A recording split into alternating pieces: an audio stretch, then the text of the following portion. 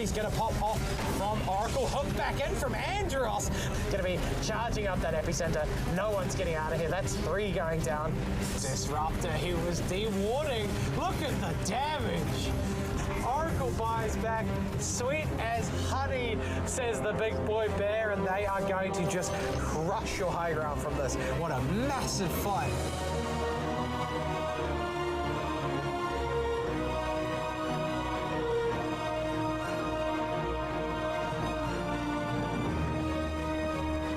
And we're back, the last day of week 2 here at the LPL Pro Dota 2 of 2022, presented by LG. We're ending it with a fantastic double-header for UDV, which I'm excited to see, and bringing the action will be me, GTH, and joined, as always, by Poglet. Man, how's it going? It's doing well. It's been a fun weekend, but obviously we've got that tiny bit more Dota to get through to make sure we cap the weekend off with some perfect gameplay, and hopefully we see some big things from UDV, because like you said, 4 games back to back to back. It's going to be a lot of effort from them. Oh yeah, going to be a marathon. Going to be best of 2s after best of 2s, and hopefully they can do it, because these points need to rack on up, because they want to get that top 4 position. They want to make it through to our playoffs, our best of 3 single eliminations, and towards maybe our grand final as well, our best of 5 decider. And if these guys are going to be the grand champion, like all our teams want to be, they're playing for those big prizes, as we know. First place, $2,100. Second place, $1,400. Third place, $900. And fourth place, $650. All the teams want these prizes, but there's only one way to get it. Yeah, I mean, it's just win. Put simply, you just got to win. And like, there are some teams that are obviously struggling. Team QX, Gagak. But UDV, they haven't played that many games, so we still don't know the full picture of them. We still don't know, are they a top 2 contender? Are they going to scrape into the playoffs? Will they be on the outside looking in? It's all going to come down to this. And obviously Atomic Esports as well. Like, they haven't played much, and we get to see them as well. Yeah, it's going to be some good games coming up, but let's see where we're standing. It is the last day of week 2 here, so these is at least so far for now. M11 is there, but they are also playing today, so maybe if they lose a few points here, maybe we're just going to creep a little bit further up for UDV or Atomic Esports. We'll see how it goes, but Ape Esports, Gargoyle Esports, and Burmese Ghouls rounding up that top 4.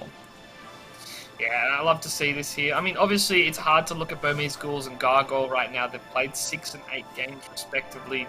But for Atomic Esports UDV, they could be in that playoff picture end of today. And like you said, M11, they get to maybe showcase why they should be top of the ladder right now against that UDV roster in the second series. Oh, yeah. Well, we do all have an amazing series coming up both times, and UDV will be in both of them, but first up, it is Atomic Esports facing them, and then the finish off today, it is Team M11, both pretty strong contenders against UDV here. It should be interesting because, in my eyes, UDV should be favoured in the one series, and I think they're going to come in as the underdogs in the second series. So it's going to come down to how much confidence can they build up, how much momentum can they gain, and how can they actually start to interact and get integrated into the new patch, going game in to game out. Alright, well, let's see what Atomic Esports are going to be bringing to the board here. Their players really talented in their roles as well. We've seen some pretty impressive performances in the series that we've been able to see them in. Apollo, Lewis, Fiend, Grims, and SIRC filling in for that carry role now. It seems like this squad is even stronger now that they've made them into our team. Yeah, I mean, it just comes down to when you have this newly formed team, all Filipinos, and they're going to have a bit of wiggle room to start to learn to play together. And we've seen Grims and Lewis do a lot of work to make sure that they get those strides, get those paces done. And I'm excited to see, especially like you said, with the new carry, how they're going to function, how they're going to play together.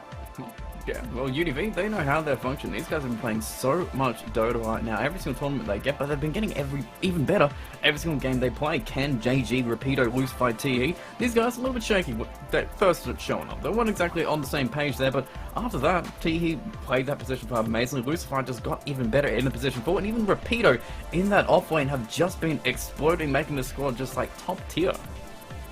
Yeah, I mean, like I said, Rapido, he's been the one that elevates them, but I think he's the linchpin right now because we've had some games where he struggled, and we've seen UDV really not have some gameplay in the middle section of the match because Rapido didn't have a great lane, because Rapido doesn't have the early initiation on him. So look to see how they react with that off lane. Well, it also comes down to change that we are in that carry role. Can we know how he likes to play carry? It's very standard, very farm focused. He can speed it up just a little bit, but SRC, he is playing different carry. He was playing Void before the patch change. He was dominating with Void as well. So this guy's got a little bit of a diverse hero pool. He goes for the classics, and he might be able to adapt to new ones, but it's going to be a challenge for Ken to adapt into him. It will be curious because, like you said, they don't really have the same hero pool. I'd be interested to see if Faceless Void comes into the mix because team fighting is going to be such a high priority for Atomic Esports. We've seen they never really like to go for those solo pickoffs. They like playing 5-man Dota. So that'll be something, like you said, not just Ken will have to react to, but the whole of UDV will have to think about how they start to draft these cores and make sure that they can team fight. Yeah, 100%. Teamfight seems to be at least the way we want to go, but it's also very interesting that UDV have a little bit of different, more flexible ways of playing their supports here. Teehee isn't just going to be dedicated to position 5. We know he's playing very aggressive, but he's also willing to get aggressive on True Protectors, move it into the position 4 role, have some different laning matchups that we're not exactly used to. It's not just about the setup, it's about just beating down whoever enters your lane and securing it that way.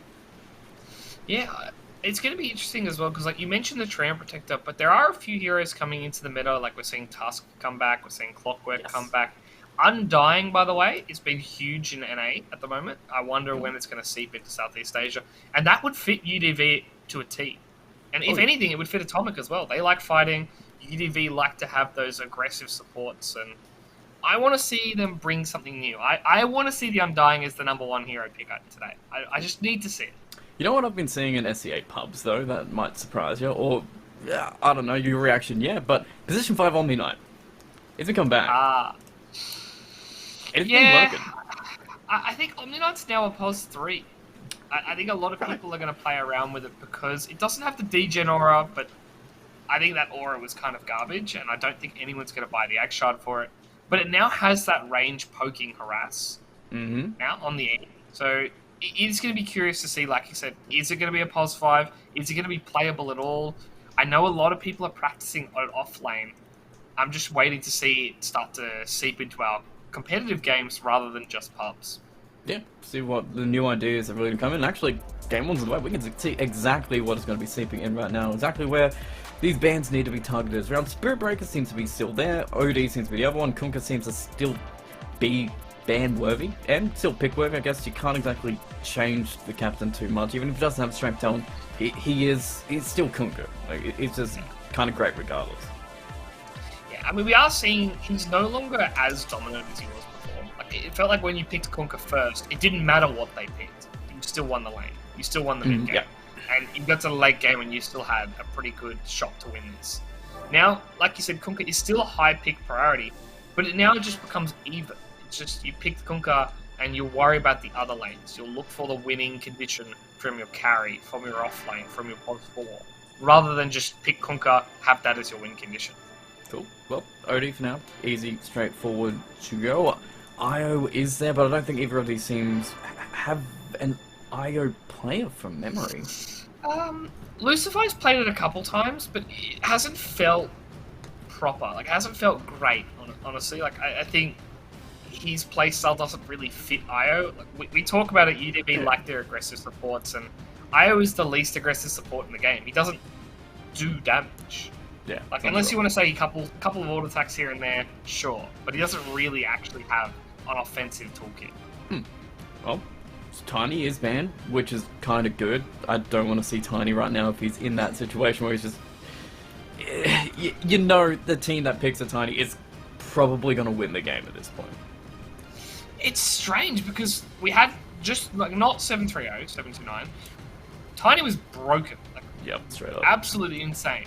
They nerf him down in 3-0. He's got like a 48 to 49% win rate. And then they buff him back up for 731. And I'm fairly sure in like 7,000 MLR plus games, he's got like a 60% win rate again.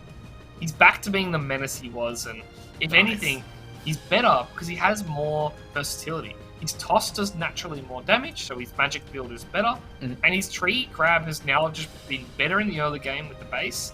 And it's now better in the late game as well because it has that 50% talent. Does CK still have a 70% win rate? No, it dropped. Dropped quite heavily. Damn. I think with those kind of heroes, like Alchemist is in the picture as well, with a high 60% win rate. It's because it's still a niche pick. The people that play it only play it in the late end of the draft, and they pick it when they know they're going to absolutely dominate the lane. I still want to see those heroes, because I think competitive-wise, they will still be great. Alchemist CK offlane would be a lot of fun, and it means your draft doesn't have to rely on too many other things. Well, it seems like we are waiting a lot of time for the first pick here. I'm surprised that Bane isn't instantly being snapped up. Like, that seems to be it. Just Bane's here, pick him up, he's good. Or, Queen of Pain still, even if we're in the new patch, how is this still an opening? Still the same, honestly. It's annoying to say, but Queen of Pain, the 50 damage nerf on the Shard and the 30, 20, and 10 respectively damage nerf on the Sonic Wave, it does nothing. The hero still plays exactly the same. The mana cost didn't matter, didn't change her at all. She's still very much a high pick priority. She just has a slight bit less burst. But again, the problem with the hero wasn't the burst. The problem with the hero is you can't kill it, and his cooldowns were so low that even if you didn't die from the burst, Queen of Pain would just blink in 3 seconds later. Yeah, and kill you after. But UDV, they get a chance to get a 1-2 here with plenty of time, but there's a lot of reserve time being used between these two teams here, which is kind of surprising, because usually these first two picks kind of pretty good, but Bane's still there, Spirit Breaker is still there, and the first pick is going to be a Lion instead. Good Hex Lion against Tide. Queen of Pain, and Tide. This is I kind of a don't know what classic. Lion is. We talked about Atomic Esports, the way they like to play. It's teamfight oriented. Yeah. We said UDV need to react to this. They need to come up with their own plan. And they've picked 2 teamfight intensive heroes already. So Cool. I like what UDV are doing. They've left in a lot of heroes though. You mentioned the Bane, the Barra, the Grimstroke. Snapfire's still in. It's a lot of very easy picks here for Atomic. So which one do you go for? I like the Bane into Tidehunter, because you just nightmare him and leave him on the side of the fight. So kind of thing. But Barra would be good because it has break. It has 2 breaks That's true, that you pretty naturally build up to. Cool. And again, it does pretty well against Lion, because obviously Lion likes to burst people down. Barra's quite tanky, likes to stun people. Barra has status resistance, and he himself is quite squishy on the line. Cool. Alright, well, we'll see where Atomic want to go for what's going to be their hero to go, because it is still going to be, Fiend in that offlane playing. We haven't seen him play Spirit Breaker yet. Really, we've seen him play weirder offlane. We've seen him play CK, the Omni Knight. I'm trying to think what else it is. It's more Mars as well. So we haven't exactly seen the exact spread of what he goes for, but it seems like Atomic Esports, that's where the kind of diversity is. Yeah, I mean, they also played a lot of Legion Commander as well. So That's it. Yeah, that's last the year. problem with that, the hero is gone! That hero you will not be seeing in your pubs, you will not be seeing in your pro games. I genuinely think he's going to be a 45% win rate hero, if we're lucky. Okay, even lower. But that's a high win rate hero. With not too bad spells that you can use. Exalt the Queen of Pain, good combo, but Soulbind and the Silence pinning the Tidehunter to anyone. It's a similar idea to what you're thinking about with the Vayne. Yeah, that's true. I mean, now I have to think, how do you ban for UDV? Because like we're talking about the Bane, now works even better with Grim. Barret now works even better with Grim. And you've got really easy heroes like the Wraith King now work better, etc. Yeah. It's a really hard way for UDV to draft here. I kind of want to see them just throw caution to the wind and build more team fight. Are you surprised at how hard Weaver support has dropped off? A bit. I think the nerfs are not enough. I think the hero needed a bit more tweaking. But changing other heroes, people want to try new things, and the Shikuchi cooldown is pretty huge. They obviously lowered it down by 3 seconds at level 1. Yeah. So it went from 12 to 15. And they also changed, obviously, the amount of bug hits. It's now 3 instead of 4. I think the hero still plays the same. Similar to Queen of Pain. When you want to pick it, it should still be strong, but teams have just started focusing on other styles of the draft. Cool. Fair enough. Well, we'll see what they go back through, because right now it's just mids and cores at this point. Ember, Invoker, sure, great. Razor as well, I guess make sure Tidehunter has a lane, which is kind of interesting, but I guess you could still get the Ursus, you could still get Is Troll a good matchup still? I don't remember. I feel like it was. 50-50. Right, fair enough. I think Troll will lose the lane, but Troll will outfarm, and the scarier ones are the Ursa and the Monkey King, of That's course. what I should be thinking of. What am I saying? Again, like, Monkey King's a hero. It's got a lot of high ban priority, but I genuinely don't think the hero is very good right now. Okay, fair. Yeah, well, I mean, it hasn't... I don't think it's had the good win rate results, like, professionally either. So it's kind of playing out like that. Like, people are still trying to get the Monkey King to work in good lanes, but it just doesn't have that big impact. And even that change for the Ags hasn't seemed to rush it, because nobody wants to get the Ags. Yeah, I mean, the thing with the Aghanim Scepter is, like, how often does a Wukong, like the actual summon, get 4 auto attacks on the same hero? Like, it just doesn't happen. Nah, they don't stand there. Like, if you're getting hit by 4 times by the Wukong, you're probably already dead anyway, because you're stun locked. That's why you're stuck there getting auto attacked. Yeah. Your Monkey rushed Glypnir and Ags. That's his build. Yeah. Or you've got, like, a Black Hole to combo with. Hey. Actually, yeah, Enigma as well. Oh, okay, Treant Protector, UDV. There we go. T is going to be back in the Treant, which is nice and easy lanes to go. And, man, that pushing last time as well, that living armor. That's dirty. You need something that is very good at pushing, or Treant's going to abuse you. Yeah, or just take huge team fights and win the fights. That so if you can outscale that way, you do that. Because, like, right now, they've got the Tidehunter, the Lion, Treant. All of them are pretty good team fighters, but they're terrible farmers. They're quite slow. And they go with the Hoodwink, so they want a lot of mobility. They want to be able to separate these fights and, like, split up these heroes as much as possible. And I do like that for Atomic. Yeah. Honestly, without the Queen of Pain there, I would have liked a Batrider as well. Yeah, it's interesting, because they nerfed Batrider's Manta Agshard, broken. So, for those that don't know, the Agshard gives a proc of Napalm every auto attack. Illusions no longer give it. And they go back with a Night Stalker. I do like that. That's pretty nice. Good vision. And it's selling outside. Guess there's no real setup there, but it's still a Night Stalker. Like, he's just going to get nighttime and just start running around. Yeah, I mean, it's also a counter to Treant Protector. Because when you use Dark Ascension, you get Flying Vision. You see him. Treant's not running from the trees. Treant's not going to be able to do anything.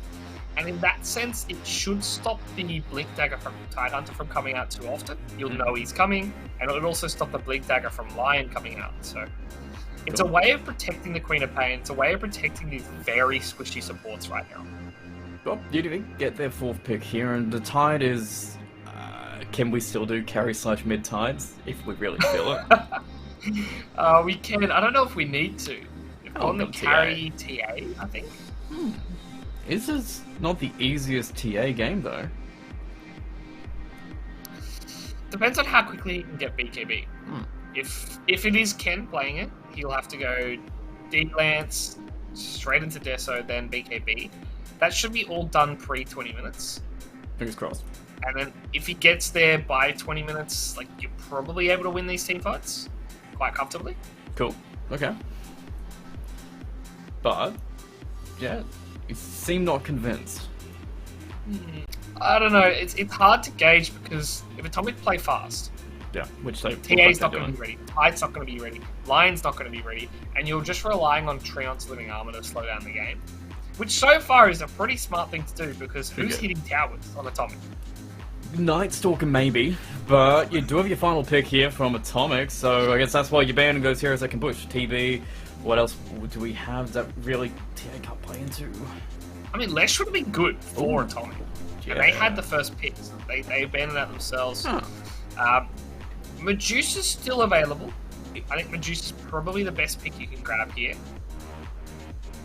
Because Atomic needs something that can frontline, something that can carry, something that can push and take towers. And Medusa's like kind of the only hero that fits that block that they need. Is Slark terrible here? The problem with Slark is, again, who hits towers? Like, if you have the Slark, you win the team fights, but then you try to push into a living armor and you cry. And you just, like, whack your head against the tier 3 tower for 20 minutes. And then TA just has so much farm, she 2-shots your supports. I think Atomic are in a really big bind here because they've committed so much for team fighting. They have to pick Medusa. There's nothing else you can grab here. Yeah. Called it. Straight up. Easy to go. And final pick, though, with a Medusa who was going to be quite slow and had, I mean, not the best defense around her. You got Night Stalker, you got Inkswell, but you don't exactly have a big wall to not be able to access her in the back. Yeah, I mean, it's not even about accessing her at the back. She's going to be in the front, like, just sitting there, eating spells. Is Ember the pick here? Ember's banned, actually. Yeah. Oh. Okay, they're in trouble now. Lina TA. What a burst damage, good range, a good mid lane as well to finish it off. You got burst coming out too, but can it handle Medusa? I think if you could stun Medusa before the Stone Gaze gets off, you can drop her mana enough that you might be able to kill her after the Stone Gaze. Cool. The issue is obviously they need to then blink Ravage, blink Hex, blink Spike on the two Tidehunter and Lion. It's a scary game. I think Atomic's draft is great. They fixed the one hole they had. Like, luckily for them, they only had one hero to pick. Otherwise, the game was just over for them. But now that they got the Medusa, honestly, I can't see a way they kill the Medusa cleanly. That's good. Maybe that would be enough to take game on, but it does seem like there's also an explosive timing on either side. Ken still has that BKB timing that we were talking about. If they do get 20 minutes on those items, it does seem like UDV might be able to push them a little bit faster, because Medusa, she can farm faster, but her timing is going to be a little bit slower than that TA. That is true, and also TA has the benefit of refraction instances at late game, where Medusa's late game has been hindered quite a lot. The level 20 talent no longer giving the extra mana from Snake is a huge nerf to Medusa. So it's going to be a lot faster paced. They're going to try to push the towers before UDV are ready to defend it. So we'll have to see around the 20 to 25 minute mark how Atomic Esports can take these fights. And just, you know, living armor, the damage block charges, does that count with refraction? Oh no, living armor is just armor now. It's just flat 12 armor. Alright, straight up. There you go. It's even better. It's no longer you have to worry about, oh, if I'm going to get hit by damage over time, e.g. Inkswell, what's going to happen? But no, it's just literally just here, have 12 armor, have, I think, 6 health regen. Cool. Unless you take the level. Sure. I think it's like at max level, it's 6 health regen for 30 seconds. Okay. Well, that's not the most health regen, well, but I'm sure it'll come in handy. But hey, game one, loading on in. Pretty excited to see it. It's going to be, well, I mean, action-packed between 4 heroes that need to fight. Lina seems to be needing to explode out of that mid lane. Like, we've got 2 heroes that are going to be trying to at least take up a whole bunch of the map here. And that maybe that hinders UDV as well. If Lina is a little bit too greedy, Ken can't exactly take that greed himself. That is true. I mean, it'll come down to just obviously buying space around the map. You talk about greed, but if the boys play together and if they really separate the map up, they can get a lot of farms from this map. Cool. Well, let's see what they can get from this map. No one's trying to smoke up the sneak ups and get some early wards. It's just a very slow, easy start as Hoodwink has 2 wards in him, running down to place him up, trying to get some early wards. And hell, it's a classic. He's going straight for the cliff just to see if anybody comes to steal their runes.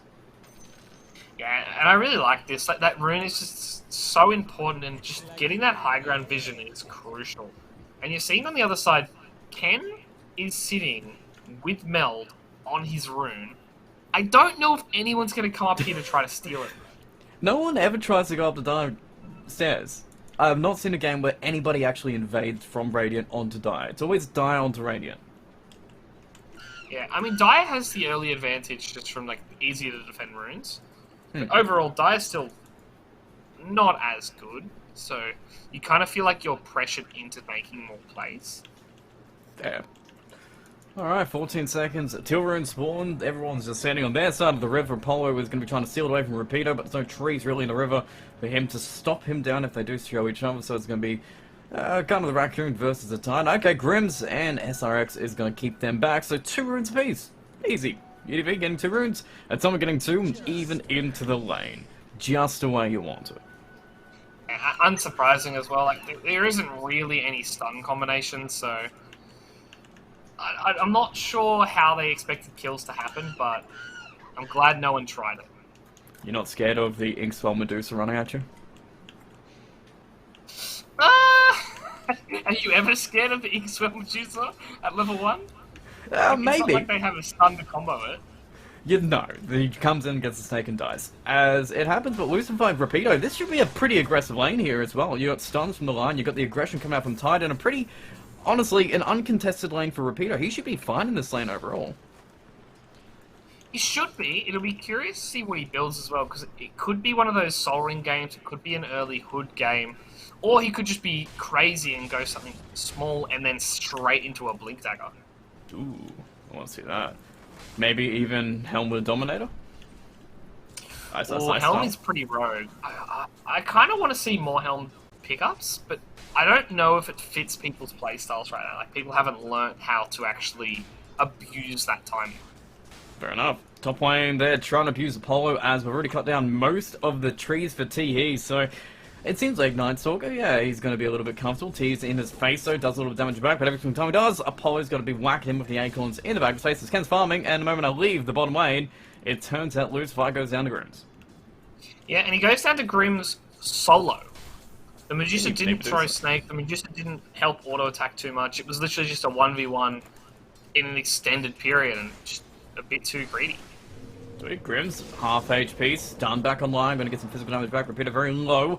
Himself just trying to get his Ring of Alpha, and with the Self coming back, but mid lane, Lina is getting super aggressive. JG here, just diving Lewis, forcing him to blink aggressively to get these range 50k tower shots being on him, but he is just running up in the face of Lewis here in this mid lane.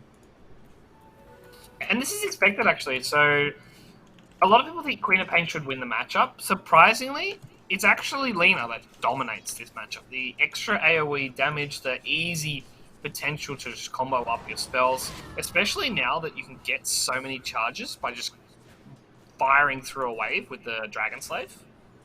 Is this kind of the default position for Lina, though? Does she not have any more use as a support? I think she's better as a position 4 now. Because right. at 15 minutes, you can get what effectively is plus 70 damage every spell. Cool. And like that adds up. That's like I'm basically saying here's level 5 on both your spells, and here's an extra half a level on your ulti at 15 minutes. Well, it's a shame people aren't really just getting some versatility, but if it's this dominant in the mid lane, you can see kind of why as Lewis is getting some stacks on out, but he is still from the pressure. But top lane, there is also some pressure back on Fiend, trying to zone him out of the lane as Ken is getting great last hits, 25 so far, and Teehee, even without trees, is able to zone out this Nightstalker. Yeah, I mean, it is the downside of Nightstalker, right? He's just garbage in lane. Like, he's so... Like, he has the armor, he has the health regen, they keep buffing him up, but he still just has no movement speed and just no way of getting away from a gank. Like, he's got no stun turnaround, he's got no kill potential. If Teehee's on top of him, he basically just has to run or hope he doesn't die. Well, so far, he hasn't died yet, so I guess that's the biggest win here, because bottom lane, if somebody's having a bad time, Rapido isn't exactly feeling safe enough to dominate his lanes, as Grim's actually doing a fantastic job. Inkswell Stroke of Fate is a lot of damage, as Lion, he's more focusing on rotating around, securing up these runes at the 4-minute mark, and making sure this mid lane is a much better matchup overall, really for JG, so he continues to dominate. Yeah, I really like what they're doing here, because JG, he's going to get 6 a bit quicker, and you're looking at Lewis, he's even going to go back to base. He's just, that's admitting defeat in the mid lane.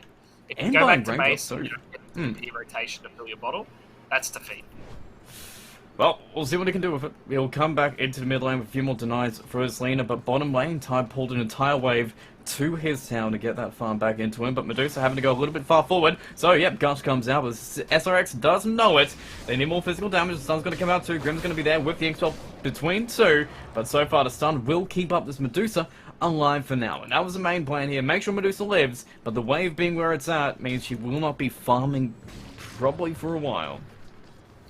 Yeah, and the worst part is Grims has no regen for her. He's got the one Tango, which he's probably going to give over once it runs out. And surprisingly, it's a rush Dragonlance on Medusa. Wait, like, a lot of the time we see Treads, we see Wand, but this is now just Wand straight into Dragonlance, I believe. Right, that is not a build I'm used to seeing. It's there anything in this game that says why? Is it to farm faster, maybe? Well, Treads is faster farming. So maybe he's going to go back for Treads after the double Elven skin. It just looks a bit strange, all in all, to see two of them back to back. Fair enough. Well, so far, good control of the lane from Rapido, keeping that lane back into his face, giving him a little bit of recovery, but it is also night time, so now it is also Fiend's time to recover and even bully up Ken, because it's night, 2 points in his passive, 2 points in avoid, no points in silence yet, but now he can use that movement speed that he was lacking to start taking control of this lane. Yeah, I mean, the only issue is Ken is about to hit level 5, and honestly, he might be able to brawl into him with the 3rd level in Refraction. It's a lot of damage to get through, and obviously, they don't really have tick damage outside of the bushwhacks. So, if Apollo misses that, for whatever reason, it's going to be almost impossible to kill this TA. And mid as well, so far we've got level 6 on the Queen of Pain, but JG, again, 37-10, just controlling this lane as a regen rune as well, complete domination, as the rune says one line is coming across, maybe to set up on the Queen, not sure, but the vision will catch him out. So he'll be able to get a D-ward here and move away, but still it's Lewis feeling his map kind of close in on him, as actually Lion never left. Stun will come there to get him, and with the LC on top, with Goodblade just comes back, he might be able to blink away, no Hex. Make sure he dies. Apollo might be able to get Lion though, a little bit of vision in the trees, but in goes JG to force Apollo back, and he's gonna survive. But Lewis is not, as he goes down in the mid lane after doing the walk of shame earlier. He gets sent back for free. Yeah, at least this time he has a TP, so he can get back pretty comfortably. But he's going to be 2 levels behind at this rate. Like, JJ's about to hit 8, and he's still level 6. Bot lane, though, they're hunting Rapido. He's taking the entire one with him. You bring Lewis in like that. That's a good thing about dying, though. You can do that TP for free, get a stack on out of it as well. Lewis probably feeling pretty happy with that big old kill. That is true. It also means that they can give some XP to Apollo. So you can see Apollo right now, he's sitting in the mid lane trying to get as much as he can. It's pretty important he gets to level 6, because the level 6 is break, and being able to use that break onto the Tidehunter is going to be huge. Make sure he dies, and make sure he doesn't get his timings out, his preferred timing, and we do get a little bit of invasion from T here. Blocking off the ancient camp already, scouting out the stacks, putting some vision down on the stream protector to know exactly when Medusa leaves bottom lane. If she does go to the triangle, she will be seen and watched the entire time, even getting a smoke coming out. So it seems like UDV, they want to be active. Rune's going to be spawning, we're going to get nice little nature's guys, but it's the bushwhack that keeps T back with Lewis jumping on in. Any points in dagger? No, so we will TP out in front of their face, but still we've got that arcane rune for ourselves instead of it getting stolen by the tread. Yeah, and the best part of this is they did use the arcane rune instantly, however, so like no sonic wave, but it means you can start to push out your lane, start to look towards the neutral camps, and maybe they'll notice that some of these are blocked. Hopefully, because Trent's just been doing that great little push here, and actually warding up both the jungles here, so it seems like they are trying to find Medusa. If Medusa does leave this bottom lane, they will go hunt her. That is true. I mean, Serx doesn't look like he's got any intention of leaving this lane anytime soon. He did go to treads, by the way. We were talking about it. He did go back for the treads, and now he's building back towards the Dragonlance. And this makes much more sense. Cool. Move speed, attack speed, and now you can build into more stats if you need it. Grimm's has done a good job, but they want to go for Rapido. They're bringing in the Night Stalker here. They've got Dark Ascension if they want to use it, but Inkswell for now, they want to just hold it as long as they possibly can. It's Tide is looking to just take the creeps with him. They've got so much magic damage. He does not have a hood, but he can crack a shell off the slow and try and run away with one more void in the back. Fiend will take him down. Rapido dead again. They are putting some pressure on this Tide and shutting down some farm. And he's been having to play greedy because the attention has been on all the other lanes for UDV. Yeah, and this is fine, honestly. As far as deaths go, Rapidos is fine because you look at the net worth chart, you see Ken, 5,000 already. You see JG, very casually dominating that mid lane, and someone has to get punished for it, and it just happens to be your offlane.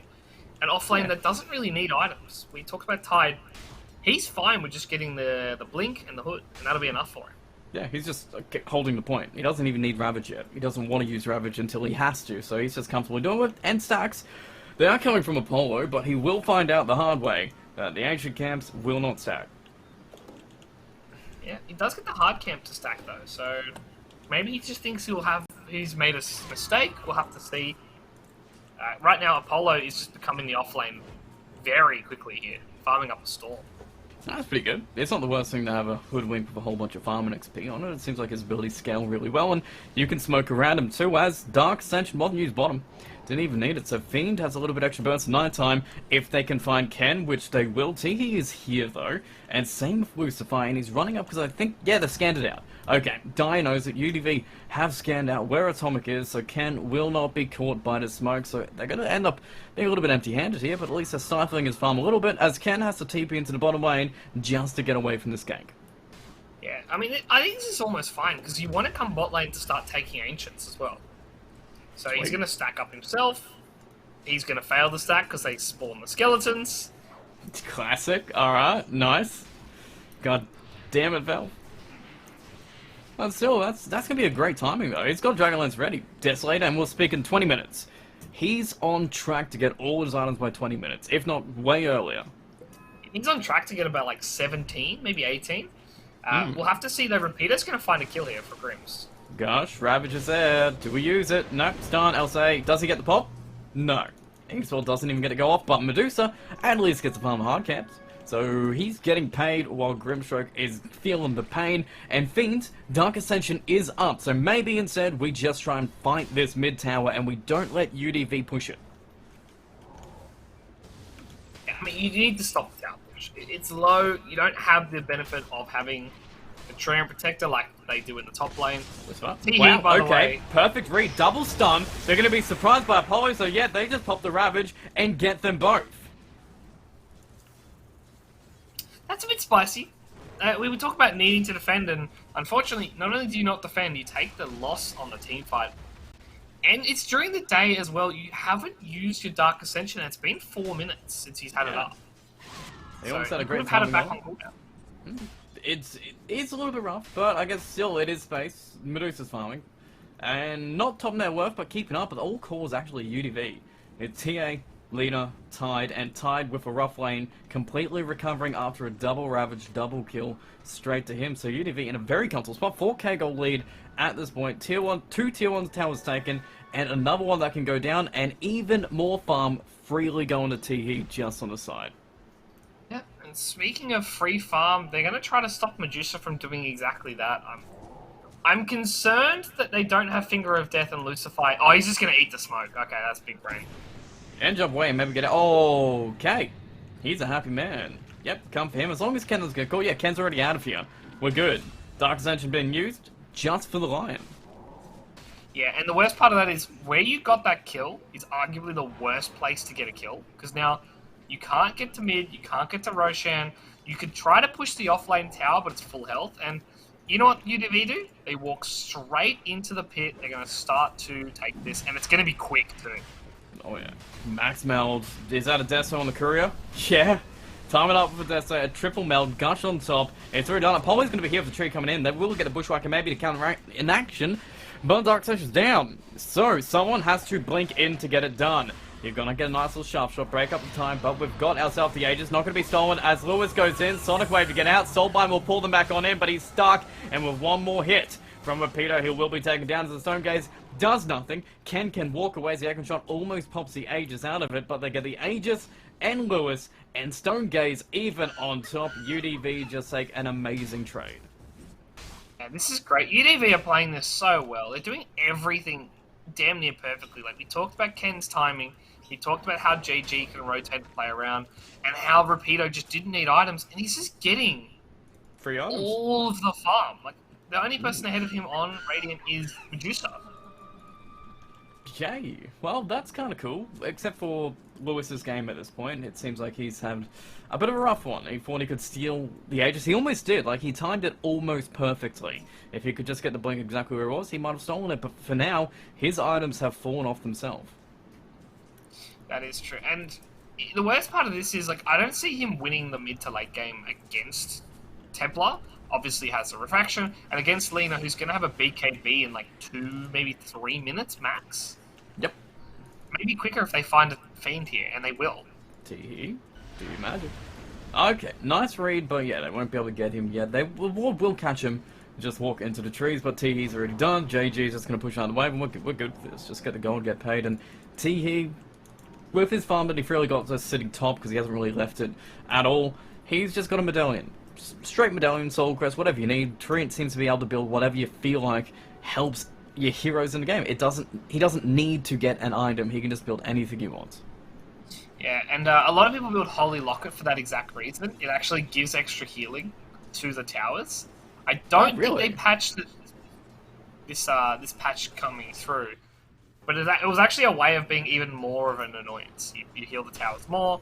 Right now, they don't need to do that, so I like the medallion purchase. Yep. Making sure Roach is even quicker, and making sure TA can maybe even one-shot some of these heroes. Alright, let's see what he can do. 2 minutes 50 to maybe one-shot people with, is it a Blink Dagger? It's a Blink Dagger on the Couriers. No rush on that PKB, just feeling safe with the Aegis. So we're going to get started as, actually bottom as well, Lion is trying to hunt where this Hoodwink is just moving. But we're just going to cancel TP on leader. We're not going to worry about it as we're just looking, be cool, be calm, keep pressure, and build that BKB. Yeah, this timing we're about to see from UDV is insane. BKB on JG, 3 Blink Daggers, and maybe even a Solar Crest to boot, all in the same 2-minute window, all with an Aegis still available. Hell yeah. Atomic Esports need to be so careful, because the next team fight could be one of those game-deciding fights that you look back on and maybe we just lost off this one big fight. You know, it's gonna happen right now. Going forward, Grim's trying to get in there to save him, but we have to dive a little bit further if we want to go for it. Apollo is going to be dead solo to the line that they've been fighting back and forth for the past minute round. Oh no, not solo. Lena finally arrived, the boots of travel came off cooldown and blew him up, but top as well. It's not going to be a good story there either, as Fiend will be going down, as Rapido's running in the back, showing off his Blink Dagger in style, as Grims is being zoned out by the Watermelon chasing you down. Towers crumbling, and right now UDV controlling as Atomic Esports are really just banking on Medusa to keep up this farm. Yeah, and the worst thing about Medusa, you're not able to farm the Ancients right now. You're relegated to one of the least efficient parts of the map, getting that hard camp and the 2 medium camps there. You can barely even get to the bot lane right now, so this Skadi, it's quite a while away. We might even see him panic and have to start building that Manta, maybe even an Ag Shard to boot. I like that Rapido doesn't care. He saw Lewis, plain as day, and just walked right past him. He wants him to go on it. I mean, what is Lewis going to do? Lewis is so underfarmed right now. How is he even going to crack through the hood, let alone the 1700 health tide? I mean, he can throw a casual dagger out to say, hey man, what's up? But no, just can't even risk that. Yeah, and right now... Any good room? Speaking of risk... Yes. They've got 40 seconds on the Aegis. I kind of wouldn't hate if they make a fight without that Ravage. Like, they've got a 9k lead, they've got all these Blink Daggers. They are just playing it so safe, waiting for Rav each time. But I feel like they're strong enough to win without it. Feels like that, but Atomic also kept note of the 40 seconds. Like, yep, it's about to be up, so let's do some things. Just 15 seconds they have to wait. Repeater's going to be here too. I think they know what's up as Fiend. Smoke is going to be broken itself as they think there's vision up here, and it seems like Atomic still want to fight. As going to move forward, try and get a kill onto side under, break him up instantly, but Lion goes in with the blink, does get a stun back on the Grims, and Ken is going to kill him in 2 shots. JG comes in, gets his DD to BKB, instantly popped off as the Aegis is gone. Rapido moving forward, but no Ravage yet. They're going to get the slow coming out of the guts, so Smoke is going to be used, Fiend's going to come in, but it's the overgrowth to keep them all back. So they can't do a thing, and Ken, he's just farming and waiting for his moment. Lewis jumps in, LSA on 2, but it seems like Ken is just zoning out the Medusa as their main target. They do lose JG, but Lion might go 2, and Ken, going too far forward, has left these 2 backlines going, but unless he doesn't get his kills here, maybe this is a good fight for Atomic Esports, unless they can catch where Lewis goes in. He blinked in forward, so Ken is cleaning up, a double kill already, as he's got the slow. Apollo's going to be running, getting vision off if he gets a little bit closer. But they did get JG. Like, they got something out of it. 2 of their calls are going to be dead. Lewis's... I mean, he got the benefit of a kill out of it, but SIRX, he didn't. He just kind of got run down, killed, got stone gazed off, but didn't do much with it. Oh, and they found Fiend, maybe? Ravage, not enough mana. Fast. Be good. Ken's just farming. That's why he's got Ken has a big KD, by the way. He never used it? No, he just bought the whole thing. He got it collected. Oh, this is going to be pretty good. BKB if you need it. Gonna hold it. Gonna move forward. Try and get a kill around it. Doesn't TP out yet. Gonna be just waiting. Ken? Baiting the Ravage. They're baiting the Ravage. Oh, fair enough. Well, I guess I don't need Ravage yet, as Rapido if they're baiting the Ravager anytime soon, maybe they'll find it or just walk into the trees and find where Fiend's hiding and just kill him anyway. That's fine. Keep your Ravage. You don't need to use it. And Ken, who was baiting the entire time, won't be cost for it. It doesn't really matter to him. He's going to get healed up by a living armor, has a clarity already in his back pocket, and now they're back to pushing without a Night Stalker. Yep, and they didn't use anything either. Yeah. So, like we said, they killed the Night Stalker. Now they're just free tier 2. They can start to control the map even more, and they've even smoked up on the 2 supports here. Finger is ready, and they see Lewis farming on top of a trap right now. He's the pick-off they want. I don't know if they have the damage, just the 2 of them, to take it, though. Well, they are going to try. No, it seems like an even harder task, but you can bring in JG. It's coming. Yeah, Manta already used. No Manta. Oh god. Oh, this is disaster. Hex comes off. Stun going to be timed. We're going to have Soul Crest. We have Stone Gaze. Yes, we do. He's going to be holding it very long, though. Pops it off as soon as he sees the tide coming around across the corner, and everyone puts their back. And with the slow from Nature Grass, he's not going anywhere. He's going to be saying you have to use Ink Sword to get him away. Going to get slowed down for a nice, beautiful stun. Lacoon avoid every single thing you got. Medusa out of mana and blown away as the thing does its job. And Teehee gets a 2-man overgrowth as they blink on in. Buyback on Medusa, ready to take the spiders. Everyone is a little bit low and already popped all their ultimates. So this should be the best chance Atomic have as they get a double turned into a triple as Fiend is still chasing. But the blink from line will not be able to get out as Night Stalker is scouting and Lewis is going to put him down. Perfect buyback use there for Atomic Esports, and that's going to be the turnaround fight that you look at and be like, maybe we did dive too far, maybe not getting a Ravage on that second life of Medusa, or not even getting it on the Queen of Pain either. Yeah. It's going to come back to haunt them. They still have an 11k net worth lead though, and there's really no objective that Atomic Esports can take right now. Yeah, like Roche is down. Yeah, that's a tier 1 top, but the wave's pushed into your tier 2, so you can't get that done in time, so I guess it's just space. Your Medusa did buy back in the end, though, so that net worth is a little bit, yeah, as he was probably almost going to have a butterfly earlier, but now he's got to kind of rush towards that Eagle Song a little bit slower, but he's now got the space, I guess, to get there. Yeah, he did get 2 of those kills, though, so he almost got his entire money back. And obviously the ability to farm instead of being dead is quite huge. Fair. The thing I want to point out, though, he's Yes. heading towards that level 20 rapidly, and I think getting the extra snake bounces is going to be huge for this game.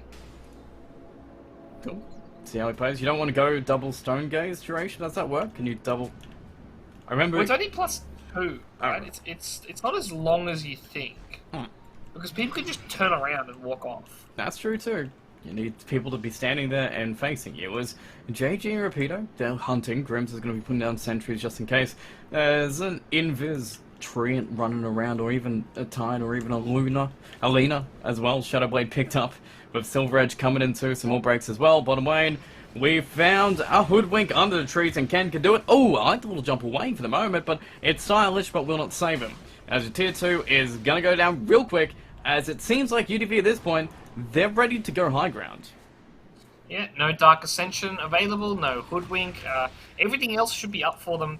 I don't know if they actually commit this. I think they're just going to do that little love tap, walk away, and they might even look for top lane to see if Lewis makes a mistake here. Well, they're waiting. Ken is putting some traps around bottom. Lucifer is waiting for anyone to try and pressure his tower, and Lewis is thinking about it. It's scanned. It's cool. They know it. Lewis won't be able to do it, but maybe they want to take a fight mid instead, knowing that somebody's waiting top for them to push a tower that isn't going to be pushed. But it is just back to farming for Atomic for now, as Hoodwink will TP back after respawning and wait for them to push a tier 2 instead, or Atomic might want to make a play here. This is dangerous if they want to make a play, because they have to use Dark Ascension to start a fight.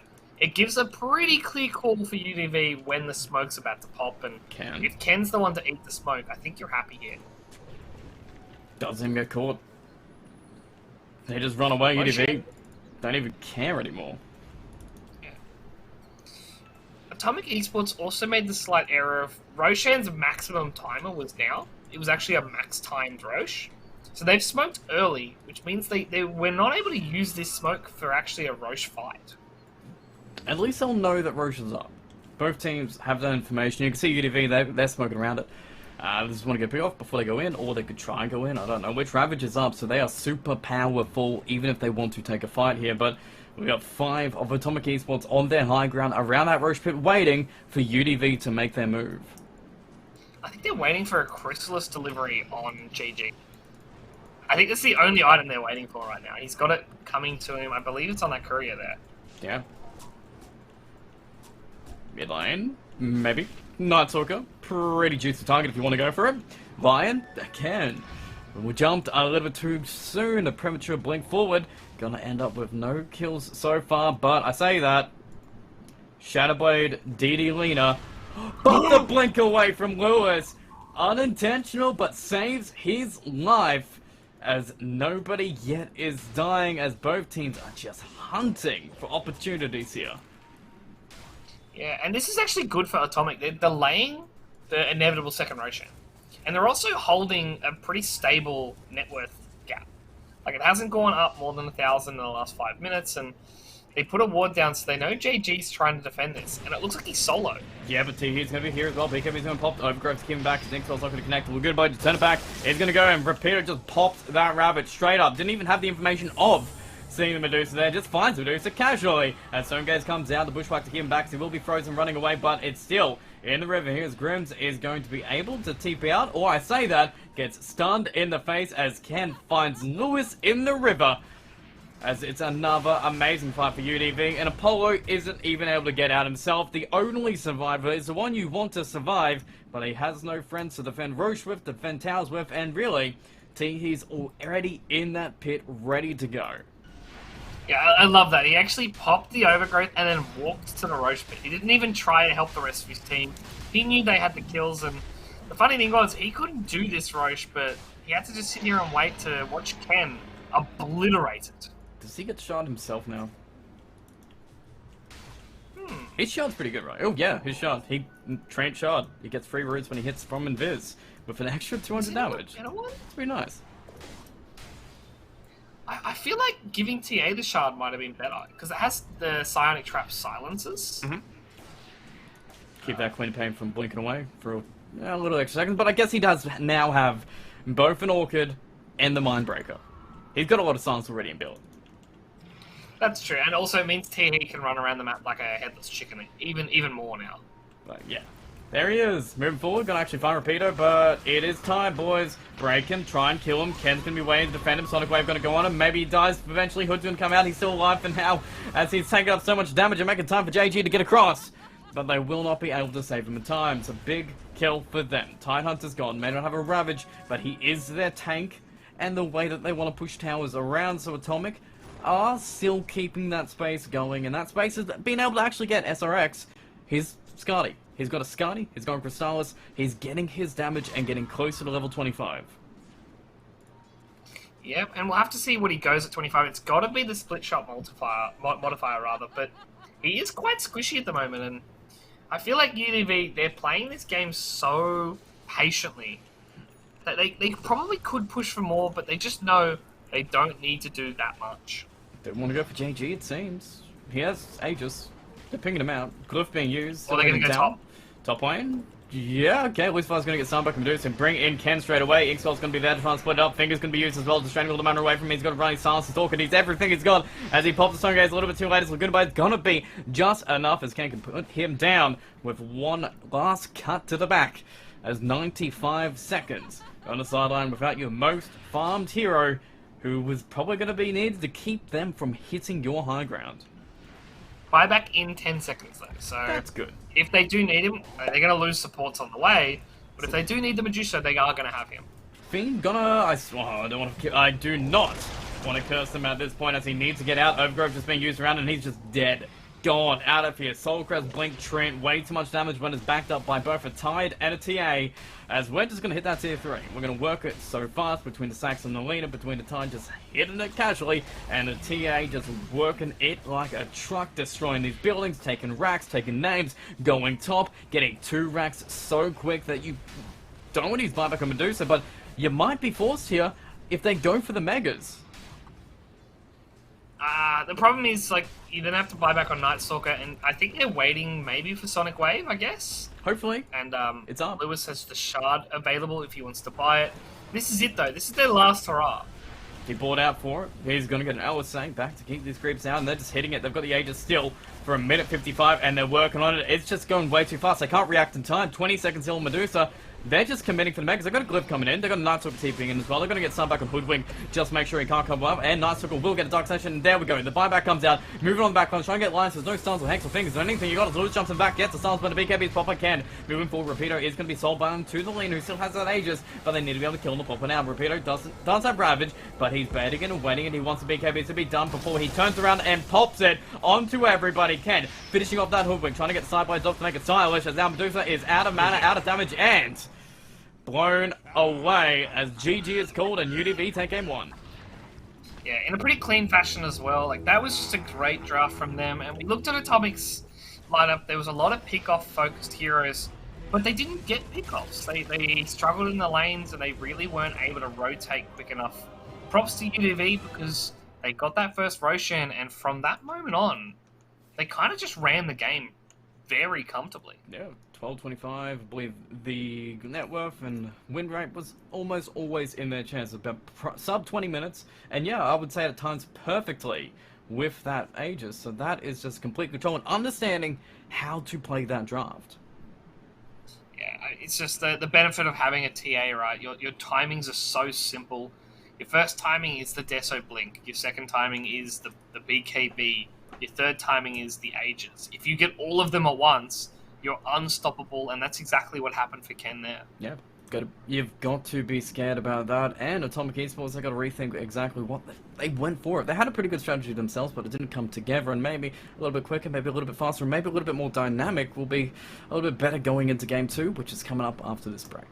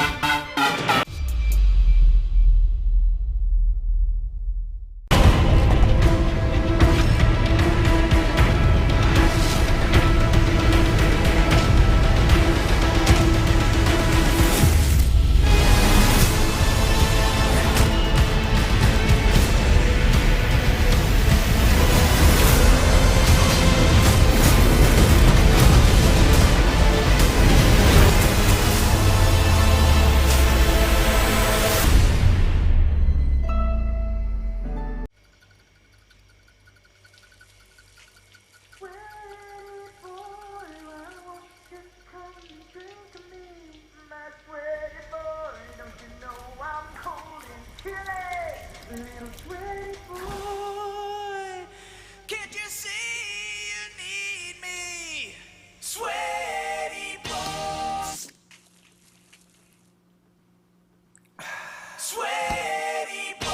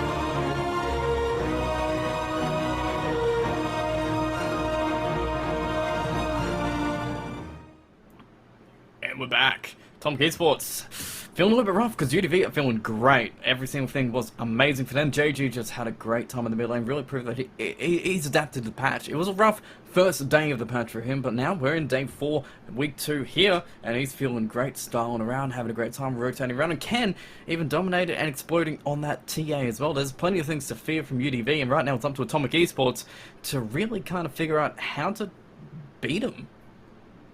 Yeah, I mean, it comes down to they drafted a certain style, which was pickoffs. Take these quick fights, get the 1 kill, back off. You've got a Night Stalker, you've got the Vision. Yeah. Unfortunately for them, I never saw them actually do that playstyle. You know. And by the time they did, the BKBs were already up online. So there was a huge window of time there where they maybe could have got a few more kills here and there, slowed down the game that way, maybe even contest that first and second ages a bit stronger. In the end, I think they let through too much. Like having a TA, having that Lina, having that Tidehunter enabled UDV to play their draft how they wanted to, pretty much to perfection. Oh yeah, and another impressive performance on Trent from Tihi. It seems like he's just very comfortable on Hero. He knows exactly how to use it, and just, you know, he's just overgo from like, yeah, that's it. That's all I need to do here, guys. I'm out of here. Peace. I'll see you later. And it's just great to really watch somebody so confident on a Trent protector. It's strange to see, right? Because like you don't really put Treant and confidence in the same sentence normally.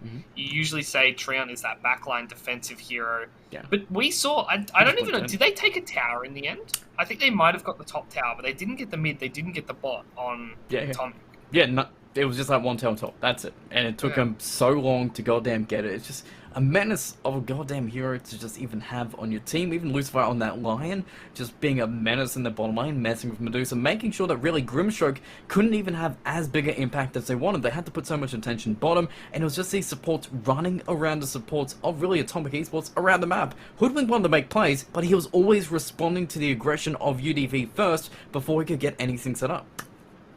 Yeah, I mean, especially, like, they tried to do that weird matchup where they had the Hoodwink up against the Lion in these dead lanes. Yeah. The Lion was winning that. Like, he was getting the Finger of Death kills. He had the Lina to TP with Boots of Travel as well. And I feel like Atomic didn't respect the fact that to get there took them longer than it took UDV. Yeah. So a lot of the times you saw the Lina just come in, get a free kill, and all of a sudden, your dead lane is now getting pushed, and you have to commit another hero. Have to slow down whatever you were trying to do on the other side of the map. And it seemed like a bit of a rough game for Lewis. I mean, the Queen of Pain is usually one of those more stable heroes. Even went for the screen build to recover from a bit of a bad lane. It wasn't daggers, it was just to make sure you can farm some camps. But from there, it seems like if you don't get that early Sonic Wave going, if you don't control that tempo on the Queen of Pain, she's not as impactful as a hero. Yeah, I mean, we saw that the two problems in that mid lane. Lewis had to back off at level 4, and you saw him do the walk of shame, as we like to call it, back in. It gave the ability for JJ to get level 6, and then obviously he came back in, and he died because JJ was so far ahead. Yeah. Those two things need to not happen. Yeah.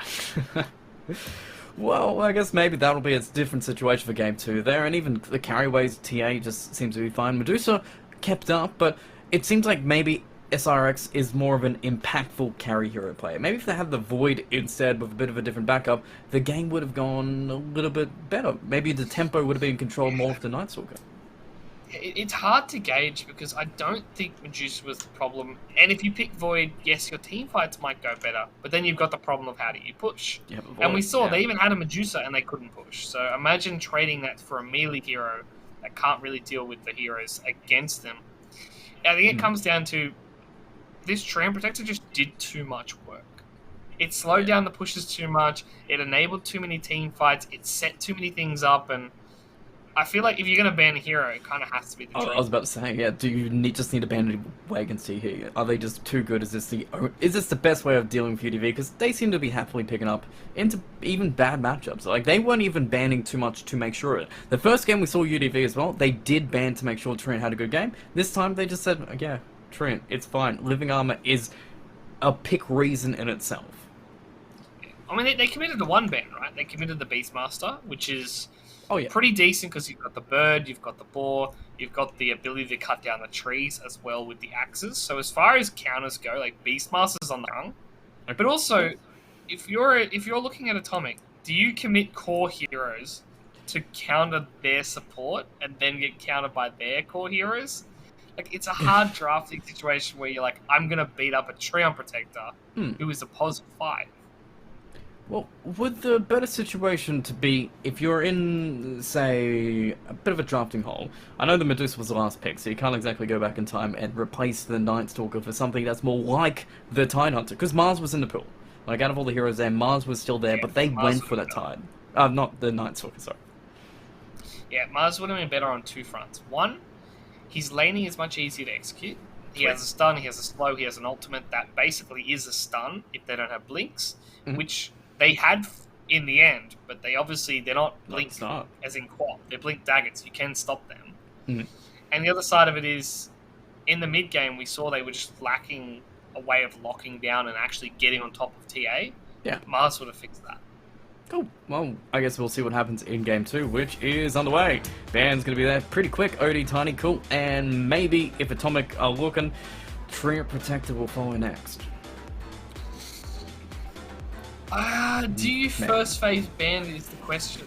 Like, UDV probably won't change their bans. It'll probably be Tiny, it'll be Beastmaster, and they'll just, like, draft the same. But Atomic, if you ban Treant, you're enabling them to get the Tide if they want it. You're enabling them to get the Lion, the Bane, the Barra if they want those heroes. And it's not like Treant was the single reason they won. Like, they did outplay them in all three lanes. Treant just stopped them from pushing. Fair. Alright, we'll see what they choose. Like, they've still got those other options that they need to go, and it's rough regardless. Like, you don't exactly get the best way. And Beastmaster seems to be a priority for many teams to ban. It doesn't matter if you'd have a True in your team, it's just like Beastmaster is in a very strong situation. Yeah. I mean, anytime they buff neutrals, the summon style is going to get buffed in itself, and Beastmaster has the advantage of he's the only summon style hero that actually has a buff for the summons. Like, he's got that in a beast that attack speed for Aura. Like, yes, you can say Visage familiars have the upgrade, but it's not the same as having like an animal, a zoo, following you around like Beastmaster does. Like an army. But UDV, they're going to think about their ban for a little bit. Maybe they want to pick a Visage themselves. Do you like where Visage has actually gone as a hero? Do you think it's better to have more? I was chatting with one of the Visage players in Oz yesterday, and I was like umming and ahhing, like, how does it feel, like, how does it play, etc. And we did the numbers, we did the maths together, and honestly, I think the hero's in a good spot as both an offlane and potentially as a support. Position 5. I don't know about 4 versus 5. Like, the soul assumptions is a lot of damage, but he doesn't really defend a lane. But as a pos 4, you pick it with a high brawling style hero. Mars is still in the meta. Obviously, we talk about Beastmaster as well. That kind of style. And all of a sudden, he can spam out Soul Assumption, knowing that a lot of damage is being traded around him. Yeah, fair. Gets advantage of the lane. And speaking of a hero I didn't think would be banned, Queen of Pain is what UDV are taking out, and Tide Hunter is what Atomic will steal. At least they've got that big rotating off lane that they were kind of lacking. And I like this. Lewis, he had a really rough lane, but it felt like in the fights he was doing 90% of the damage.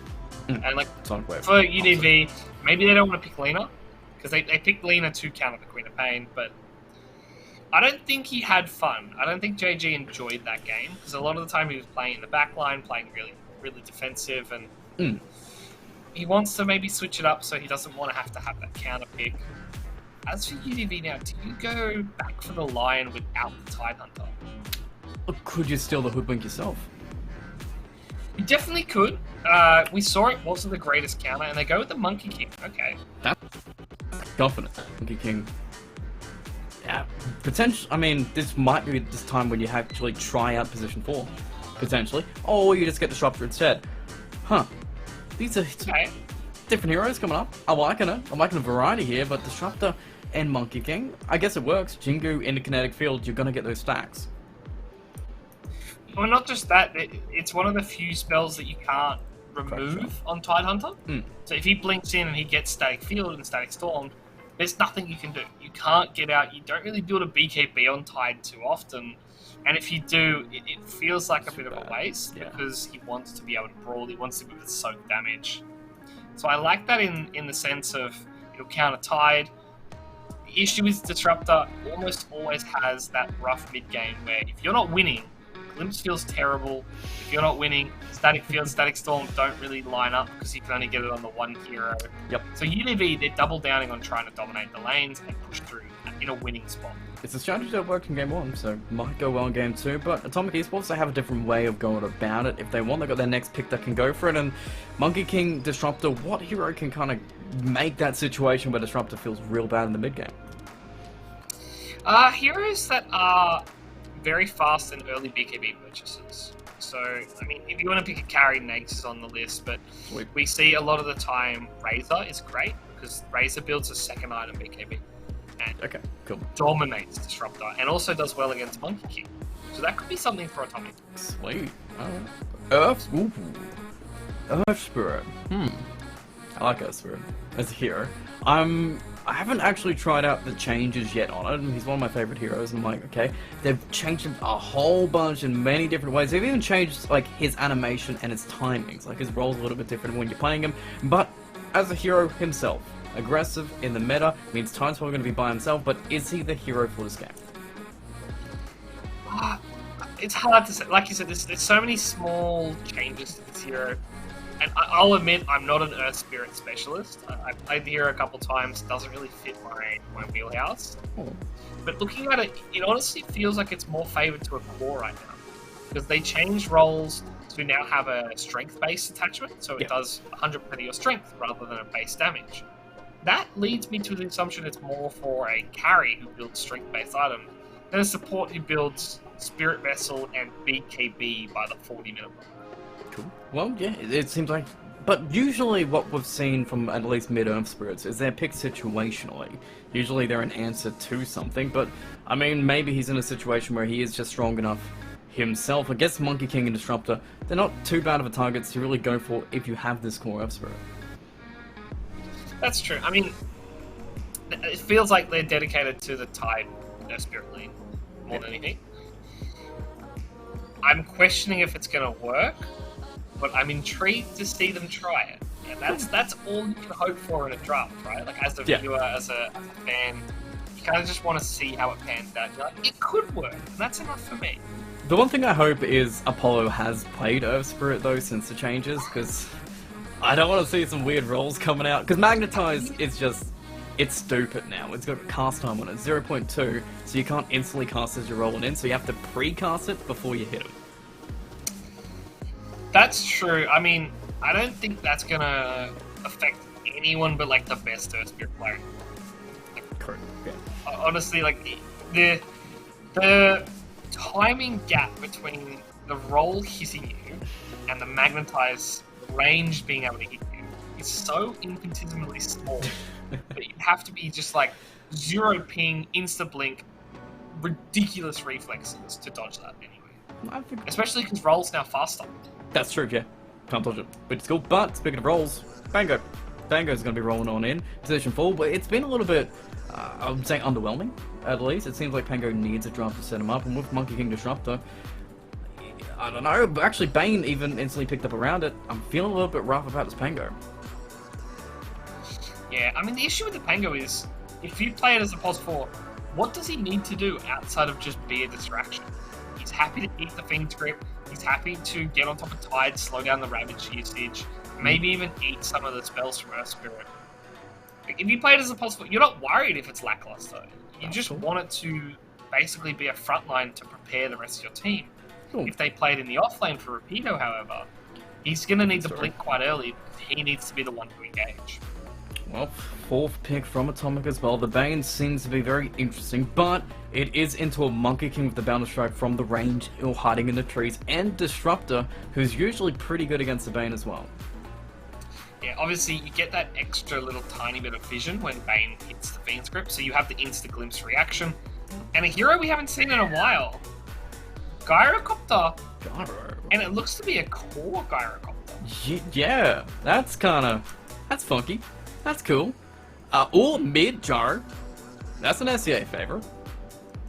That's true. I mean, I think the SEA favorite right now is playing it as a 5, if anything. Like Teehee especially, he's a 5 Gyro specialist. So I'm trying to think, could they play a mid Earth Spirit and have it as a pos 4 with the Tide Hunter? That sounds pretty fun. That sounds pretty nice. I mean, maybe pos 4 Bane with the Tide, is that terrible? The problem with pos 4 Bane is, like, he doesn't farm any faster if he is a pos 4. Like, we see some heroes that get flex, like Shadow Demon's a great example. Yeah. If he's pos 4, he can get farm, he can push out lanes, he can actually do something. Bane can't push lanes. Like, Bane is still going to be the same hero, sit in the trees, wait for someone, get the Nightmare, get the Fiend's Grip, whether you have farm or you don't. Okay. So you don't probably want to put any priority on them, just situational, it seems. And 4th pick from UDV though, I mean, what do you pick into a Gyrocopter now? Like, no one's played against a Gyrocopter for so long. And Morphling that's a very old answer to a Gyro. Well, new Morphling's stronger in the sense that, like, if you're going to steal a carry that you can use, he's better because he steals stats. Okay. So, what does he get? I think he gets movement speed and attack speed when he steals an anti-hero, right? Yeah. Magic, Amp is... 50 attack speed. Yeah, it will steal 50 attack speed. So, if he becomes Gyro, uses the Flak Cannon, that's 50 attack speed to completely wail on everyone in that sense. Cool. It's pretty greedy though. It's Monkey and Morph. Same draft. Potentially that means Monkey is either offlane, or it's a carry and a mid morph, or it's a mid Monkey and a carry morph. It's a very awkward situation. I want to say mid Morphling, because they're banning the Invoker. You wouldn't ban the Invoker unless you plan on running the Morphling mid. Fair.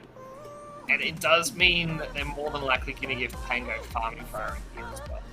So they need a 4 here, or does Monkey just slip on into that 4 role and they get a different carry that might be a little bit quicker as well? That's true, they still have that flex. They still have the Monkey King support flex, and I like that in the sense of, like, we don't know where they're going to go, so therefore Atomic doesn't know where they're going to go, and for Atomic, they're just spreading they still have a big problem of how do you get the Gyro to stay alive. How do you keep him alive? Io is still in the pool. Yes, I don't know how much you want to tank your draft. No, it's not tanking, it's improving. It's improving your draft. So it'd be a pos 4 Io, pos 3 Tide, mid Earth Spirit. Even better? 5 Bane, carry Gyro. Is that viable? Yes. 100% yes. No? Maybe? I'm thinking it might be an issue, but also it would mean that the Gyro could solo the game. And I feel like when you have the Ravage, you commit the Ravage, you get the Gyro to auto attack through everyone, and you could kill supports before they get to react. They go with the Skyrath though, so they go with burst damage instead. Right. That's okay. That doesn't help who's playing mid A. Not really, no. It's like even extra risk on top. It's like now you have a Sky who's just going to be this flimsy little hero that could get burst by like Morph and Disruptor, or he's going to burst the entire team. Like, it's all about whoever takes control of the game first. Kind of again, really. Yeah. It does force UDV to think if they're going to play the mid Morphling, they have to build a Mantor or BKB early. And that kind of hurts the whole E-Blade build if they went back for that. It kind of hurts if they wanted to go that right-click auto-attack damage. They need to go back for both these items. Cool. So it might slow them down a tiny bit. But in the end, I think Skywrath is going to struggle because he's not going to be dealing with the Pango. He's not going to be dealing with the Legion now. Legion is still good against Skywrath because obviously it's not a BKB, but it is a purge. Alright, different drafts. I was not expecting Sky or Legion to come out, and who's picking who? Well, JJ's picked the Pangolier. Mid-Earth Spirit. It's Mid-Earth Spirit. Yes! Lewis doing it. Alright. Pango vs Earth Spirit mid. If you said that to me in 2018, I'd call you a liar. But this is a new patch. This is going to be the drafts. These are the drafts in 7.31, the pinnacle of drafting at this point. I mean, you have to pick a team here. You have to figure out which one of these teams is going to win. And all these matchups that you've seen so many games of every single time, you've got all the stats behind it as well. Which way would you like to go, eh? I think UDV's draft is probably going to win this one out. Yep.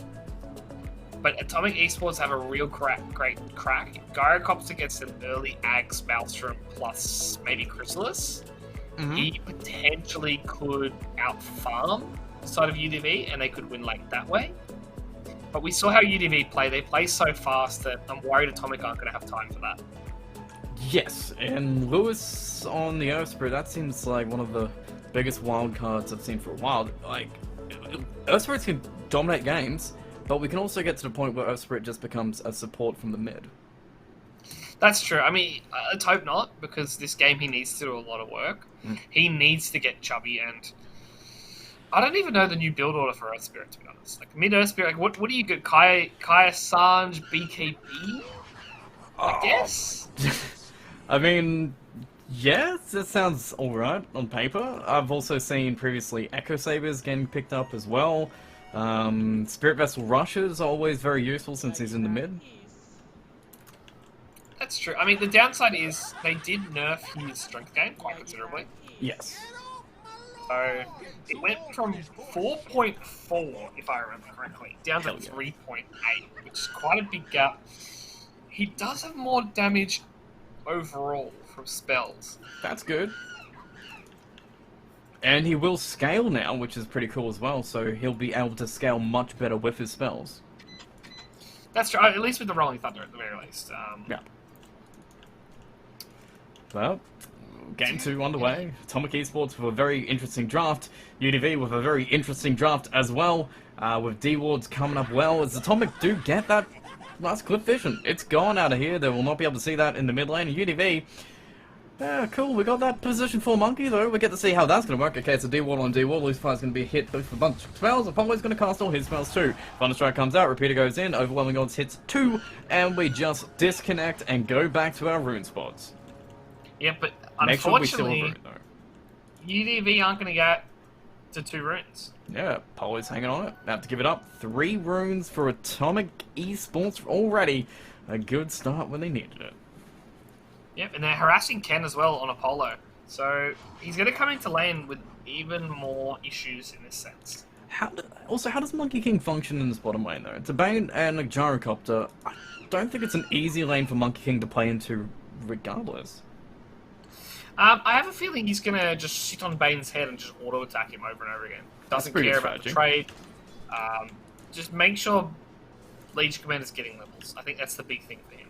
Cool. Alright, well, range creep is already denied. It's a great start for them already. As Grims, he'll be just trying to come in, find out whoever's around, and try and brainzap somebody. So action, yep, there we go. Monkey King is actually looking to pull the wave, but Grims is going to keep him back. Cool. Top lane, similar situation, but it's a Disruptor versus a Sky, so it's just 2 support heroes spamming spells at each other, while 2 cores try and farm.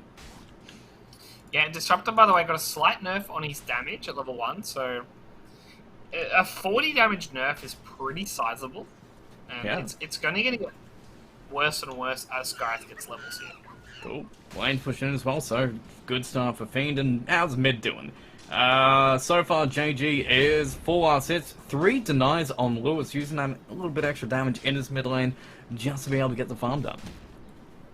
Yeah, this should turn to be a pretty even matchup on all things considered, especially because JG has the ability to dodge a lot of Lewis's damage. Yeah, so With far his for short spells crash. quite mobile. Yeah, but mine looks like they are still looking for openings. I've got missiles and actually foot gyro as well. Core gyro. Are we still doing the weird stat build where we go like point a missile? Oh, I would for sure. Yeah. Far much faster with it. The issue, if you don't go the stat build, I don't know if you scale fast enough to hit these like disgustingly overpowered timings. And like that's the big thing with Gyro. He's a timing based hero where you hit the ultra late game, it doesn't matter, you're just gonna get stun locked and killed. Yeah. Where there's a mid game window where you're just unkillable. Alright, so we just want to get to that point where we're unkillable, but Lucifer actually does get a pull off, so it denies a few creeps away as Xerix will be forcing you back with the missiles, but keeps the farm around, making sure we get the creeps, the XP, and keep on scaling as last hit 6-2 so far as Rapido is actually getting some good farm done in this bottom lane as well, not really being touched too much by Atomic Esports. Yeah, and Lucifer hasn't had to really do much in this lane. You see, he's actually gone the second level in Tree Dance, and they're going to go. Yeah, but slow. Harassed. Yeah, why not?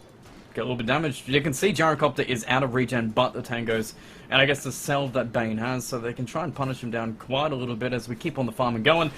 Mid lane looks like we're going to try and steal some bounty runes a piece to keep it away. Do we have a roll? 1 second to go. Do we go for it? Yes, we do. Steal it up. No water runes for Pango. No regen in mid as Lewis is full HP and even more charges.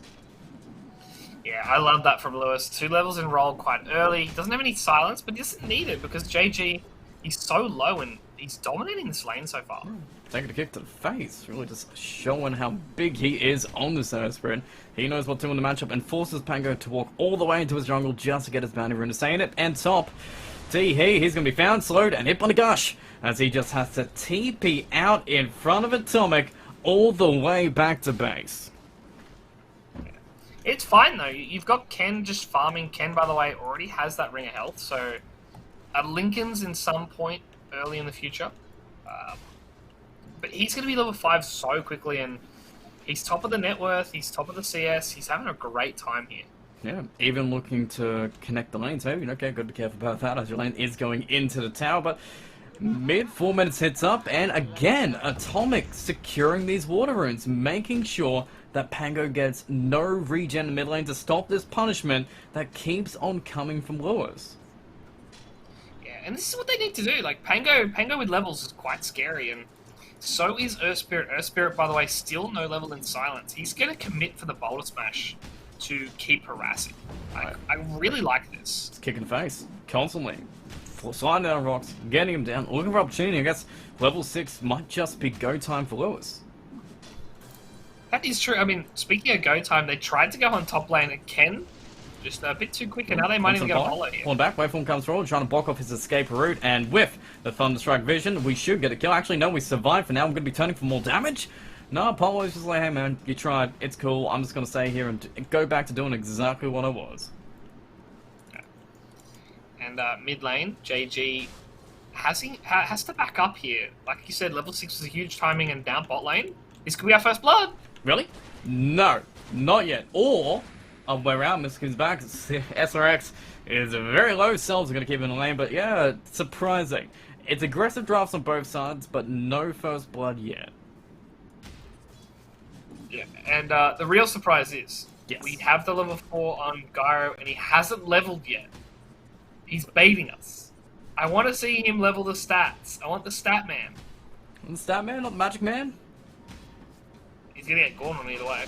Oh, Lewis is going to actually get gone upon mid. That's level 6 and Pangolier might make the kill a little bit awkward, but I guess at this point, you get the power rune and you're just looking at these rotations, and there's some pretty good rotations around for Earth Spirit. Like Ken, before he gets the Legion Sphere, before he gets a way to perch off a silence or a burst damage, he might just get hit by the Earth Spirit, who, unfortunately, this time, he doesn't get the rune. Yeah, it feels so debilitating watching this 6-minute rune. Like, you're so used to water runes on both sides, and all of a sudden at 6 minutes, one player just gets to dominate like they used to. And I'm glad it's now delayed, the action runes, but it's still, it's like bringing KJG back. First blood, maybe. TP out in front. Nope, too much magic damage as he gets out. No first blood yet. Okay, hello. That's by the wire. Yeah, 40 health. I believe one of the auto attacks was mid-air, about to hit him as he TP'd. So milliseconds. Tide is the target they want to go for? No, Tide is not the target they want to go for. Okay, but Rapido as well, bottom, they are just waiting for some amount of regen and maybe a situation with Missile. I don't know, they're just looking for opportunities here, but they're not coming, as it seems like, yeah, UDV, they're just heading to the jungle working on these stacks. Yeah, and they don't need to do anything. Like, this slow pace is favoring UDV here. Like, yes, we talked about the Gyro hitting these gigantic timings, but they have a Morphling as well, so... Ooh, kick glimpse away, Lewis is back, and see he survives the game of bottom lane. Maybe this is where the first blood is, as we get the roll from JG. It's connecting with all and coming back for Bane, who nightmares himself before the Legion can duel, and there we go, the first blood's on the board, and a duel damage to go with it, as UDV finally take down the Bane. Yeah, it took them 7.5 minutes to get a duel victory, and as soon as they start these rotates, you can see their priorities right now. They want to make sure Rapido maintains having a good game. Like we said, Rapido is their linchpin. If he has a bad game, it feels like the team collapses around him.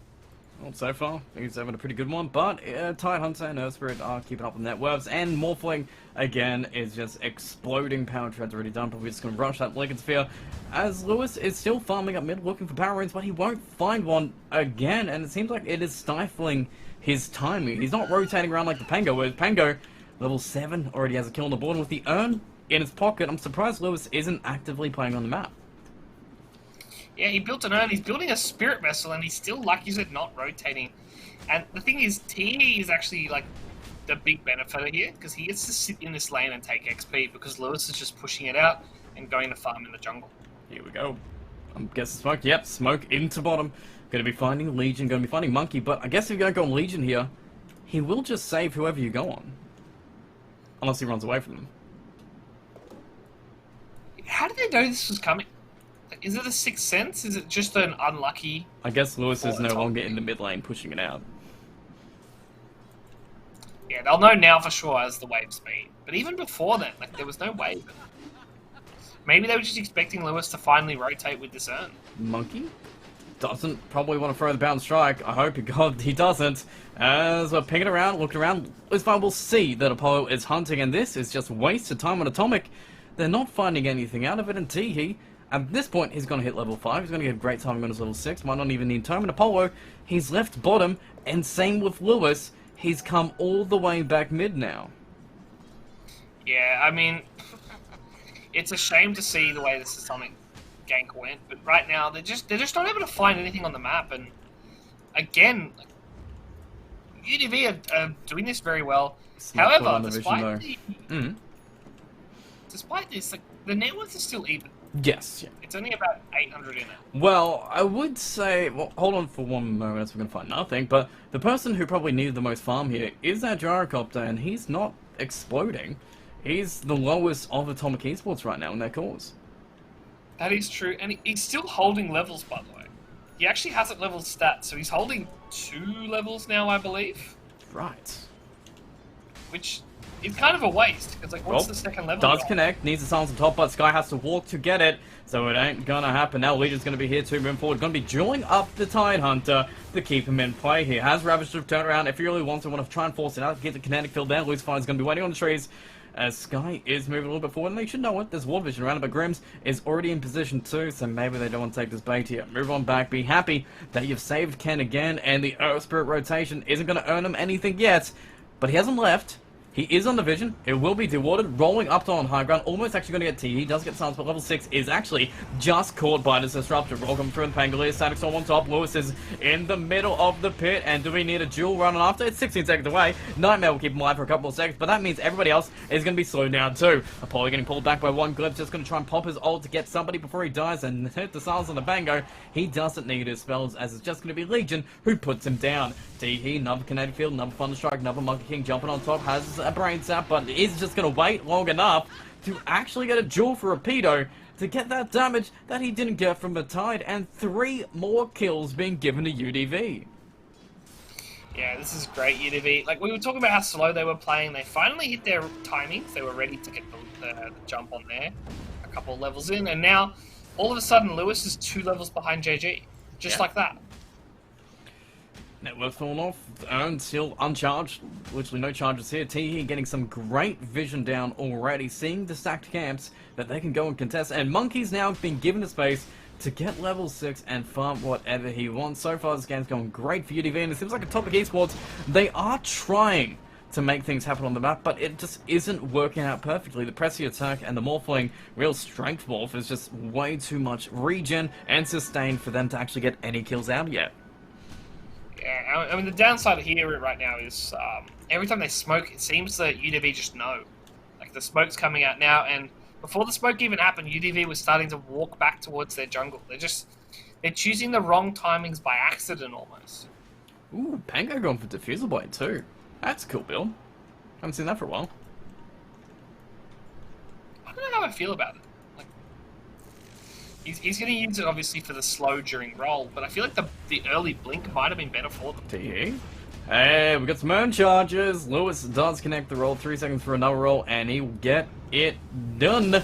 As we do dodge roll on the back, Ravage on the back, actually going to be fighting Ken, who is not strength morphing yet, but he will be able to move away with the silence going to be there, but he's still alive, as he is going to be able to get behind sound. Teehee just going to be buying back. Sky is going to be caught a duel and just killed on out as Ken goes right back on in, and now we need to get out, but Tide, he's going to get pulled back on in. Pango during the final slow coming out for Shield Crash. Connectfield going to keep in place, and 2 more kills. We've got the buyback from Disruptor. You got the charges on the Earth Spirit, but Ken is getting paid big, and same with Rapido here. UDV always seem to get the better of the trades. Yeah, I mean, they did use a buyback, which is it's quite a huge commitment, but again, it's a +5. They just force these team fights, and they're doing such a good job of spreading out until Ravage occurs. And as soon as Ravage occurred, you saw they all came out of the woodwork from different angles, and then now they can take the big fight. And unfortunately, that's their top net worth hero in the Tidehunter, going down for Atomic. If Monkey King jumps here, he might just die, but see if he does. As Grims is waiting, SRF is going to show himself, jump it away, and then no, Grims is not in position to get it up. Missile is going to give vision of him, but he's going to be safe again and keeping you from pushing this tower. Unless Atomic just move on into it. Bait on out with Fiend a little bit as Monkey going to go back forward.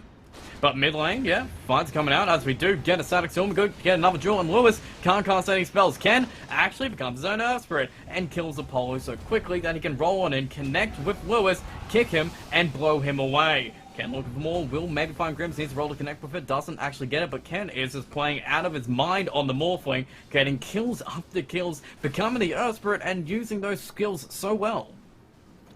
Yeah, I forgot this was a thing for the longest time. Like, you used to get the Ags to become your allied Earth Spirit and look at top lane. They find a kill here, finally, on Lucify. They might lose Gyro. That's not good. There's no duel, but Fiend's already going to be there in response, going to get the pressing attack to keep Pango back and not silence up, but well, the damage from Sky is not going to keep him dead yet, as Fiend is going to take a whole bunch of punishment, but who gets glimpsed on back? It's Gyro, because they want to kill Gyro here. Repeater moving forward, overwhelming odds in 2, Shield Crash is enough damage, and they're going to get another double kill with another bit of dual damage on top, already up to 40 as they get paid, as Fiend's running by mid. Ken, strength morphing in the middle of the Fiend's scope, almost out of mana himself, but can he waveform out? Yes, he can. Will he die? He goes back into another bottle with it actually being reapplied to Magnetize, and another connection from Lewis will get them a big kill that they needed. Ken finally being put down. Yeah, I mean, the big issue with that is you lost your own carry, but you do get the bigger pick-off. It's going to have to be a couple more kills in a row, though, because like you said, Lewis, he's got earn charges now, so he's got ways of dealing this damage. He might need to be careful in the mid lane here, though. Top lane, though, as well. Monkey, too far forward. Atomic, do pick him on up, so everyone has to be a little bit careful. Pressing attack is only so good for so long, as you can put enough damage in to kill anybody if you want, if you feel hard enough. And Gyro has started putting points in those stats. He's almost going to accept it too, so recovery mode Gyro, it's not going to be too bad. That's not the worst timing in the world for an acceptor. That's true. I mean, the part that I'm annoyed by is because he waited 5 minutes before he started leveling stats. Like, I know it's a small little micro thing, but I feel like those minutes, those seconds that he's not getting the extra levels, the extra health, the extra damage, it's just like, it's almost wasted time. Wasted damage. You got to hit those creeps a second faster, maybe, or but Pango, defensive build. Load Assault coming up next. Legion, all well defensive on the BKB, but having a great offensive game. 4-0-5 on Rapido again. Tower, up finally taken by Atomic, as we're going to send everyone here and have Ravage up, so I doubt we're going to defend the UDV. Are done defending it. They've saved it for 16 minutes, and they've already taken 2 tier 1s for their own. Yeah, and they're just going to control the map here. They're going to control the bot lane jungle, and I believe they might wait until the Manta is completed for Ken. They're really slowing this game down again, just to make sure they get their items all up and ready. Cool. Doesn't seem to be hurting them too much, as we are going a little bit deep for Grims as well, just trying to scout out, but this ward is already going to place them. They know it's been placed there, so they're not going to be surprised. They can de-ward it up when they need to, as Roche is at least, they've got some good positioning around it, but this Ravage isn't actively going to be used. Do we want to see more aggressive from Atomic here? Do they need to get this Ravage kind of on cooldown again? I mean, I'd like to, especially because he built a Blink. Like, they've got Blink, Rav, plus Skywrath Mage. That pretty much kills anyone, so it's a shame that you have to waste an ultimate like that on a single hero. But if you could find the offlane, if you can find the carry, hell, if you can find anyone on UDV right now, you might take that. Rapido keeping the waves pushed out with 1 overwhelming odds, not baiting him out. You can see how defensive UDV are playing because they know exactly, well, they got vision in the river, so they can see where Lewis is, where Apollo is, and even where Grims is too. So there's no surprises here for UDV. They're just pushing out these lanes with the Monkey King, the only hero they're risking, and forcing out a smoke from Atomic Esports to get these kills here. And they're looking for Ken. They might find Ken, but they'll find Ken with a Lincolns, a Yasha, and even... Wait. Even a pause. Even a pause. How did they pop the Lincolns? Oh, concussion shot? No. If you look towards the creeps, you'll notice the Harpy Stormcrafter. Oh, no way! Yep. What? How is that a thing? I completely forgot that some of these neutral have those active abilities, and that's going to put Ken in an awkward position. But it probably means it's going to make him back off. That's the thing. Because he's like, I got no linkers, I need to back. So he might get away with not getting killed because this creep broke his linkers. Alright, always look on the positive side of life. Cool. Fair enough. That is... I don't know how I feel about that. Lincoln's being a little bit worse. Wasn't there was like the previous patch, they made Lincoln super cheap, but nobody was buying it because it was popped by neutral items. That's right, they made neutral items be able to pop the Lincoln Sphere. I mean, neutral still can. Like, you can still use Psychic Headband. How many other targeted ones are there? Not many. I know Fade Grenade's been taken out, because that used to be the one people just kept using. Repeated core though. Okay, that's much better. There you go. Easy. More kills, Teehee does get connected as well. Spirit Vessel kick back on in, and TPs are coming a little bit late, but Sonic Storm is going to be down. And UDV a little bit slower, but hey, it's after the pause. Maybe its Fiend might be found, Roll's going to be used, but it won't be there in time. Blink is ready to go, but Diffuse Wave will slow him just enough so he can blink away a little bit slower. Tom Lewis actually finding Monkey as he jumped to a different tree, and mid-air he caught him. As we do get the punch to roll completed, Lewis is going to pop the Magnetised and run away with the haste room, but it's in the river as Canda's going to town, but he's surrounded by everyone having to wait for away on the high ground. Going to become the Earth Spirit, just trying to disconnect and get away as quick as again. He can roll away again in 4 seconds, just trying to get away with the missile, so he should be safe enough under his Tier 2 tower, half a map away. As Atomic, they take a pretty good fight. Both supports going to be dead. Grim's going. Lewis is getting some charges and XP back. Not too shabby as Ravage is on cooldown, and they're not losing too many core heroes themselves out of it. Yeah, this is exactly what they need to do, especially because the net worth balloons out every time they don't take fights. So it's still at 5k now, and it's a pretty sizable XP change as well. Like, it's about 5k for XP. You look towards the items for UDV, they haven't really built towards this late game. They've kind of committed to this early game situation right now. Well, they're roaching. Somehow they are roaching, so this is going to be uncontested, I guess, without Ravage, so just a free roach being easily taken by UDV. Yeah, I mean, you say free, I mean, JG's going to take a bit of damage here. They might need Rapido to come in and help him. He's hanging out. He's watching. He knows what's up. He just doesn't want to use press the attack right now. It's his building. It's for him. Yeah, I mean, no contestation at all. Like, It wasn't a Ravage, so it would have been a hard fight to take either way. But now, like, they need to be careful of not getting caught after the roach. Fiend, gonna almost get jumped upon, has to blink away, but Lucifer's not gonna make sure he gets away scot-free. If he gets close enough to it, blink very aggressively from Rapido, gonna pull him back into the Static Storm, so there's nothing he can do about it. In the middle of a Wukong that actually bashes up Grims in the backline. Lewis did TP on in, could get a roll connection if he wants. Finds Rapido, does use the Magnetus instantly off it, and they do get the Aegis.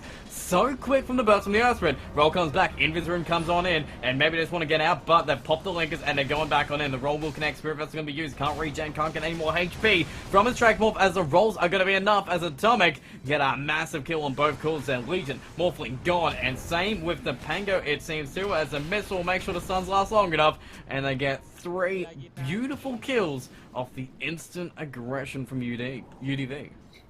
Yeah, and it's a shame from UDV. They jump in. They don't have defense yet. They don't have these BKBs. They don't have, obviously, the Legion Commander old Ag Shard, so he can't give the BKB over. And we saw Morphling can get chunked pretty quickly there. Like, that's 2 deaths, and the second one he had 4,000 health, and he still disappeared quite rapidly.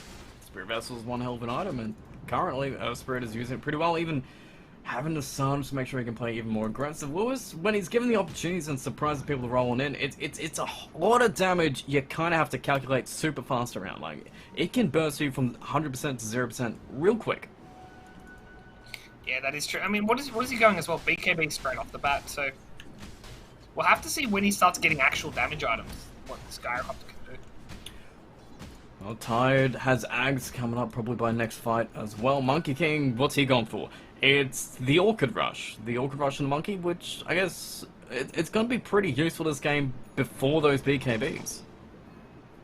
Yeah, I think this is good here, especially because they're not going to build BKBs on many of their heroes. Like, Gyro will, but everyone else probably won't be building any BKB. Fair enough. But they will be smoking. As Ravage is off cooldown. It's been long enough. They didn't even need Ravage last fight, and it went so well. And a DD Rune on Gyrocopter. I was going to make sure he hits hard, but...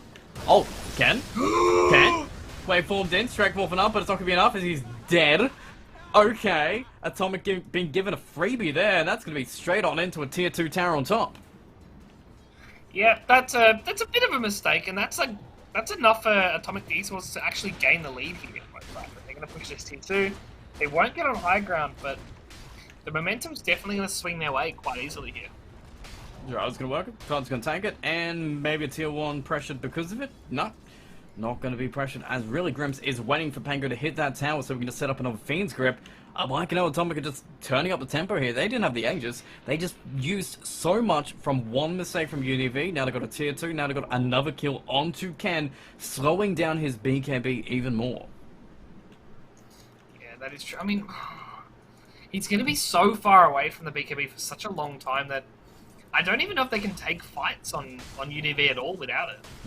And it also doesn't feel like he does damage. Like, he's not going Scardy, he's not going any items that he really wants to burst people up with. He's got 3 technical defensive items. Well, speaking of defensive, they're going on Gyro. BKB's still there. Jewel might not let him use it. Alright, nice cycle, but they're baiting it out. They just want to go for the Legion instead, try and kill him up first. And yep, BKB right on after. Gonna get the nice cooldown and TP out. SRX is done, as Lewis just came in to save and maybe give his life away unless he can roll and dodge. As Ken became his own Earthspirit, moving on in. Going to be blown up. Grims as Ken's going to town.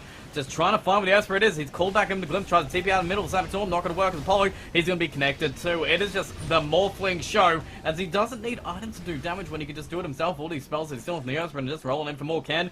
Can he get one final roll to find the tide? He's got a rock in front, but they got the Static Storm, and into the roll they go. Crack a shell off the stun, move on forward, get the Orchid damage, and the team wipe is going to be theirs. It'll take a while. Fiend will be trying to run as far as he can, but Ken will make sure he can't get away. As we got a killing spree, a triple kill for the Morphling, and a fantastic team fight for UDV. Yeah, it's a shame for Atomic. I felt like they maybe could have fought that if they kept the Gyro from TPing out. He cancels it, but by that time, that was 3 seconds of a BKB charge with the flat cannon off cooldown that they didn't use, they didn't abuse, and now all of a sudden we talked up Atomic coming back into this game. UDV very firmly grabbed the wheel again, and now the BKB is being very quickly built up for Ken here. Oh, yeah, very dominant performance. Real, Jesus, Earthspirit is one hell of a hero to morph in with. He can clean up an entire team, it seems, by himself off it. Yeah, I mean, it helps because every time you morph into him, you get all your charges, like all the Stone Remnants back. Yep. And obviously, he's very tanky. Maybe even more so if they look towards that Aghanim Scepter eventually. Oh yeah, that'd be pretty cool. But even Monkey King getting the benefit of that team fight too, able to get even more XP himself, even more farm himself, able to get so much net worth on him compared to supports here. Lucifer, he has 7,000 gold. Sky in the position 4 on the other side, only about 5 grand himself. He's got another item in his pocket if he wants it. He's just playing around with Fiend. And honest, it seems like he can just build him to a core if he wants and have 4 cores on the side of UDV. Yeah, I wouldn't be surprised to see him go something like a BKB here. Uh-oh. As he's distracting Uh-oh. quite Kick breaks the trees, my friends. And Roll will keep you in place, and he will die, but he's buying out his BKB before he goes down. Still though, he's wasting time. His objective right now is to make sure Ken gets his BKB, and wouldn't you know it, Ken just built it. And Wait, did Ken forget the recipe? Ken? Ken? Forgot the recipe, big dog. He needs to go back. He actually just sent it. He just completely forgot to buy it. Let's see how quick he notices. He Nice. tried to make room for all these items. And there it is. My man bought the recipe. Oh, I shouldn't laugh too hard because it actually has no impact on the game. But it's just funny watching like pro players make these silly boneheaded mistakes. Well, it seems like Ken's game to lose anyway. He can not have a BKB at this point, feel pretty strong around it. Just going to be taking a tier 2 now on their side, so they've just evened up those towers. This is their second tier 2. Like, this is some good old map control that they've got, and even top. Look, Lucifer, he's just chasing down a pole. He doesn't know he's there. Fang Grenade's going to give him vision. Fiend's going to be there, waiting around. 4 heroes going to be there, but no BKB yet. But the roll from JG is going to make sure a pole is dead. Fiend in the middle, wanting to use Ravage, I think, but you can't use Ravage on Pango's rolling around. You got to wait till he's done, which means you've got some more reinforcement time for UDV. More guys coming out, blinking to dodge that damage, rolling back in, try to kill this Legion before he kills you, as Ken pops his own BKB, and they get it done. Fiend is gone. The damage goes straight to Legion, as SRX is chasing our repeater, and now again, he's TPing on out, because he just doesn't have enough damage yet. He can't get the kill on, and look at Ken, chasing around half a map to find anyone who's left behind, and Apollo, who bought back for that fight, is going to end up getting nothing. Yeah, and Apollo needs to be careful. He might get a kill, but he's definitely going to trade his life for it. Alright. Or not. Maybe not. Maybe. Actually, he has no TP. Monkey King should find him. Hopefully. On the other side, by the way, they found Gyro. Oh god. Maybe the bigger pick off. Oh god. Diffuser Blade, and JG isn't even helping. He just leaving Ken to do everything, and it's not even hurting. 66 seconds away from even Gyro coming back. Ken is super strong with the BKB officially done at this point, and now he can start building those damage item, or even the Ag Scepter if he wants it as well. What do you want to actually see him go for this game? I think damage. I think you can just go the Skadi here if you want. I want to see the Ags, but it's not needed. And they're going to get a Roche if they stay in there for 5 seconds, Ken. 2 seconds. No! 1 second. Ah, man. Repeater's still around. Repeater wants kills. Repeater wants blood. Repeater will find Apollo, and we'll slow him down.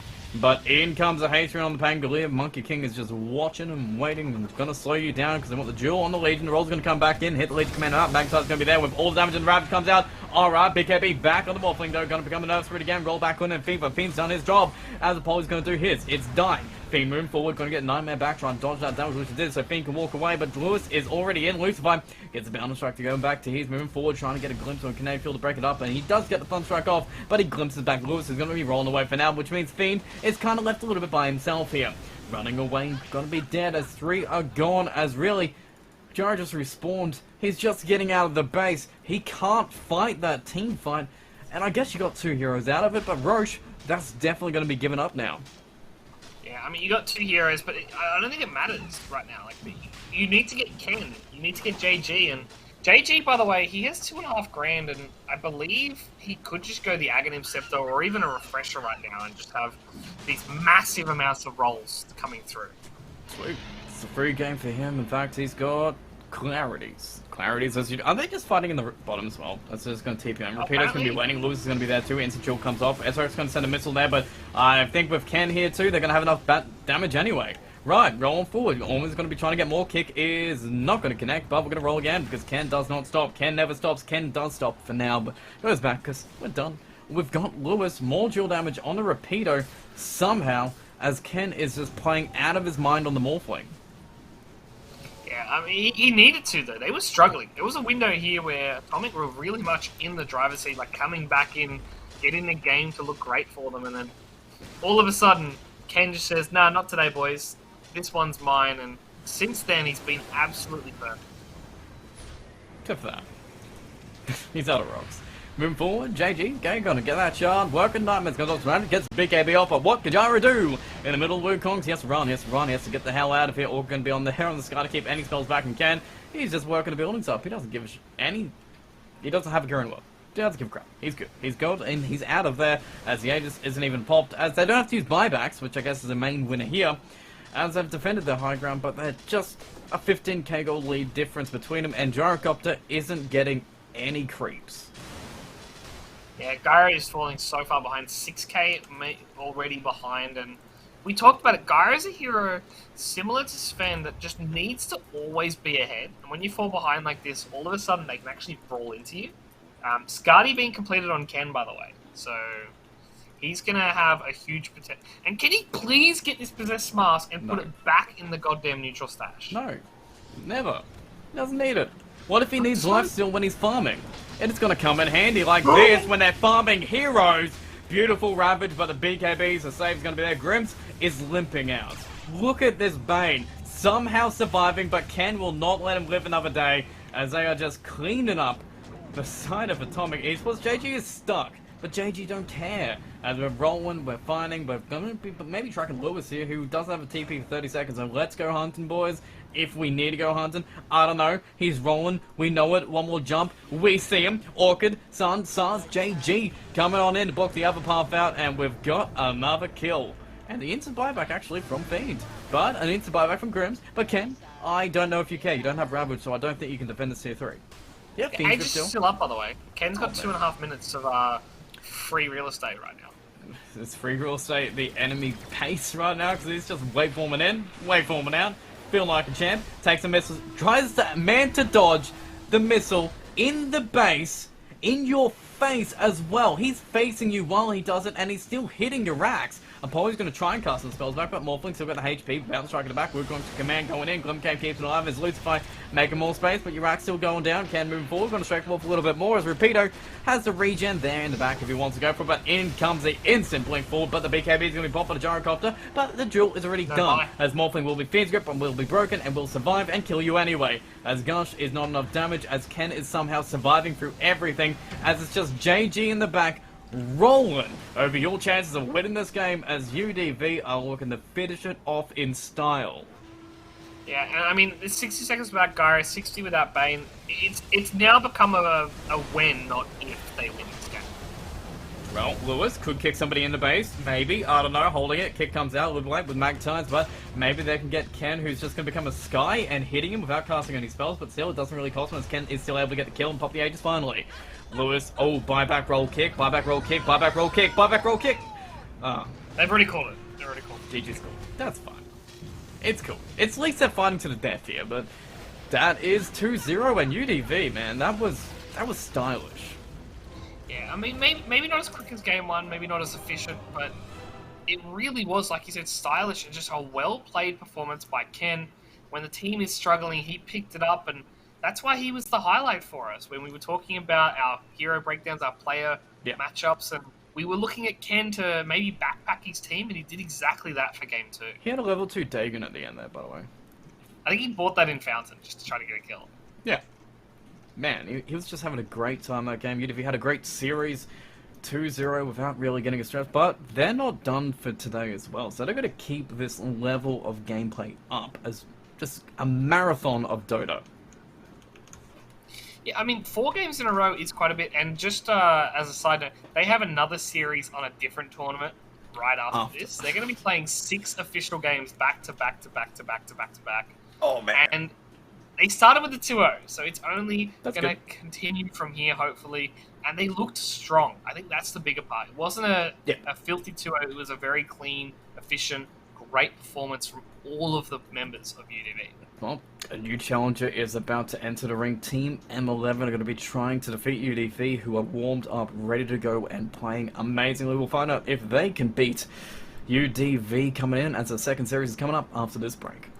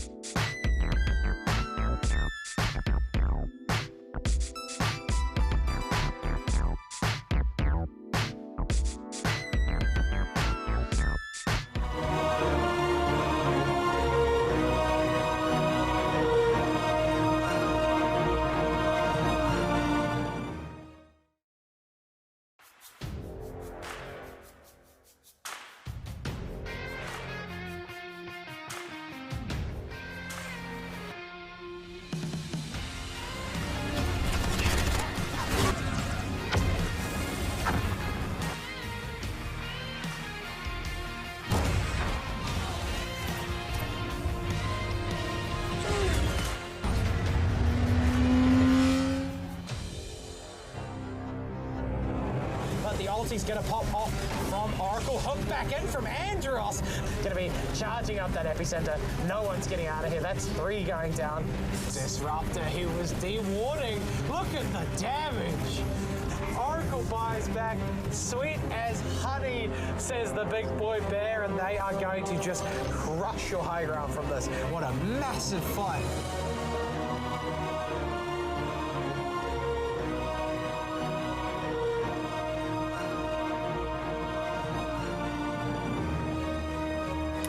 And we are back, and UDV, they're not going anywhere because they're going to be in our second series today. They're facing Team M11, maybe an even bigger challenge than our first series, but our first series was hot from them, so they're in fine form. Yeah, honestly, that you couldn't have asked for much more from UDV in that series number 1. But like you said, M11 are top of the leaderboard. They're the previous season's winners as well. So it comes down to the fact that it's going to be a harder competition, but they have that confidence and they know what they're doing in this patch because they looked great. Oh yeah, 100%. Well, we can see the players again because who do we want to talk about? Because they all were just fantastic, on point. Ken farmed out his one. That Morphling was awesome. It was way cool to watch. And JG, I mean, he didn't need to explode in the mid lane. He just got that job done. Game 1 was an impressive performance. And Game 2 was so stable, so unshaken. The lane wasn't amazing. But after that, he was just rolling around the map, making so much space. And everybody else was just fitting in perfectly, making the perfect 2-0 for them. Yeah, I mean, we should probably talk about the fact that JG went 9-1 and 22 in that second game.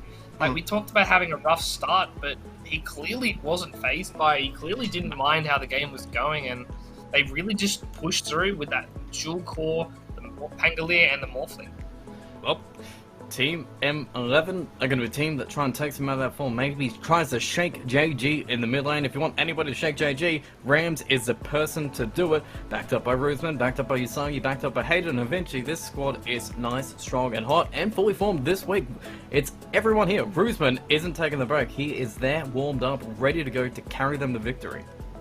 Yeah, and we saw, I think Roseman is that key piece for them because when he came into the games last season, he brought with that conventional carry style, that calm, cool, collected farming ability.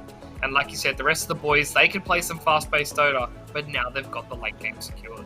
Hell yeah. Well, to secure that late game, they're going to need to secure that mid game, and they're going to need to secure that mid lane as well. JG versus Rams. Seems like to be the matchup right now, because JG, his showing against Lewis was The first game was nice. It was clean from it. That lane of play was crisp. He dominated the lane from it and just really took Lewis to task. Game 2, a little bit shaky. The air sprint maybe he's not used to the matchup, but he was able to not exactly dominate like he did in Game 1, but in Series 2 here, against Rams, who is going to give him no opportunities, no opens in mid, because his laning mechanics are super tight. He's going to play to the next level here. Yeah, I mean, it comes down to the fact that JG also showcased that he could play the conventional mid, the leaner, the boring style. He did his job well, and he could also play this off-meta, the change of pace Pangolier, and for Rams, he needs to be ready for both sides of that coin, and it's very hard for Rams because they like to prioritize his heroes quite early. We see a lot of Queen of Pains, the Void Spirits, etc. for him, and they now have to think about maybe JG has the counter ready to go. It's just something they're not prepared for. Yeah. It seems like Rams is a pretty ballsy mid player though, because we've seen quite a few times that they're just like, yeah, straight up first pick mid, Ember a lot of the times, and he doesn't care to match up, and he'll still clean up. So you got to kind of be a little bit worried about this when you have so much confidence in just your skill alone. Yeah, I mean, more often than not, even if he loses his lane, he trusts Hayden and Havinci to stack for him, to rotate for him, to secure runes for him. And that confidence, honestly, it's not him. It's the fact that his supports have got his back. The fact that he knows if he has a rubbish time in lane, he's got the boys that are going to come help him. Even the boys are able to play like heroes that we weren't expecting. Before the match changed, Hayden was still running out that Enchantress, and now seeing that 3-minute ganking style yesterday, maybe M11 can just adopt that, and we'll just see Hayden popping up in all these lanes before it even hits double digits. That's true. I loved it because we've been talking about the new neutrals. We've been talking about the potential to bring back Chan, Enchantress, Beastmaster. He was the first one to really showcase why we think it's coming back, why we as analysts, casters, think this could be the new way to go in the patch. And it's happened a few times in DPC US this morning, but it still hasn't really come to see, and he's the only one that's done it. We'll see if it does catch on, as we do have a few different changes as well. Usagi has been playing a typical offlane, but I haven't seen him play the Beastmaster himself. Usually Usagi is the Mars, the Initiator style. Does he have the ability to go for the more micro-push heavy heroes? You might not need to, though. Like, if you have the confidence to put the Enchantress on the 4, and you pick the Mars, like a really stable laner. That's what we saw last time. They gave him a stable laner, they left him to basically solo the lane, and let the boys run amok. Let them just gank any other lane but his own. He'll be there, he'll get his levels, his XP, and he'll be comfortable in just knowing the game is collapsing in the other lanes. But for what UDV have, they should have confidence in it, because they had a bit of a rough mid-game in Game 2, but they weren't shaken. They were stable, they were looking to hit their timings, their drafts are very well thought out as well, which should kind of put Team M11 to the edge here. That is true. When you have those lineups, they were very clear-cut timings. Like we both discussed it. It was obvious where they wanted to go. Yeah. But Atomic knew and couldn't do anything with it. And that's the kind of sign of a good draft, in my opinion. If you can't stop what's going to happen, even if you know it's going to happen. Well, I believe Game 1 is underway. We're loading on in, we're getting a draft in. There we go. It's on screen. We can see what the picks and the band's going to be. And if they watch Series 1, maybe Team M11 want to kind of tap out that Trait Protector. Make sure, did I have first pick? Okay, they have first pick. Maybe they could take it up, because that does actually feel a little bit like a Havinci hero as well. Definitely could work for them. The other side of it is M11 are probably going to be able to play faster pace than we saw Atomic. Like, we know M11 are able to play very early together, very quick, fast DD rotations. So maybe they're less scared of it, as they're banning two very high mobility heroes in the Weaver and the Barra. Yeah, surprise Weaver, but hey, why not take it out? And Tiny leaving OD, Kunkka, and I think Queen of Pain were the priorities in our first series. I don't think OD's the hero it once was. The nerf to Meteor Hammer, both the damage and the stun duration, is huge. And they let it through, so the Death Prophet is what they were scared of, and M11 have shown they're able to play that as support as well as a random mid lane as well. Oh yeah, just got some versatility here, but the first pick's going to be theirs, and I guess we can try and flex it up, but Bane is still there if you want to go safe, but M11 never played safe. Usually they're just balls to the wall, Grimstroke, okay, that's fine, a little bit safe there, but you got that flexibility in. I'm pretty sure if push comes to shove, they'll play that mid. Rams has done it before. I can't remember what tournament, what game it was. He ran it mid after a first pick in this exact situation. They saw a Queen of Pain against him, and they tried to rush the E-Blade. This is the old E-Blade. The new E-Blade, by the way, is even better for someone like the Grimstroke. Huh, sweet, maybe that'll be the difference there. But UDV, going back for the safe one. Just making sure JG has his comfort heroes. But there we go. That's what I want to see. Goddamn Tusk. I love this. I think Tusk right now is in a great place in the meta. He's got the drums purchase available. He's got the Blink normal build. I haven't seen anyone build the Aghanim Scepter just yet. The vector targeted kick. Kick, yeah. And like we talked about, Rams goes with the Ember Spirit really early in the draft. And I was like, even watching a stream, or a Thompson stream again, he was playing the mid Tusk. And like, there is cooldown reduction tells you can Octarine Core, and you can just spend the game blinking back and forth, kicking people left and right, and just making sure that they can't even play the game. It's like insane if you actually do get farm on this Tusk. Yeah. Well, and with the upgrades, the damage to Shard and the damage to Roll, he can now one-shot creep waves again. He has to be level, like max level.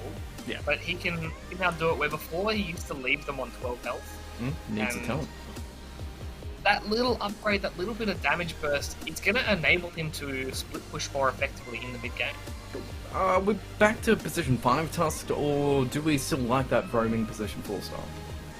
I think position 4 is still good for it. It's got the flexibility. There's never a downside to have a support that can be played in position 3, 4, 5, and that way you can rotate priority. I think for this game, you probably want to give it an early Blink Dagger, so you want to make it pos 4, just to make sure it gets a bit of farm. Cool. Well, bans are going to be Morphling Shattered even though, which from Ken playing that Morphling, pretty straightforward there, and Shadow Demon just seems to be a nice little safe ban, especially if you're looking to get, I don't know, jumps upon as well, so if someone gets soulbind, they can't get saved by disruption, and I guess then further down, maybe Shadow Demon is just going to put a little bit of a wrench in the works here if it gets picked up. Shadow Demon is also one of the best defensive supports in the game right now. Like we talked about healing being garbage. Shadow Demon is now like still a great defensive support, and I saw your face. I see the Chen ban, and makes me a little sad. Kind of like it. Potentially, you can run a Chen with a Chen and a Queen of Pain. Not Chen, a Queen of Pain, a Tusk and a Queen of Pain. I mean, that works, right? So you have the Tusk pos 4, the aggressive support. You have the Chen pos 5, defensive support. They kind of fill each other's issues. Like, Chen can deal with a lot of split push. Tusk can obviously deal with the lanes quite well. He can set up fights. Chen can reset and restart fights well. I still want to see Chen get 4 Dark Troll Summoners and just spawn 36 skeletons. Yeah. That is plus 108 damage if they do this build. To everyone around them. It sounds good. It sounds good. It sounds way too good to happen. Like, it's just like, you need the biggest luck to get all the stacked camps, and if it does work, man, it's going to be instantly patched out. Well, that's the thing with Chen, right? You can hold one for a while. Like, you can have that Dark Troll Summoner for a very long time and slowly start to stack them up. They ban the Beastmaster and they go with the Gyro again. Okay. I do feel like it's 5 though, like you were saying. It should be, right? He plays it. I don't think it's a good Gyro game because you can't see who you're versing just yet. Yeah.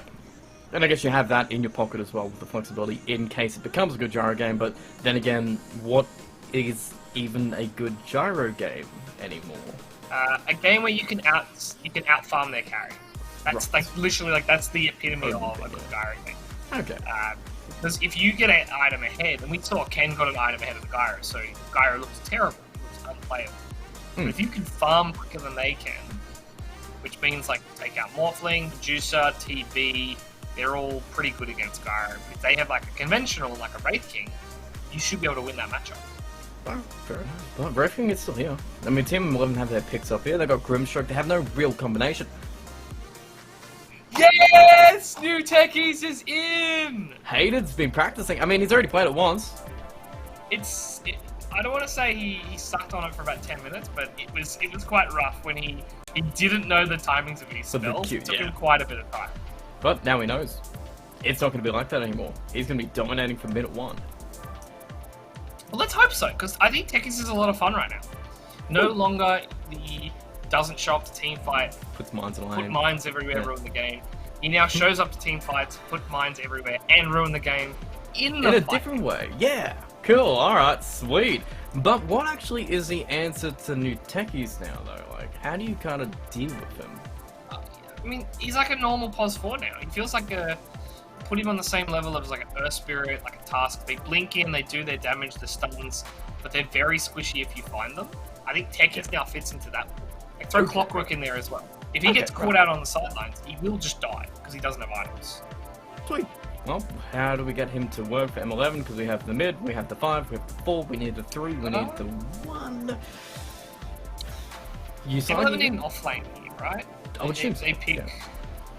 And Gyro Mars or Centaur? I think that's who here. against Gyro 5? Yeah. Okay. Cool. So like, if it's Gyro 5 or Gyro Carry, either way, you have the speed, push him away. Centaur can just stun, walk away. You can't really fight the auto attacks through if it is the carry on either of them. And they both work well with techies. That's what you also have to think about. Stun setups. But picking a long Taking time, their though. sweet time though. Down to 15 seconds. Have we DC'd? No, No, I just checked. That was the first thing I checked. And Oh, there's your set up for the techies. I like it. Is that gonna work? Against Gyro, against the Tusk, against the Queen of Pain. That's a lot of burst against your push, but I guess you've got a Helmet Dominator pickup. You've got a guy who can play by himself if he gets a good start. Yeah, it also enables, it's an Inkswell carrier. Like when Yeah, you on pick balls. a Grimstroke, more than having a Soulbind duo, like more than having two single targeted spells, having someone that can actually run in with your Inkswell is more important. And Cool. like, as you can see, they have no targeted spells right now. It's like nothing with Soulbind's going to work, but they do have the ability to run on top of them and deal some damage. Monkey King in a response, though. I guess if you ulti, you can survive the Lycan charge. That's cool. Because obviously Wukong is a lot of armor. You roll up that way. I don't love it, but it's Fair. not terrible. What if this is that bait? What if Monkey King is supporting here? And Gyrocopter is just sneaking through as a carry? Because against Lycan, I mean, Flat Cannon it's kind of nice if you can get an advantage. That's true. I mean, their lineup is flexible. Like, you can play the offlane Tusk if you want to. Yeah. You can play the offlane Monkey King if you want to. Monkey and Tusk lanes are quite fun. If they get on top of the Grimstreak, that will kill him every time. Cool. Things to go around it. And it does seem like there's like M11 they're setting up for a Lycan bite. Like somebody to just get bit by Lycan and go to town. And there's quite a few heroes like that left in there. The issue with that is, I'm finding, if they go a melee target to get Lycan bit, they have 3 melee cores, a Grimstroke who does an auto attack, and a Techix who uses suicide to get into the fight. That is a very tight, packed number of heroes in a small area. And there's still these big AoEs. I was going to say the Ravage was available, but they banned that out. There's still the Mars, there's still the Centaur Stampede. Hell, even the Legion might be decent because it would just make them have to sit on one target. What if we get Techie Zags, we get Inkswell, we get Flame Guard, we bite the Ember, we put the Ags on from Techies onto him, and he's just running in. Explodes. Can that work? Yes. Should that work? God, I hope not. Oh man. I haven't seen the Aghanims purchased yet, by the way. Oh, that's a shame. So, like, the being able to target on allies and it does 300 damage. I don't know if that's worth 4,500 gold. Because you can buy like 2.6k and buy Dagon.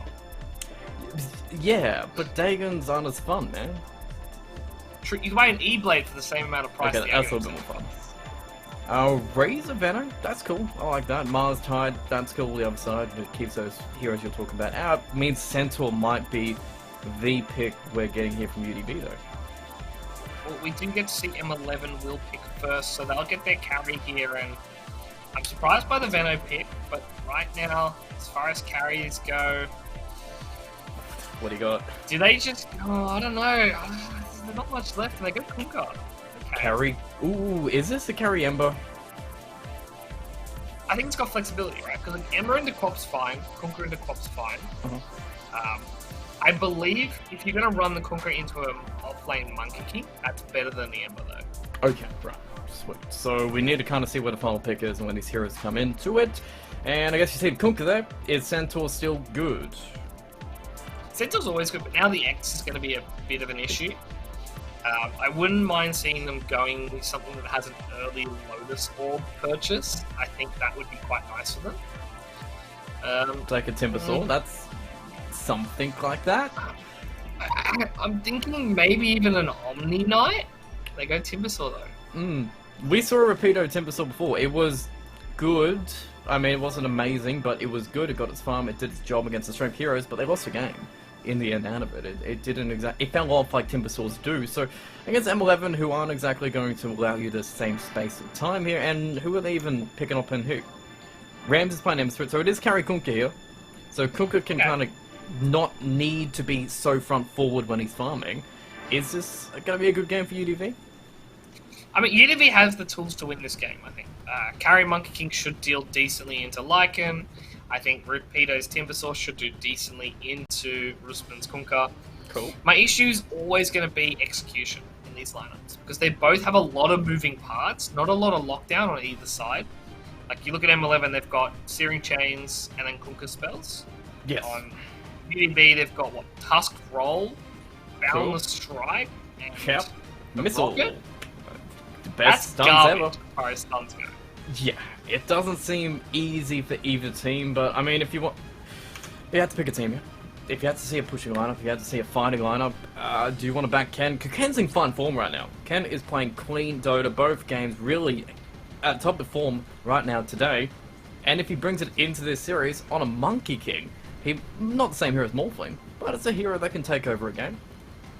I think I have to give the edge to M11, just because I'm going to see a Kunkka plus Lycan both with the Wolf Bite bonuses. But honestly, UDV, they've got a good chance here. I think this should be a 50-50 draft. Cool. I don't know. That should be pretty cool. I want to see a close game. I want to see some. I want to see Kunkka bite because I want to find. Does Cleave work with the Lycan bite creep? Yes, but not as well as you would think, because of the way the Tidebringer Cleave works at level 20. Your cleave damage does more to people you don't hit rather than the people you do hit. Okay. So you will be critting around the sidelines to the heroes in the back lines, which do include some, you know, maybe surprise Quinnipiac, maybe a surprise position 5 gyrocopter, as Teehee's back on his spamming hero. Rams. Giving us all a history lesson. Oh, I love when they just have fun in all chat. I know, like, a lot of admins hate this, but I think it's fun. It just shows the players have personality. They're just having some jokes with each other. Oh yeah, yeah. Oh, reconnection? Already good. What year is that? What TI would it be in 3021? I mean, if all of them go ahead, 110. Alright. I would want to see it. That's implying 100 years of Dota. Oh, I'll see it. I believe in it. That's a lot of Dota. That's a lot of good Oh, Dota. no, 3021, sorry, 1,000. Oh, okay, 1,000 TIs, 1,000 patches. I was reading both of them combined because I saw the 2090 and I was like, you mean 2121? I don't know. My brain doesn't work sometimes. Oh, Dota's taking up all our brain right now because it's pretty good. It's been a pretty good day so far for UDV. They've been playing some fun Dota. I'm pretty sure they're going to keep it up. Look at them. Having a great time mid. They see there's vision there. They're just going to walk on up. T's going to put the vision down. They're going to get D-Ward. Nice to play. Move on back. Cool. Already got a good start on UDV. Reading M11 like a book. Just in time so rune spawns. Even Lucifer, he's going to find Havinci. We're going to see a little bit of fighting here. No skills left on Tusk. And Havinci, he's just going to get out of here. Yeah, I think there might end up being a 2-for-2 here. Two runes? Still on runes? Usagi? Okay, Ken's gonna get it. Usagi gonna go bottom, and yeah, even trades. Ram's actually really gonna get punished though. Yeah, it ended up being a 3-for-1 because TE used the rocket, stunned through, and actually managed to steal it over Rams's head. So, Ah, sweet. a nice play there. That's why he's a gyro spammer, and this doesn't feel too bad of a gyro lane. Lycan's got wolves, but they can only do so much level 1. That is true. I mean, it's more a matter of, like, if you can get Lycan some levels here, he can become 1-killable, because those wolves have decent amount of resistances, and they should be able to tank up most of what they're trying to do on the gyrocopter here. Well, Wolves just going to be chasing back T-He, make sure he can't get in, missile's going to be dropped, and actually, Hater's done it. He's practiced techies. He knows how these bombs are thrown. Yeah, that was perfect. Like, I'm expecting that every single time now, Hater. You're not allowed to miss. Alright, missiles? Don't miss, though. Get Hater down to half HP, they're going to tip him out, try and get some kills here. No Jingu Sash, the Bounce Strike is already leveled up as T-He takes just as much punishment as he goes on in to secure Hated. Top lane though, it's a Tusk Timbersaw lane against Zakunka and Vinci. Already got Stroke of Fate to secure these last hits. Yeah, he needs to secure the range creeps. Unfortunately, Rusman can't rely on that Tidebringer alone, especially with how much damage they're going to have. And he's done it again! The Madman! Hayden's going to get everything. 100% bomb hits, but 100% missile hits too so far. As Hater will get worked. T-He is full HP, going to be moving forward. Wall's going to be there. They're trying to bait out a little bit. No, they're throwing a bomb. Edit lands again, and he's trapped. He's trapped between 3. He has to TP out and go all the way back to base now. Yeah, the big benefit of that is for Cam, the lane is actually going to push into him. So if he plays this smart, he can get level 3 here quite comfortably, and that's going to be a huge window for him. 1 miss. That's it. How's mid doing? It's, well, spicy. It's Paul's territory, but god damn it, it's low. And, oh. Rams has DC'd.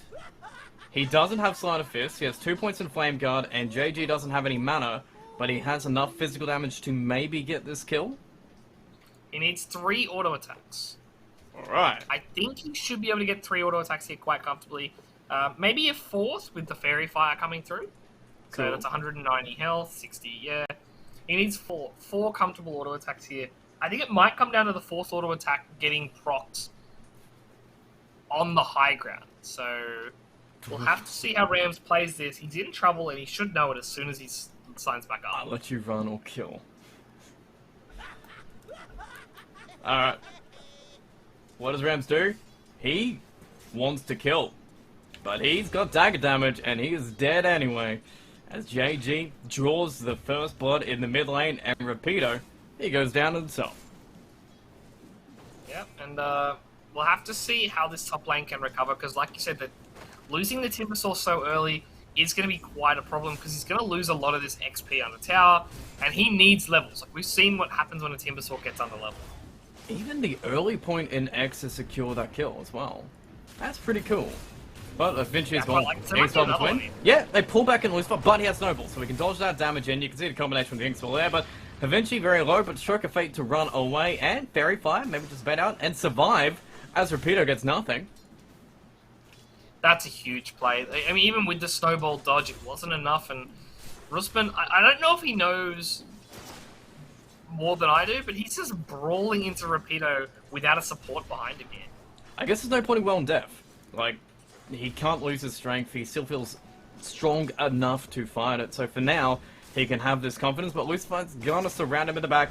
Cleve comes out, Creep surrounding him, Tag Team comes out, Chain misses though, and with the X to get the tough back, he'll snowball back on in, and I believe Fairy Fire and Juke, Fairy Fire and Run, and maybe Fairy Fire and Survive, as movement speed is...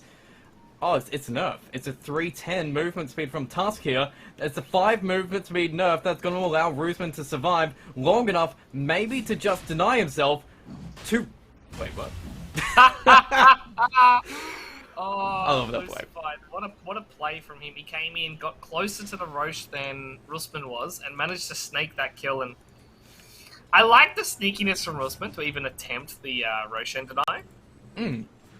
It's just too tanky, unfortunately.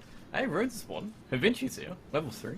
And Ram's very low, getting punished up quite a bit. So, okay, Silence Inkswell gonna be there, gonna get the spirit off. No, he can't.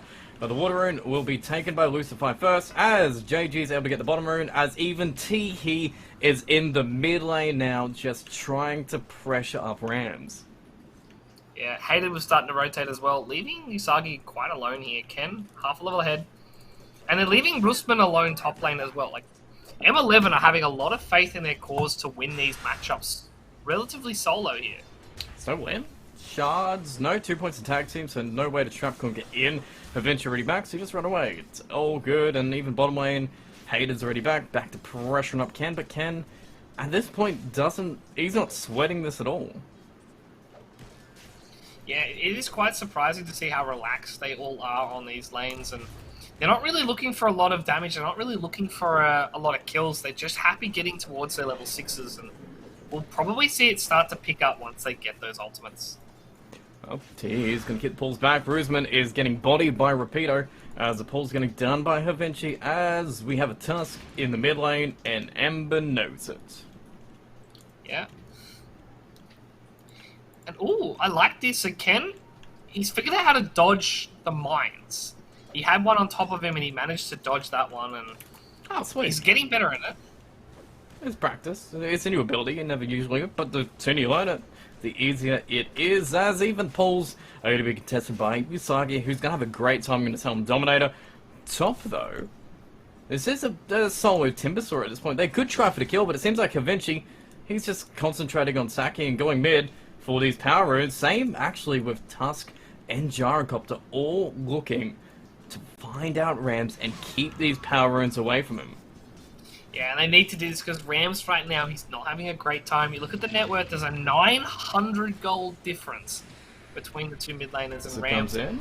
Flame Guard to tank it. We're going to get a tag team on top. Hater's going to be here too. Do we have Suicide? Do we have anything? We can throw a bomb. There it goes. Doesn't connect with anybody.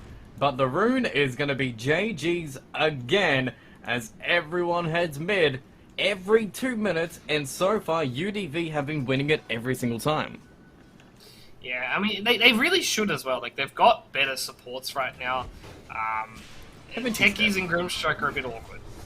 Missile comes back, damage comes in, eventually going to get surrounded upon, and killed by neutral creeps? Nice. He got the ward as well. He actually got the D ward before he died. And Was 5 very Now low though, Rams. moving forward, so able to dodge mind damage, but it still connects, and I think he's dead. Sonic Wave being used, Rams might even survive, just level 6, has Remnants, will dodge the jump though, but everything that UDV just got, they kind of gave a little bit back to M11 there. yeah, and M11, they got unlucky there. If Quap had stayed around just a tiny little bit longer, they were trying to bait that level 6 quite hard. And it now comes down to what will they do with the top lane? What do they do in the mid lane? Because Rapido, he's starting to fall behind Rusman's farming ability.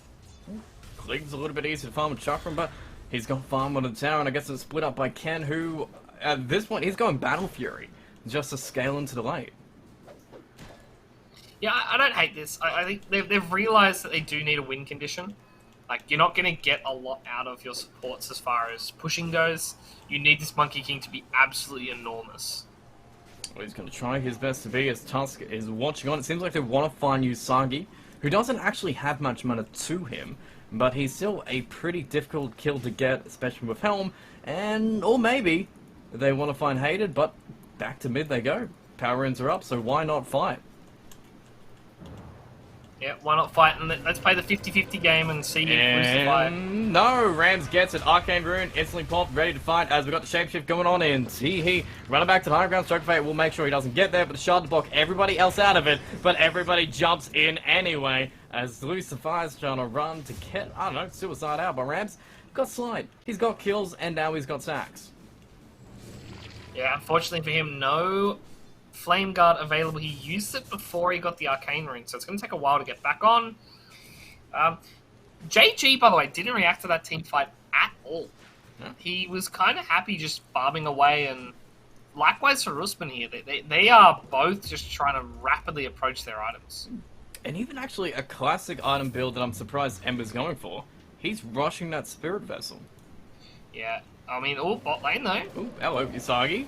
Runner, no shapeshift. Ink's all going to be dodged as we move in Ken a little bit closer. Stacks of Jingu will be done, and kill will be theirs. As Ken going to be accelerating that Battle Fury a little bit faster as he gets a nice kill on Usagi. But it will be responded with everybody rotating bottom though, so you have to be careful that you don't feed it all the way back. Glyph going to make sure that Ken stays in this wave a little bit longer, denying creeps, thinking he's being efficient, but it's actually just a bait as Remnants go in, try to get a bit of dodge and mischief. Will at least keep the Remnant damage back, and the Wukong to the middle might force him out of it. Inkswell comes out, Double Sun comes in as Lucifer was the save with the snowball. We're not fine, but Batch comes in, and JG, he did take notice of this team fight as the Sonic Wave comes out, and he gets a double kill. Yeah, it's a shame. A slight misplay from Rams there. He had double Remnant and didn't use them both to try to do the burst damage. Probably would have killed both Lucify and Ken if he managed to do so. And like you said, JG, fantastic rotation, and all the while they're still not getting punished in any other lanes. No, They even had the guy who come to mid lane. Oh yeah, and Rapido is now pressuring up Rusman just a little bit more under his tower. Whirling death of a 1, and he's just happy to chunk it. Havinci is coming though. I'm not sure they can kill Timber though. They could definitely try. The boat is up. He's only got 8 stacks of passive. Let's see. A little bit burst, a little bit Inkswell, a little bit of JG coming in too, and they did get him.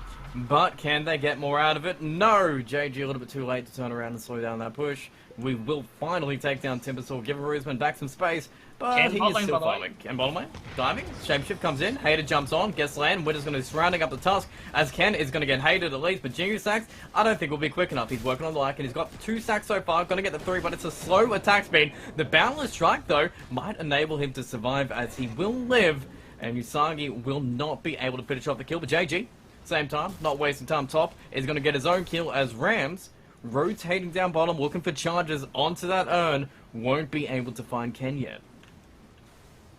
Yeah, and Ken being able to turn around like that is huge for them, because now he's basically single-handedly forcing 2 cores, Rams and Usagi, to stay bot lane to try and take this tower.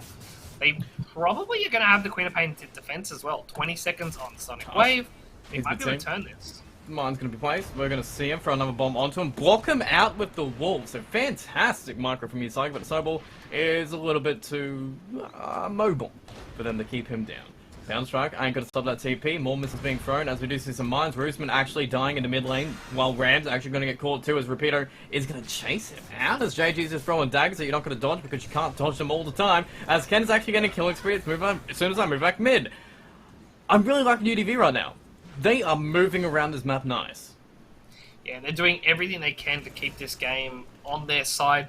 They didn't use the Sonic Wave mid lane either, by the way, so that they have all of their kit to try and get more kills, and they're going to look on Rams. I don't think this is going to work. That's bullying him. He's not hitting creeps if he's trying to dodge this Timbersaw, and even he's scattered out these stacks, but it's going to be very difficult for the Monkey or even the Queen of Pain to take. Maybe Timbersaw can help, but it is going to be slow to invade if they choose to take it. Yeah, I mean, if all 3 of them are there, they could take it. Okay. They could even use the Sonic Wave to commit on that Ancient Stone. Rusman coming down bottom. We have sent Ken top though. We have swapped out our carry role, so we're just focusing on the battlefield for now. And in we go. DD Queen of Pain, Tihi coming in, and Timbersaw of Chakram. They're going to be trying to take it. It's going all right. With Scream being enough damage, Hater's going to be here throwing a few mines. We've got a damage, and Sonic Wave actually be committed for it. Not going to actually take down Big Creeps, but they got most of it. Shapeshift in the river, Inkswell on the walls, and a double stun coming out too. But he should be able to get out, but can we save the Timbersaws as well as Lucifer goes down? Timbersaw gets pulled back into the boat to crush him out, so 2 heroes given up as the Ancient Sack goes down, and that just seems how those trades seem to go. You get some of the Ancients, but you're going to be losing some heroes out of it. Yeah, and the worst part of it is they don't get any of the big ones either, which is where all the gold is. They get a couple of the small ones, but who cares? Rusman comes in and he says, "Thank you, boys. I'll take all the big creeps. I'll take the 2 kills, and they'll even take the bottom tower as well." Things are looking, that's pretty good. And Sonic Wave being used for that means it's not up for 90 more seconds. So that's even more space being given to Rams to finish off that Spirit Vessel, which is now done, so we can start to work and get some charges on it. Yeah, and on the opposite side, JG, they both went defensive items. Like, you've seen the Yule Scepter on Queen of Pain completed. Yeah. It's just make sure someone can tip you in your front. You can deal with the silence. You can find Hated here. Maybe the mines won't blow you up, as Hated will not be able to get a kill. Will not be able to commit suicide as well, as we do take down the techies again. How do you feel about that, by the way? Removing suicide from that spell. It now takes you down to 1 health. Oh, well, I was sad when Pudge couldn't suicide either. Like, it feels like that's just... Or, yeah, well, Batten was a little bit dirty, because you can actually time that pretty easily. But Pudge, you needed a little bit of skill around it. I mean, Techies is probably the easiest one to time, and it took the longest to remove. Yeah. Like, it's half as helpful. Yeah, alright. Well, yeah, I guess. I want it to come back, though. I do want it to come back. Just a little bit extra strategy. Yeah, I think... it made sense for Pudge. I liked Abaddon having the suicide attempts. He hasn't been playable since, but Lucify. Silence, pull back in, not completely perfectly timed, but Rams will come in with the X-Spell. Snowball dodges it though, punch in the air to keep him back. Ken's going to be here too. Wukong's in the middle of the air as T does get the cooldown. Rams dodges the Wukong's, goes into backlines, but so far JG, his Sonic Wave comes off cooldown. The boat will keep them back for now. Yusat will keep him in the air, but it seems like Rams might be able to clean up, or JG will get you first. As Roosman can't TP on out, we do get 2 heroes for 2, but the both supports being traded for 2 cores, and probably even Havinci as well, as Ken will jump from tree to tree as JG will hunt and let him walk away, but both Rams and Roosman going down for that. Going down for just Teehee and Lucify, who are all just setting up these kills for the cause. That's fantastic for UDV. Yeah, and they're doing such a good job. It will be curious to see how they react to Yusaki's Helm of the Overlord, almost completed. I believe he's only 800 away, and they don't really have the tools to kill an Ancient Creep just yet. Depending on which one you get. JG actually doesn't have the tools to really kill a creep yet, because it is very tanky, very strong, and surprisingly, going to survive. At least for a while. There you go. Finally got the money for it, though. Yeah. Sergeant Guy is going to come at a pretty good time. I thought it was... It doesn't scale now? Well, it should be 100, because Helm of the Dominator sets it to 100. Weird. 2 free gold, I guess. As Ember caught, missiled out, Shapeshift being baited. That's pretty good for UDV. They're not really going to get much out of it unless they find something mid, but so far, they're getting as far away as they can, as Inkspell isn't finding anything. So M11 ending up with nothing, going to cool down a massive cooldown, just being waited for 110 seconds. Maybe they can get Lucify, but he's got a TP in 8 seconds. He's got a Snowball, he's got shards, and he's probably just safe. Yeah, and they're not even going to look for him. That's how hidden away he is in the little segment, that little corner. It does mean that the first Helm of the Overlord, they'll have to wait, like you said, 90 seconds for the shapeshift, and they might find Hated here. By might, Mines around him. Well, the mines don't do enough damage to blow you up as you... That's previous sections, though, but another kill. Another kill that UDV are picking up. They're picking up these slow little kills and giving that space, because I believe Battle Fury is done, and Ken, okay. It's been a few patches here, but Ken's going for the classic Battle Fury Ags Rush. Huh.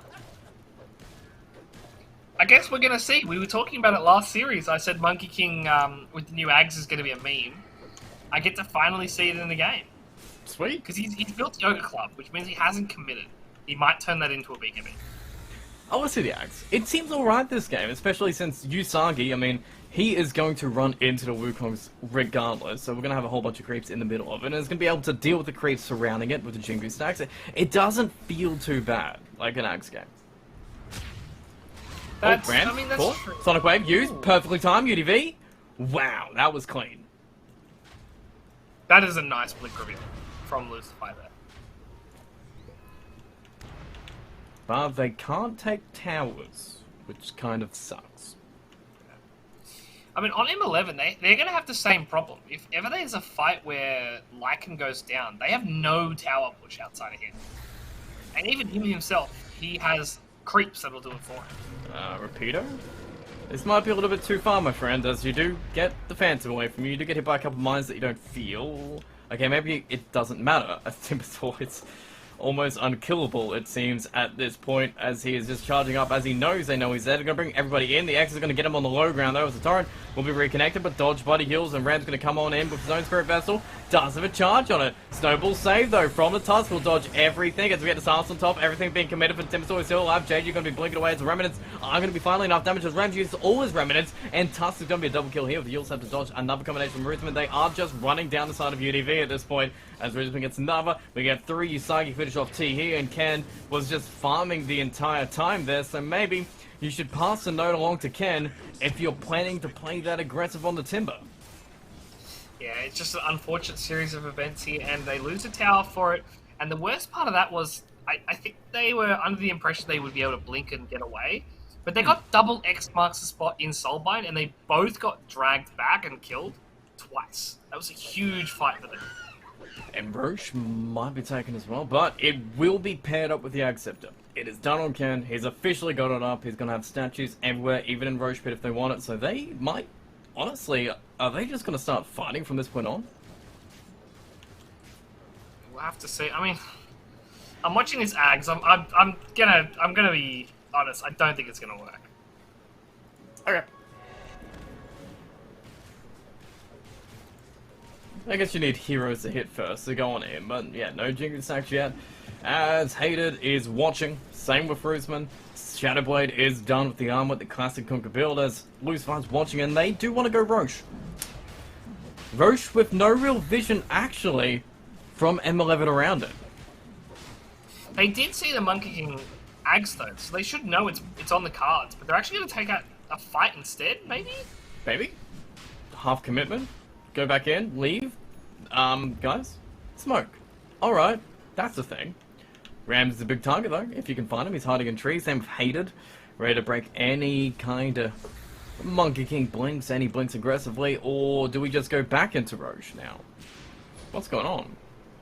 Yeah, I'm concerned that it's taken so long that Yasagi now has creeps here and he's ready to walk into Roche.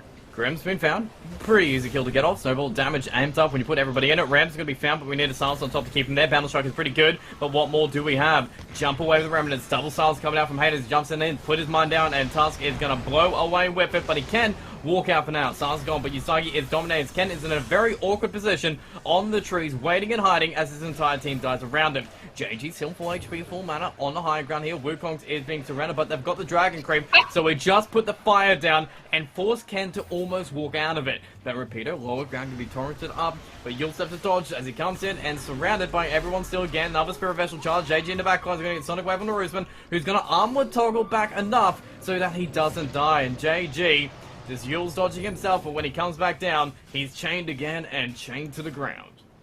Yeah, and now Roshan missing about 20% health is going to be the next target. But Yes. we saw the Monkey King ags get Jingu stacks, True. and it looked to be the most underwhelming thing of all time. Like, they each got 2 stacks. Each little minion got 2 stacks, and none of them got the full Jingu mastery. And what I'm curious by, because like Jingu's decent damage, but Yeah. most of the damage comes from having Jingu and then using Boundless Strike. Obviously, those Wukong soldiers don't have Boundless Strike. Yeah, usually their damage is based on the items that you have to give him damage, and he's only got the Orb of Corrosion Battle Fury, and next is going to be a BKB, so he's not even going to get this, like, the Scani for quite a while. Also, I don't know if it's a tooltip or not. How much damage? I want to see him hit something. I believe his Battle Fury is bugged. I believe his Battle Fury is giving him no damage. Oh. Right. So For just his... show him hitting crit for 140, and he should have more than 140 worth of damage. Oh, Jesus. Okay. That's... I don't know if it's a tooltip bug or an in-game bug. We'll have to... I want to see him hit a hero. Well, like Roosman? No, Roosman gets out. All goes in. Because he has friends. And everybody else runs around it because they know that Roosman is playing aggressive now, so... Rams won't find anyone. Ken's going back to hit creeps again for about 5 more minutes, it seems, but it is given enough space for Boots of Child will be done on Roosman. Usagi has his... Hey, we got Boots of Bearing as we're moving in, but gonna go find JG as we're TPing on these creeps as well to find Queen of Pain so she can't blink away. Pull it on in, Cleave comes out, you'll dodge a little bit of damage. When you come down, the Boots of Bearing will give you the movement speed to chase her. More jump charges, Sonic Wave keeps back, gonna be used. Roosman Rams whiff, one slide, should be able to find it, will not, as we're still chasing. There's Queen of Pain in the trees. As can he do it? Can he predict? Can he get the slide? He sees her. He might go for it. Regen rune going to be popped as we're going to be hiding. We're not moving. We're blinking the other way. But can we? No. Can we stop the TP? No, we cannot, as he does survive and gets on out. Yeah, but even then, they still took the fight they wanted there, making sure UDV can't really get that presence going, and they might even find Rapido here. He's up in the air. Man's waiting. Repeater mid. No, he's good for now. Web's all picked up. Jungle positioning, it seems, from UDV that they're just avoiding. Jumping over the outpost might give away that Ken is in top, but then, yes, also showing will do the same thing. But it seems like UDV wants you to come top, but M11 don't want to do it the way you want them to. They're going to find, actually, JG mid this time. Can he use dodge? No, he can't. They get a nice little burst damage, nice kill. 50 seconds away for the Queen of Pain. And now, they're happy to defend top. Yeah, I mean, they're going to try and defend top. The top tower's only on 100 health right now. Hear that? We're good. Dewarded. Tower saved. Roosman is actually going to find Ken. Cleave. No BKB. Yeah, BKB. Okay, done. Could be it. Run away from Wikongs. No, we're just going to beeline. Get away. We blink. We go. We survive. As currently it's a 2k gold lead to M11. 24 minutes in and straight into an instant smoke. Yeah, I'm seeing bot lane as well. Rapido and the Usagi, the two offlaners, they're just sitting on top of each other right now. No kill potential at all. Except maybe when they are smoke lane, smoke through the mid here. It is scanned. Level 9. That's rough. That is very rough. Well, Lucifer's going to tank the gank. I think he knows what's up. Somebody had to tank it for him, and yeah, okay, cool. We see where M11 is. We have the information now. 40 seconds away for task, and they will push in mid just a little bit, but they're not losing anything too valuable here. As they're going to be careful about the Queen. They're going to get Cleave. They're going to get the missile. They're going to get the damage. Rapido is thinking about it. Just testing the waters here, as we're just going to see mines for vision. Tower's going to be taken as Queen of Pain pulls the wave back, but then Usagi has already prepared the bottom lane for pushing. Yeah, and they're going to take a tier 2 here. I wonder if they go high ground. A minute left on Aegis. Why not? And they are quite strong right now. I don't see a way of losing this team fight unless they dive the Wukong's command. Well, mine's going to be placed, a little bit of damage, and that's it. Ken isn't interested either. He wants to finish off that tower, finally.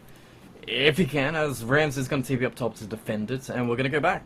They force M11 back, at least for now. Got to 9 their tier 2 tower. The outpost is going to be open for them, and JG, I guess we're just waiting until we get that BKB on the Queen of Pain so she can't be like comboed again like that. That is true. I mean, quite a while away. It's for JG, Kaya Sanj, no BKB. But this is just a farming Aegis here. I'm surprised that M11 didn't really look for anything. They just kind of pushed the bottom tower, and they were happy with that. They called it a Do day. we want to go for Kunkka? Did we get the timing correct to keep him in there? Okay, bounce strike damage going to come in. Sonic Wave comes out. BKB pop, the Aegis is gone. He doesn't get the regen out of it. He's running out of Wukongs. He's going to armor toggle his way to safety as he can Shadow Blade and run away, but we're going back on him. Usagi pop the shape. He's going to be trying to find someone. Ken is still looking to find. Okay, he's got Roosman. He's good. He's golden. But right now, Rapido is getting punished as he Lotus Orb himself. Going to come down, dodge the stun, but the Yule Scepter isn't going to be enough to keep him alive. So in Kunkka, their target is dead. It costs them 3 heroes to get it. JG is going to try and make it a better trade as Lucifer's going to buy back. Ken's going to jump in, slow down to get the supports here if they can. But the Inkspell isn't going to hit Ken yet. His Boundless Strike is going to hit Havinci as we've got the sacks, we've got the damage, we've got the kill. As Usagi Shapeshift is done, moving on in, trying to get the creeps out, blink away from the task, but he's going to be found by Rams. But it's a Yules from JG that might be enough to save it. Punch in the air as it's his last breath going down as Ken doesn't have Boundless Strike and we have no way to cancel TP yet as he just gets out on the last second as the Boundless Strike is a little bit too late to keep him there. Yeah, it is a shame there, but it's still a good fight from M11. Like, they managed to keep Roosman alive for far too long in that situation. He's a tanky ball. Armor Toggling is way too good a skill, especially against Wukongs. Yeah, I mean, again, this Ags just doesn't do anything. Like, we saw that in that fight, that there's all these Wukongs on the floor, and he managed to armor toggle through them, and Usagi manages just to run through them anyway. They found JG? Nope. Maybe. Yules being held for now, blink away, silence, cool, fantastic, but that's still a lot of damage, and I guess that's a few less charges for Rams now. He's down to, okay, 5 charges. He's got plenty to go, and an Ag Scepter coming up shortly. Yeah, I think the Ags is going to be a big timing for them. It means that he's going to be able to get on the back line. He's going to be able to burst them so much quicker. Usagi's got a bit of a different build, though. I love the boots of bearing. They're coming in super handy, but he's also rushing a sheep stick as well for more disable. Again, his boots of bearing tooltip looks broken as well. Look at his movement speed. 65 extra movement speed. He has 315 movement speed. Yeah. That's not right. Am I going insane? Like, are all these tooltips broken, or are these items just not working properly? He looks like he's moving faster than 315. Yeah. Like, my big question mark is, like, Ken doesn't look like he's doing more damage. That's true.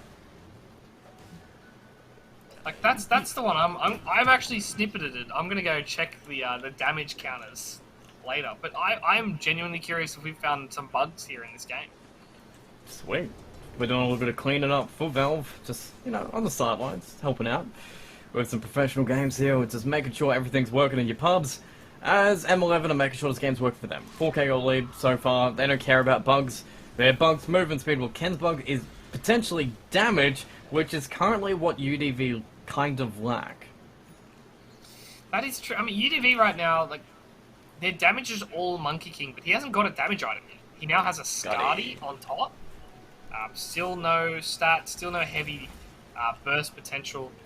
M11, like, these fights should be quite comfortable for them if they are able to Jump, Dust comes out, Spider Legs coming in handy, you know, but now he's going to be there, Sun's coming out to get the Wukong's back, the Ram's going to go on in, get in the half HP, as the Lotus going to pop the sheep stick on both of them, as a snowball save will be good enough to keep him in the fight, but for how long? We've got the blast coming out, Havinci's already going to kill Repeater, Whisper is gone out of here, but he does his job as a Wukong's. Everyone just leaves Ken by himself and goes after everybody else. TE in the trees will be seen, but he will be able to get on out, but nobody cares about the Monkey King. Yeah, I mean, it's hard to kill him, that's for sure, but it's also just impossible for him to actually get into the fights. As soon as he pops that ulti, you see, Isagi, Rams, they're so mobile, they just avoid him, and Rusman, he's got the BKB, he can just walk through it, and they found someone... Oh, no, no, no! Oh, he just... That's not what you want. No, not the entire team just jumping on you, blowing you, and see, he is... His defense is sending out missiles and spinning around in circles. Buyback coming out. Rand's gonna be caught. Scream comes out. Punch comes in. Rand's dead. Alright, cool. That's fantastic. That's 1,000 gold going back. The punch going to keep Rusman in the air. Going to be spun up with the Yield Scepter as well. Again, they get the full way through though. Jumping in. BKB's pop TP out instantly after. No way to cancel that TP, but they can search for support trying to... Oh, so close. With less than 1 second hesitation, he could have got that. Yeah, unfortunately not able to do that. The big thing I want to point out is Roshan is up right now, and both teams should know it's been the maximum amount of time, and you can see Ken jumping in as the creep dies. So Ken should know that they is he going to look for it? No, he wants top. He wants farm. He wants, I don't know, to make sure. I guess that tier 1 tower can't be pressured while they're doing Roche. Yeah, and M11 know now. Is in there. Ward Vision's going to catch out anybody who defends it, but they kind of need Tusk. They kind of need to do this faster. But Wolves are slowly going to give the information back. The Sentry's going to come in. Roostman's going to be there as well. The Torrent to make it down. Slowed as Tag Team just going to be pumped on up and need more physical damage, but it's only down to half HP at this point. A level 25 Monkey can go pop that Wukong to keep everybody else just so they can get this Aegis, just so they can get the second life, but the boats, the torrents keep down Timber, but the Snowball will dodge that damage. Roche will be taken, Monkey King will get it, Hater goes in, puts an E-Blade on himself, can run away, but JG is working the backlines. Teehee will not be saved. Rams is TPing on the Aegis creep and needs to run away, gets the stance as Ember comes in, but everybody else should be getting out. Nobody should be caught unless Lucifer does... No, he's good. He's in the trees. He's fine to run, so we're losing Teehee, but we are getting the crucial Aegis on our Monkey King. And that is true. I mean, losing a support for an Aegis is honestly worth it. You're just trading a support's life to give 2 carry lives, and they're starting to get damaged now. Like, you could see Ken's ulti.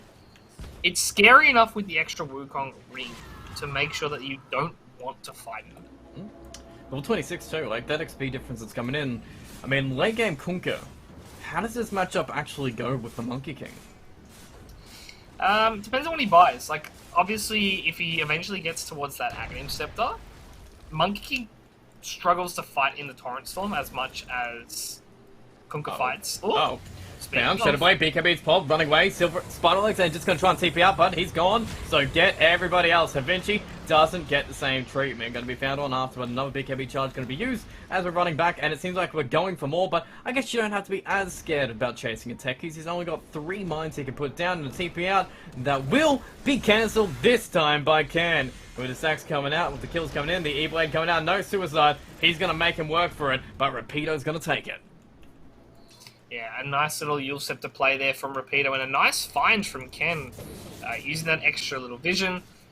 He went the level 10 talent with the vision, by the way, so it's slowly starting to pay off in these engagements.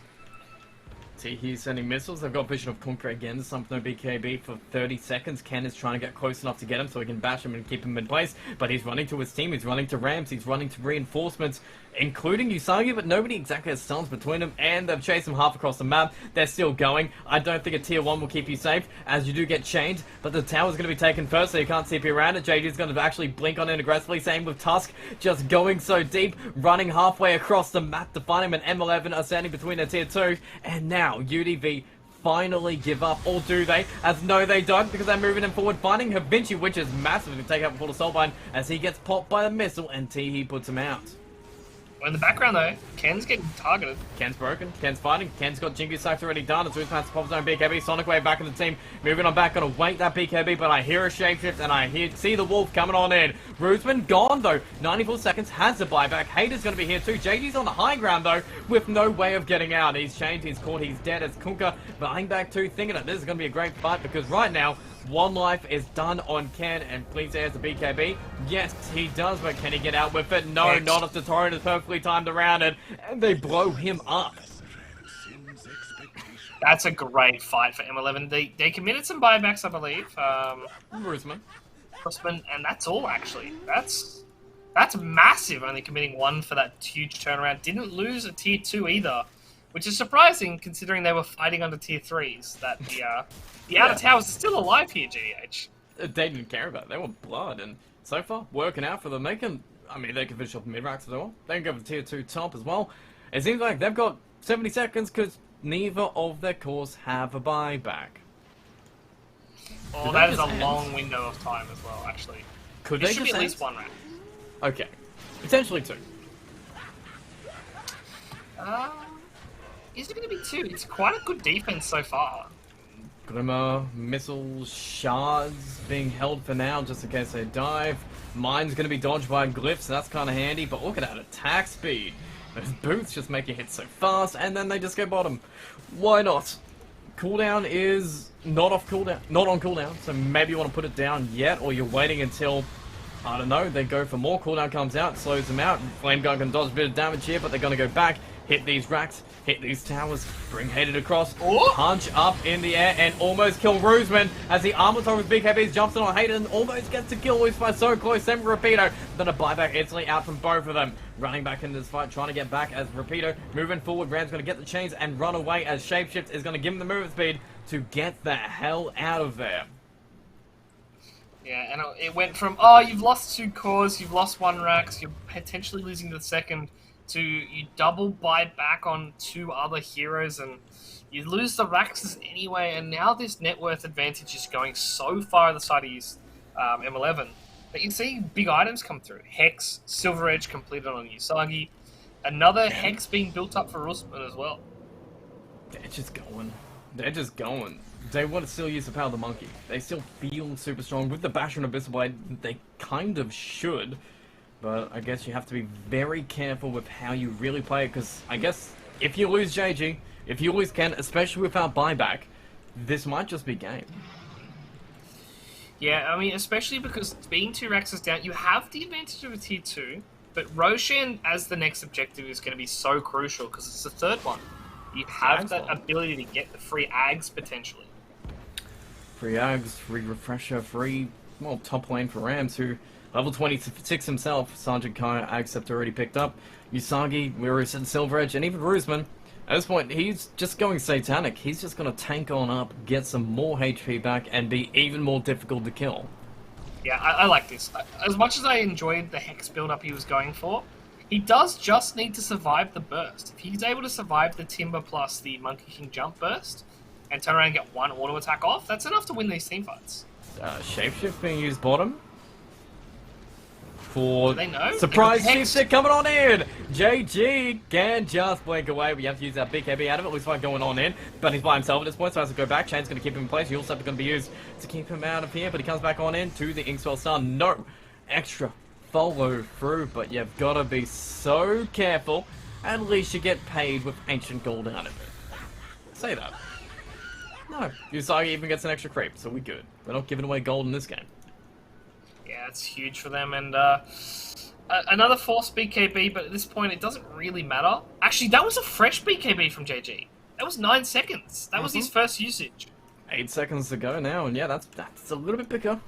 As we still got 36 seconds away from it, but maybe that means we play a little bit defensive, but I think we know Roche may respawn soon. We may find a Timbersaw here. The break's not going to be done. It's Rizman going to come on in. Maybe we move forward. Ken pops his own BKB, but gets the Abyssal Blade onto Ramsey. Punch in the edge, trying to wait out that BKB and slow him down. He does get to the lower ground, but JG in the back line is going to find Rizman. Own BKB. Poppo is going to come in. Whisper does take up the damage on the Wukong. It's got to keep him in. Hayden jumps into it. So we're going to dodge it, but they need some more control to keep Rizman in place. He's already killed the Tusk, but they just need Ken to do damage, and they've got it. 124 seconds. He's out of it. Hayden just going to get found. Glimmercape going to keep alive for now, but they just need to wait a couple more seconds, and he will show. But Ken is wasting some time here as Usagi doing his own thing. Bottom line here, just going to get pressure on T. He's going to get a cooldown just before he dies, as his own Silver Edge will make him invincible. They got the sentry down to get some dust off, and they've got some kills. 99 seconds, dust for buyback. Rams actually going to get caught here as JG is doing so much work, and Hayden, he stayed around.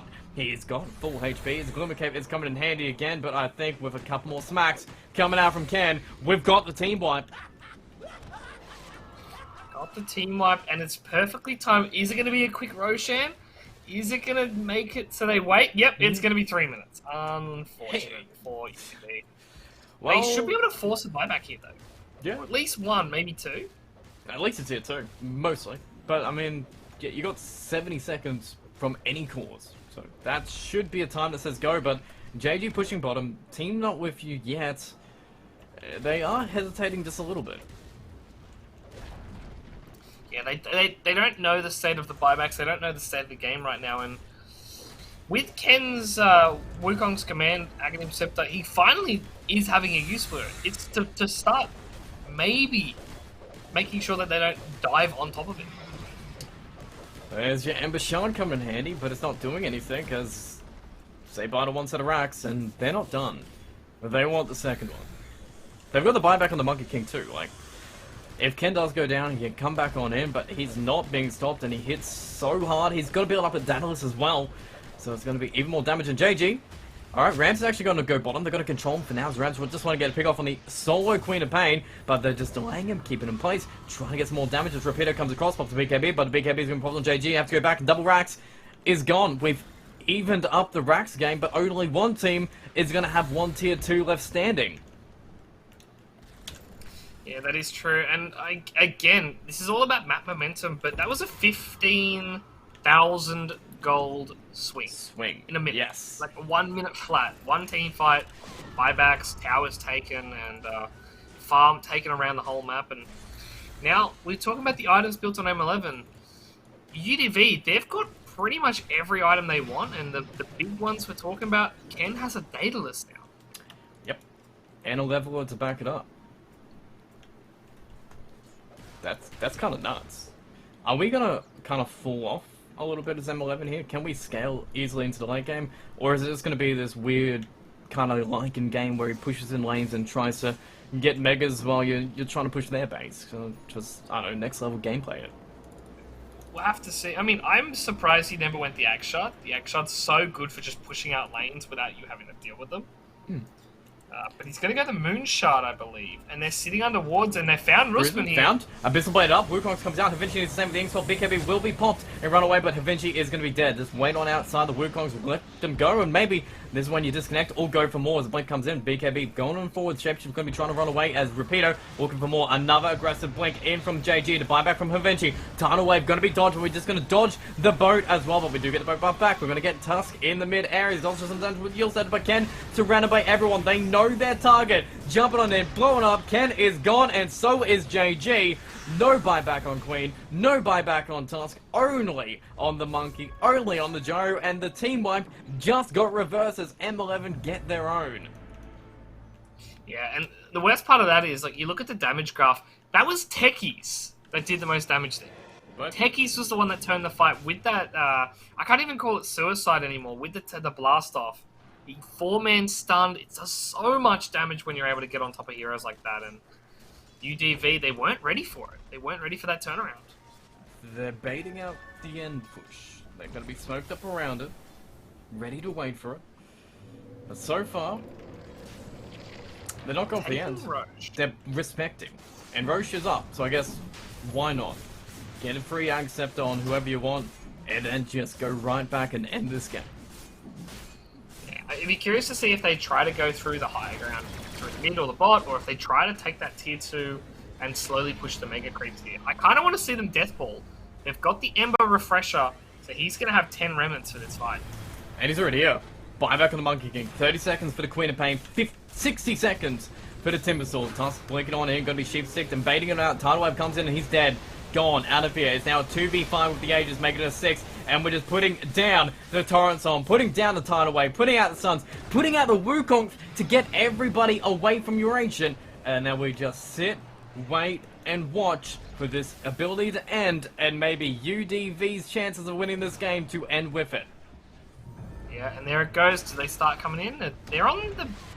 Can they just deathball the Ancient? Tusk, moving on forward. There is no towers. There is an exposed Ancient as we get a double soulbind. The BKB's pop, but they are chained together, and Snowball needs to break that soulbind so Queen of Pain can get out. Leash for now, moving forward. Just going to get a punch back. We need some more physical damage. We've got the E-Blade coming back. New Sonic getting very low. So Ken is working it. He needs some more Jingle Sack. Sonic Wave is working out, but Rams very low himself. Dodges some damage. Many Rams has got, but the Aegis is gone. He will be back. Kunkka is actually dead, so Rams needs to do everything. He's going back on T. He's trying to get out, so he can't for it. His game is JG is going to find Hated, and they're going to let the Ember live for now. But UDV are still in this game, and they are still looking for more. Yeah, and they do need to look for more. You look at the top lane, you see them not defending. But I'm curious now, like M11, where they're going to go for the high ground. Are UDV going to push the tempo? We've seen most of this game they've been playing quite reactionary.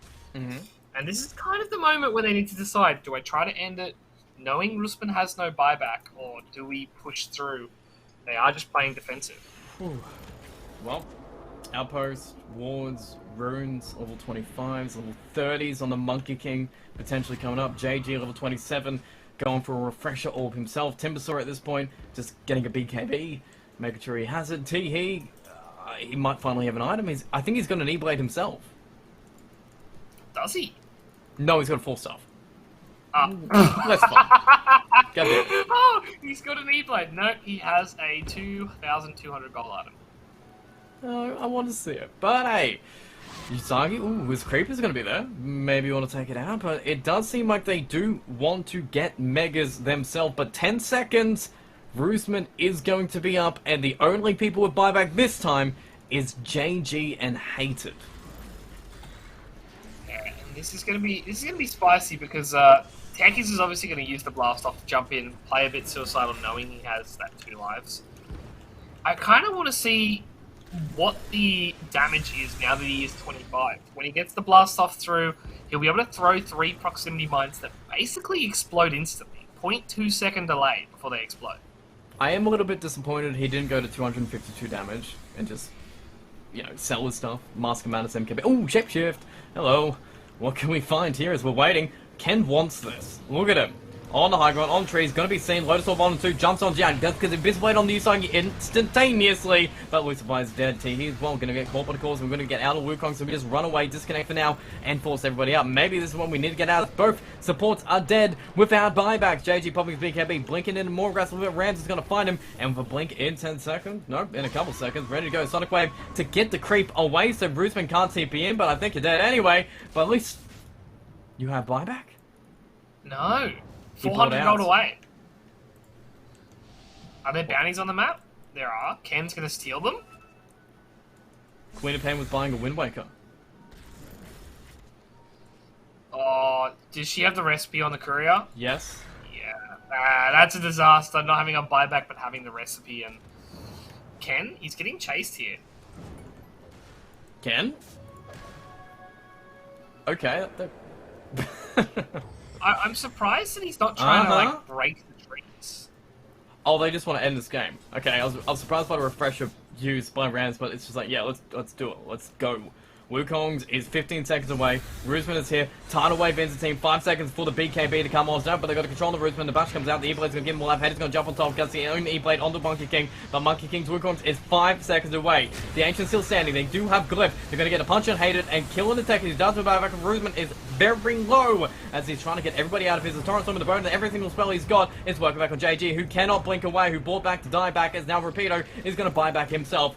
Ken in the middle, holding his ult, knowing that's the way to keep him in the game, but the Inkshot is going to land, the BKB is going to fuse, and no, he's going to dodge it, but he's in the middle, the fire still chained in place, and Usagi looking for his opening, but his shapeshift is done. Spirit Vessel purged instantly by the neutral item, as now Rapido is just acting as a big old wall as Lucifer finds his opening, but we're going to be dodging that damage again with the X and keep him back, and now Lucifer's going to be careful as the Wukong will be placed on out, but they need to keep him on in, as Usagi gets E-bladed, but he's going to be moving slow to try and get on out. The damage, not enough. He gets the boots of bearing ready to go, but the Wukong is keeping everybody up, and they get pulled on out of the Wukong, and the BKB having to pop defensively a little too late, so Wukong is out of here, and Ken just needs his physical damage. Roosman moving forward, they're going to get Rapido for the dieback, 80 seconds away for the Queen of Pain, but nobody yet is hitting the Ancient. Pulling back into the Monkey King, Tidal Wave perfectly timed, knowing the Monkey King can only jump off after, but we've got Slight, we've got damage, we've got an Ancient that is open and ready to go, but can we pop the Glyph? Can we wait out long enough? Do we just bait it out as the punch comes in, the Snowball comes in, the boat is back off cooldown somehow as well, as the Soulbind is going to chain them two together, as the Tidal Wave is way too much for Ken, as GG is finally gold, and M11 do it. 33, 52, 50-minute game, but M11 put it in the bag. Yeah, it took them so long to manage to do that, and their lineup didn't really lead to this late game, but they were able to play as such a strong 5-man unit. And unfortunately for UDV, their perfect run is going to end for today, but it is only game 1, unfortunately for them. What? Okay, you can feel it in them right now. This is their third game coming in. They know they almost had that game too. It was so close to the wire. It's an impressive effort that they were able to push M11 so hard this game. Yeah, I mean, at the end of the day, like, we're going to chalk this up to an M11 victory, but for UDV, they shouldn't be too sad about this game. I think they played incredibly well. Yeah. A few things went wrong in the mid-game, maybe a couple of itemizations a bit too early. Ken not able to farm as fast as he probably wanted to with that Aghanim Scepter. But at the end of the day, they might just bring it back for game 2, and they might just find a way to win this one and tie it up. Yeah, I'm excited to see exactly how it goes, and the only thing keeping us between us and game 2 is the break that we're going to cut to.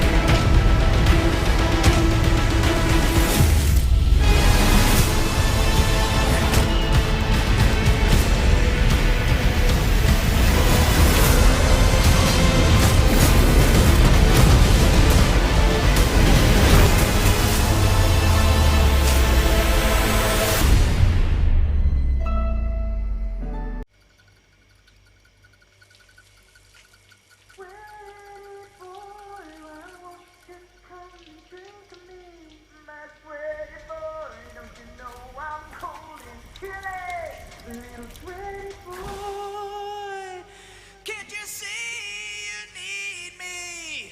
Sweaty boy. Sweaty boy.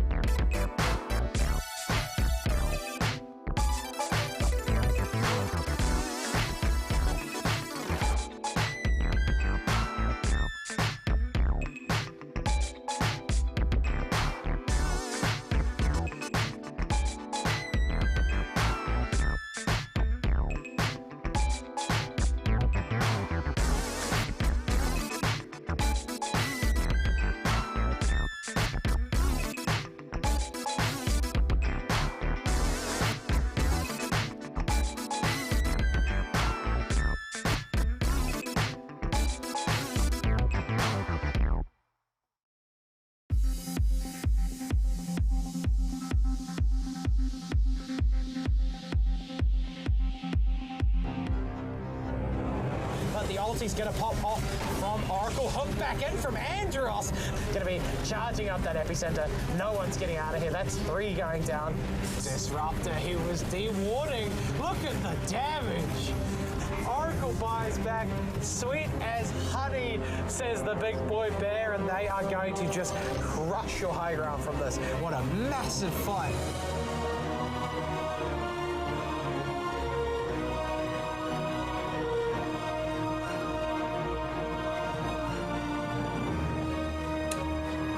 UDV almost had a clean day today. All wins coming up. The only thing stopping them was Team M11 in such a close game 1 here. Both teams had advantages. Both teams had chances to close out the game, but the team that in the end did it was M11. But man, it could have gone the other way so easily.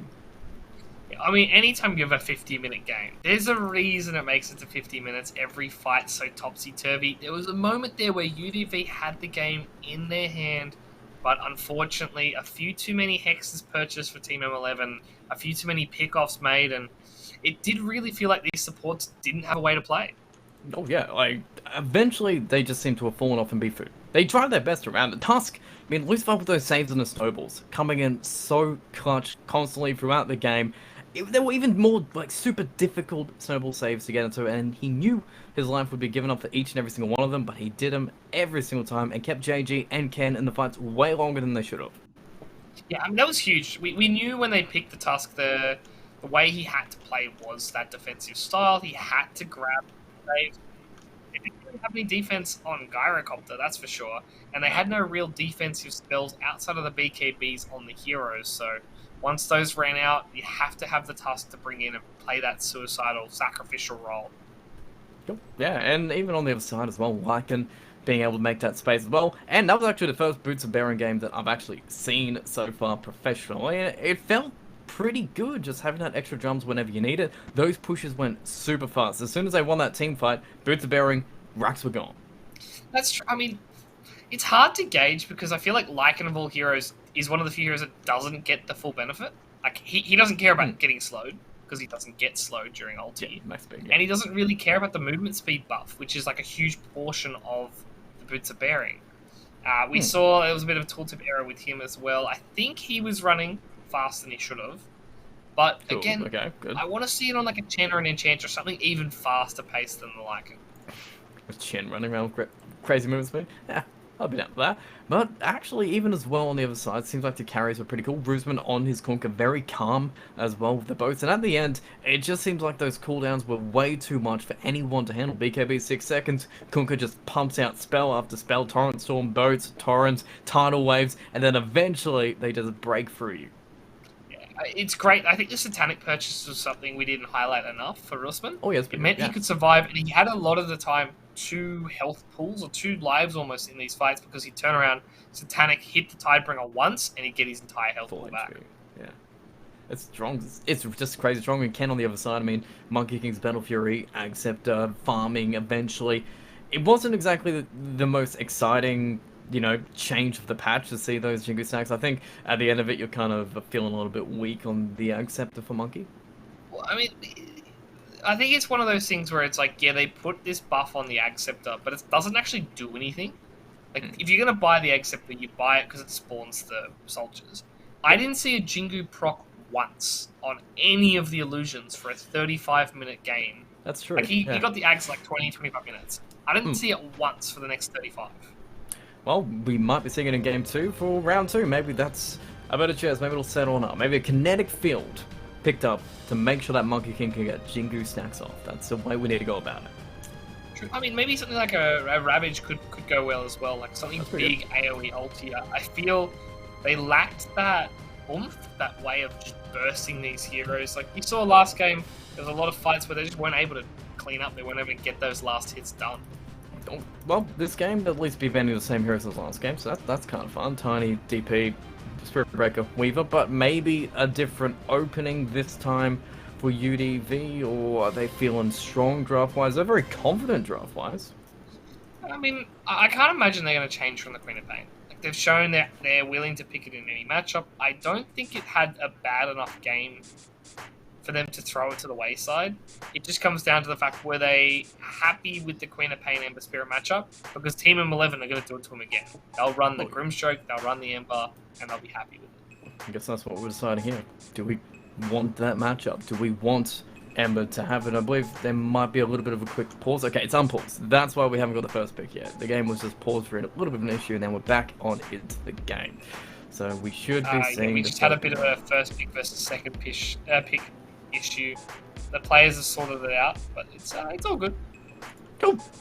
Best players to sort out. Easy. For Team 11 though, do you like the Grimstroke opening as well? Was that strong enough? Was eventually just dominant on it? It's still flexible as a pick. It's hard to gauge. They go with a Bane instead for UDV, but the Grimstroke, I feel like he did his job by just getting the ultimate and getting the ink spell down, but he was the target in these team fights. it's hard to gauge someone's value when your value is to throw one spell then die, which effectively what he did. Which is effectively sometimes Bane as well. He wants the Fiend's Grip, then he dies. Yeah, get the Nightmare save, get the Fiend's Grip, hope for the best, and it will mean that M11 have a lot more options here. They go back for the techies though.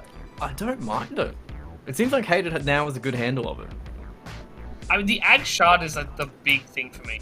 The fact that it can now stun, does so much damage, and it means that because it stuns, you can drop the mines on top of yourself. You can drop 3 in a big circle around you. I kind of like the new techies. And followed up with Kunkka. Team fight. Sure. Yeah. Do you like his build as well? It's the, 2 nulls, boots into E-Blade. Yeah, I think the E-Blade's definitely the item, because A means they can't kill your mines, and B, slow, and C, obviously, amp damage. It means that he could burst people himself. Well, right now he's going to be trying to burst the Queen of Pain, as we know, and the Kunkka as well, which still has that flex for Usagi. We've got to remember that M11 still do like to play the off-lane, even if the safe lane is the preference here. They can just keep it flexible, depending on what the matchup is. Yeah, or mid lane too, as well. Yeah. Whenever you have that flex, it's always great. We saw Rusman play it last game. I don't know if he wants to run it back, the Kunkka. Not the most fun hero to play. I always remember M11 loved the Usagi Kunkka more than anything. And now that Usagi's not got the Lycan, I don't know if he'll pick Beast instead, which is like a comparable hero. But he definitely could run that off-lane Kunkka, pick some carries, and play some fast-paced Dota. Yeah. I'm down for that. Grimstroke going, Monkey King going as well, Medusa going, so we're going to have something different from Ken as well. Morphling is still in the pool, but it seems that does seem a little bit scary against both Kunkka and techies here, but maybe if you have a good setup for it, a good combination for it, you could get it done. That's true. It's always hard to gauge when you have Team M11 pick these massive teamfight heroes to start us off. For UDV, it's always a fear that you can pick a squishy carry, because a POS 4, POS 5 that aren't super mobile. You're just going to get picked off and die. And it means that M11, they could draft and double down. They could draft for the late game, which we saw they struggled with in game number 1. Yeah. So maybe we need to secure those little things. Tusk kind of felt like it was very comfortable against both the Kunkka and the techies here. It could just be... You could be able to just go right back and pick that Tusk again. That's true. I think Tusk Bane would work as well. Again, you don't want both your supports to do the same thing a lot of the time, because it means your cores have to pick up a lot of the slack.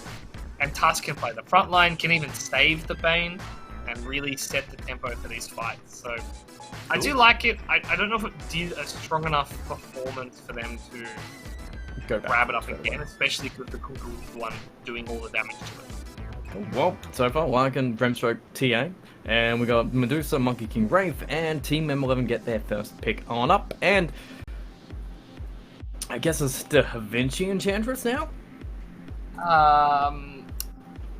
Could it be a Usagi? Could it be a Rams? No, I think you're right. I think it's a POS 4 Enchantress, and we've seen the power of the Enchantress. It's scary. I think this is going to be a hero that gets picked up a lot once people start to figure it out. Cool. Well, hopefully UDV have figured it out, because they've got to run into it, they've got to be very quick around it, and maybe that's when we need that mobility back we're talking about. Maybe not Tusk, maybe just something that can just respond to this obvious aggression that Enchantress is going to bring. Yeah, I mean, it's true. I mean, what can you get that actually cleans the creeps up? I used to like the old... They pick Enchantress, you pick Doom or Chen, and you grab his creeps backwards and just like play a game of catch with the creeps. They go Tusk Luna though. That's very quick. And I mean, eventually, like, Luna will be able to outfarm both Enchantress. It seems like a much better, easier matchup to kind of work here, and with the tag team buff it up, but Ooh. Forgot about that one. TB. That's pretty good. TB into Luna's usually pretty good, because you get the reflection of the Luna. I don't love it into Fiend's Grip or Sonic Wave though. Both are very good damage, pure, able to burst him down quite quickly. I guess the other thing as well is UDV, they don't have flexibility in their final pick here. Really, kind of just needs to be that offlane for Rapido. And M11, they could still play that offlane Kunkka, the mid lane Kunkka. They can decide which way they need to go depending on what the last pick is. That's true. I mean, the side for UDV is like the big benefit they have. Yes, they need an offlane, but the offlane pool has been relatively untouched. The only ones that have been banned are really the Spirit Breaker and now the Mars, now the Bloodseeker. It's going to start to speed up because they're targeting offlanes on both sides. So I'm feeling Pango just whenever I see a Bloodseeker banned. Could be. Could you run the Pango into TB? Are you scared? It definitely could work. I think you'd need to get a very early blink. I think you'd need a Lotus Orb, and you'd probably need the Ags at some point if you go the Pango. Cool. Well, I mean, if the game's going to go 50 minutes again, I'm sure he's going to have time to get it. But M11, they're, yeah, just targeting offlane. Mars first on up, and I guess... Okay. Yeah. Centaur is still there. No one's touched Centaur, really. I am surprised. You keep saying it, and it seems like it should be good. One of my favourite heroes. I don't know if it's that good. Ooh, Pango is out, though, so maybe it is then. There's always the Axe that has been getting picked up a lot. It's got a pretty abysmal win rate. Sand King. I think I think. A little bit disappointing, but I mean, it's Sand King. Epicenter stuns, easy to go. Pretty good lane against the TB. Overall, dealing with illusions and just surviving it. Yeah, it's pretty good in all situations for TB because it's all magic. It has a pretty natural Lotus Orb build-up. It has an invis. It has that blink stun that you need. I like the Senki. My one issue with it is if he's initiating, how does he ever get his epicenter? And if he's not initiating, who is? Tusk, I guess, but he needs that blink, he needs those abilities. And it's into a Techies and Enchantress. That, on the other end of it, those supports as well, don't exactly have the easiest stun combos between them, and Bane as Nightmare, Tusk as Noble, Shard, Punch, there's a lot more control on the side of UDV than there is on Team M11. That is true. I mean, they do have the Kunkka, they do have the Techies, like it's not the end of the world. As far as lockdown's concerned, and they still have their last pick, which is probably going to be their offlane. I think you'd be happy to run the Kunkka into Queen of Pain mid. Cool. Well, I mean, offlane against the Luna here has the pressure up, and now the Sand King, the epicenter, so we could with Tidehunter there. Beast is still in the pool, right? Beast is still in the pool, yeah. With Enchantress, that's a really quick pushing lineup too. Yeah, also attack speed for TB, Raw that pierces BKB, which is going to be what Luna needs to rely on. I think Beastmaster might be the pick here, but they could go offlane Kunkka and play Void Spirit, for instance. Sweet, seems cool. Slaughter? Thinking outside the box? I don't know about Slaughter. I don't know if he's good or bad. He got a buff. He got a really nice corrosive haze upgrade.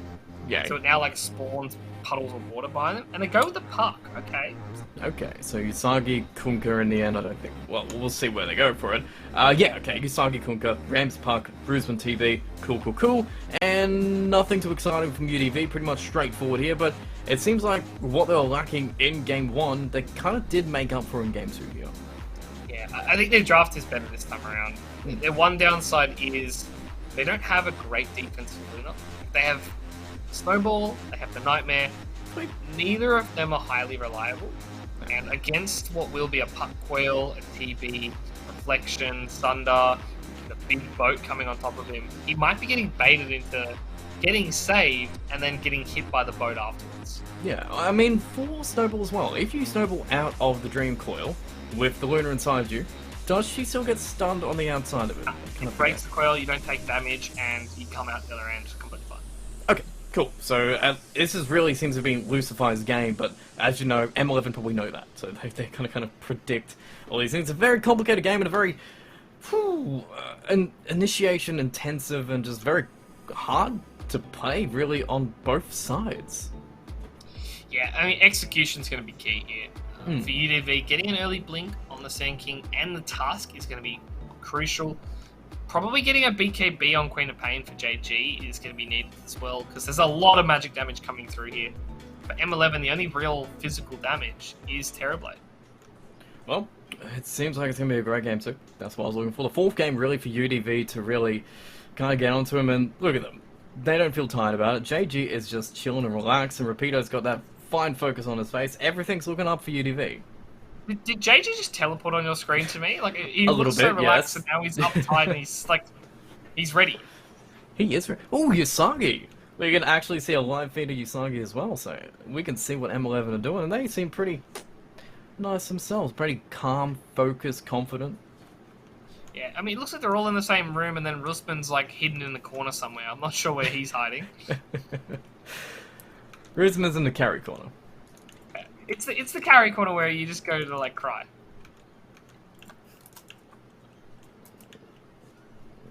Well, I'm kind of excited to see how it goes. It's the last game for today as well. 4 games so far for UDV, as they have been marathoning it through, so credit to them. They haven't felt like they've been tired. They've been playing as really intensive Dota as well. Ken has been on point, and JG as well. All games here. Very high level Dota, just keep on up with. Yeah, I mean, this is exceptional when you have 3 games in a row and you still maintain that ridiculously high caliber, like you said. And they're going to have to do it 6 times today. This is going to be the 4th, and I'm curious to see if there's ever going to be a breaking point. If they start to lose this game early, that might be the reason why they start to collapse and get a bit angry with each other. This is going to be a couple hours in a row talking about Dota the whole time. Oh, yeah, it might be team meeting, but so far it might be a good team meeting. It's like, holy crap, we got 3 games straight, we've got so much points already, but it all is going to come down to laning stage. It's all going to come down to it. And Luna, I mean, very strong laner. I guess Sand King is annoying, but... Well, no, sorry, I mean, Kunkka is annoying, but Luna, out of all the heroes, isn't exactly going to care too much about it. Yeah, is the Luna going to be enough? That's the question. That's the $1 million question for the side of UDV, and I wonder what he's going to go, because we've seen the Ags build happen every so often. The new Ags shard is quite strong, and I don't know if that's going to be the go, but the level 20 talent's going to be the real signifying point for me. Do you go Lucent Beam damage, or do you go the extra global night vision and try to play like a Night Stalker-esque build? Potentially, we'll see. I guess the other side as well, TE's not playing Gyrocopter this time. It's Bane. It's a much more standard position 5. Probably going to be much easier to play against the techies as well, to keep him from having any effect in the lane. Even with Nightmare to stop that jump if you're on top of him the entire game. So this might be an easier lane overall for Ken. That's true. I mean, you look at it and you're like, well, how do they actually kill you? And realistically, the way they kill you is you make a mistake. However, I mean, whenever you have a techies, mistakes happen. Like, that's just how it goes.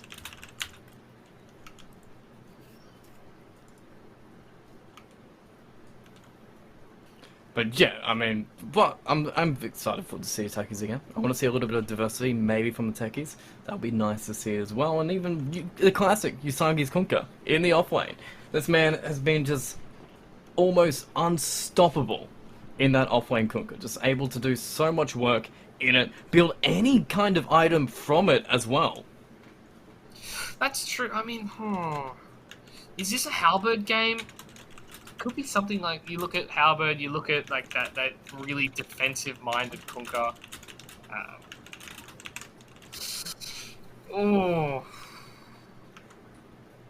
don't know. Maybe it's an Ags for the Kunkka. Like, there's so many items you could go here.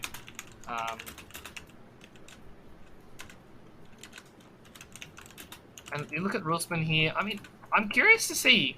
Like, they're all having a laugh right now. There's a few tech issues. I'm not sure if you were part of it, GTH, but everyone just disconnected. I feel like bar me.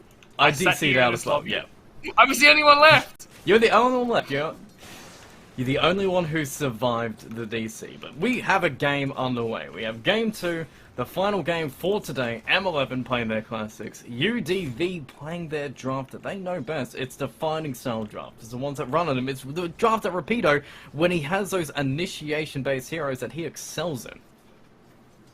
That's true. I mean, it's going to be a curious thing. Like, how much do you initiate as Lucifer is already getting bullied to TP back.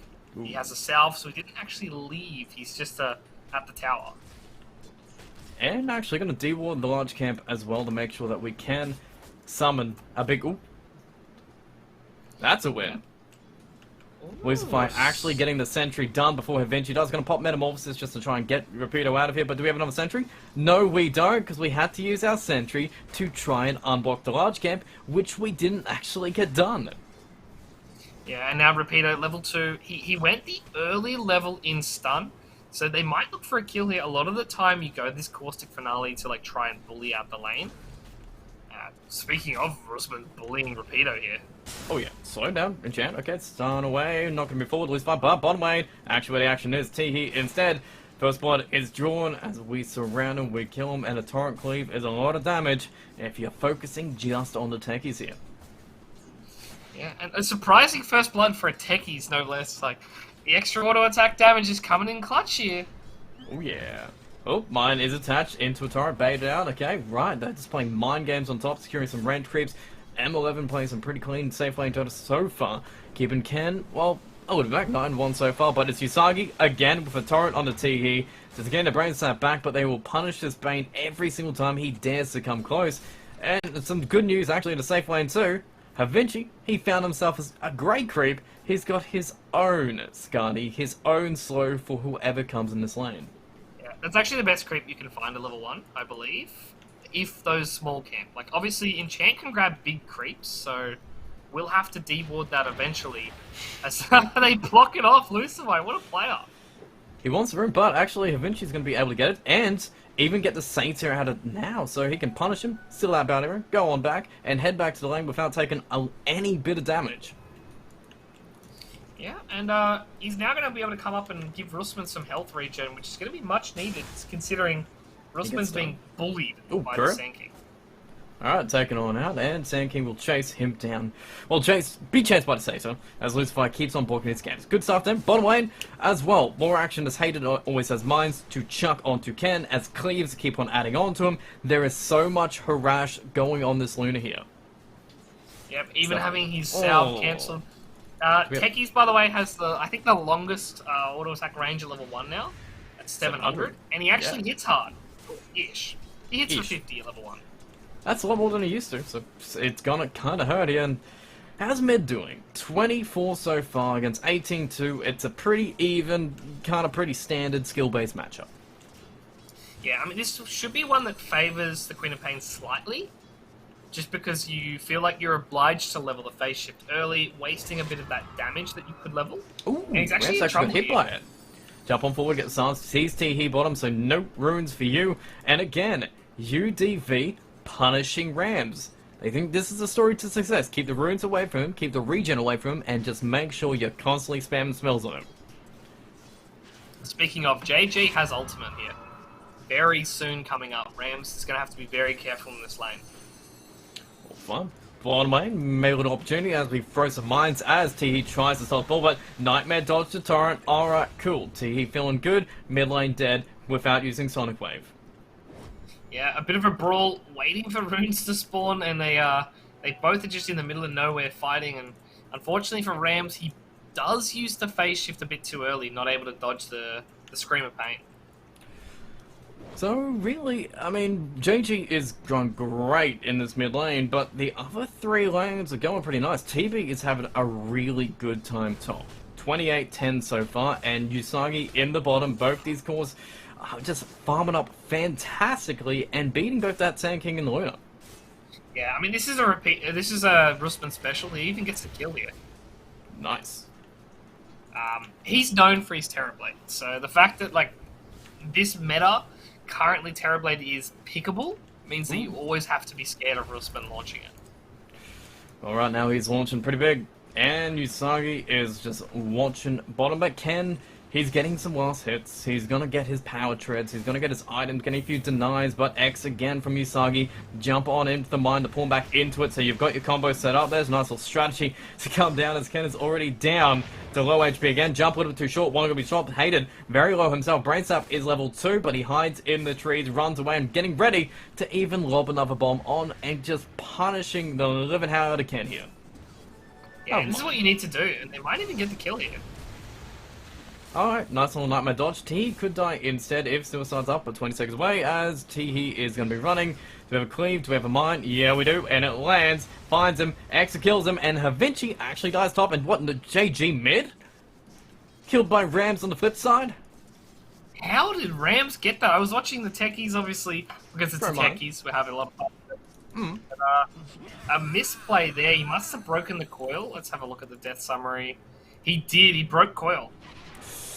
Oy, well, he won't do that twice. The Sonic Wave being used defensively as well, but bottom lane, it looks like Wishfire wants to fight. Usagi under the tower, level 3, so 2 points of tag team, well, 1 point tag team, 1 point of shards, and a Brain Sap is way too much damage for Usagi to handle, so rotating around this Tusk is alleviating a little bit of pain, but speaking of rotations, we have got Havinci coming in. He's got himself the Ogre Bruiser. That stun is really hard to land. Oh man, and Havinci, he's going to have to run on out there learning that this has one hell of a channel time.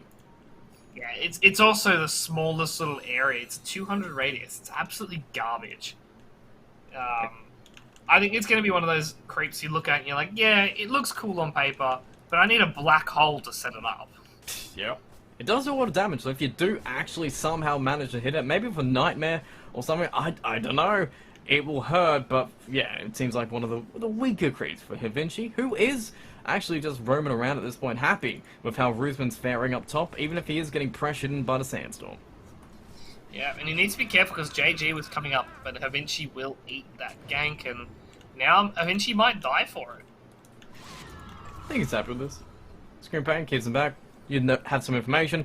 Roosman very low, but not dying. As Rapido, though, as there's a 1v1 matchup, this one, he's just going to cut the wave back, use that Vanguard. He has reduced that damage, and in the river, we're going to get a Dream Call off. Hater jumping on in. He's going to be dead with one orb flying right through him, as Lucifer could not do a thing to save him, as Rams is picking up some nice, sweet, easy kills. Yeah, and Rams is going to need to do a lot of work here. Like, Roosman, he's not going to come to these fights. He's not going to get involved for quite some time. So, you're going to have Usagi, you're going to have Rams. They're the ones that are rotating around. And thankfully, Rams is having a good time because he's going to go the Witchblade and try and take some aggressive kills here. Havinci running, finding Ken. Ken getting forced out of the jungle. Really just shutting down his farming again. And then they just head back mid. Like, alright, cool. That's not going to be a kill, but he's not hitting creeps. That's a win in itself. That is true. I mean, does Teehee get enough farm here to get to 6 pre-10 minutes is the question. Like, 2 more waves. They might even need to have him TP mid lane because they're losing this tower really quickly. And More look what Enchantress has done. It's the damage. Oh, man. Moving forward. Good damage. Force is actually... Oh, skeletons! Alright, damage amp that troll to take that tower. That's a 9-minute tower. That's great. Yeah, it's a shame you didn't get to keep it longer, though, that troll summoner, because obviously you need it sets on sets on sets of skeletons to spawn. But he's grabbed another one. Oh, no. Oh, it's got skeletons on cooldown, though, so you gotta wait 9 seconds to go for it. But yeah, with the techies, with the troll, and I guess kind of with a Kunkka, these guys push super fast. Yeah, and they just need to wait. It's already +9, and it's going to be +18 when they push here. And I don't know. I think this is one of those things you look at. If an Enchantress can do this much damage this quickly, there's something going awry. Yeah, the numbers might be a little bit funky here, but Rapido will be here to defend, and hopefully we don't have sentries. We do have Dance, but it's in our backpack, and skeletons have been resummoned. We have skeletons coming out, Usagi cancelling his own TP because he sees Rapido is staying there, and they do bait out at least a bit of a stun. Went out the Sand King's time, but it is just forcing the Sand King around the map, but they do get hated out of it as well, so even JG, he's getting a little bit of payment as Rams comes up, but he will not get any kills out of it. I mean, Rams even using the coil in that top lane as well to not get any kills. It's a pretty big timing now because he's just going to have to farm.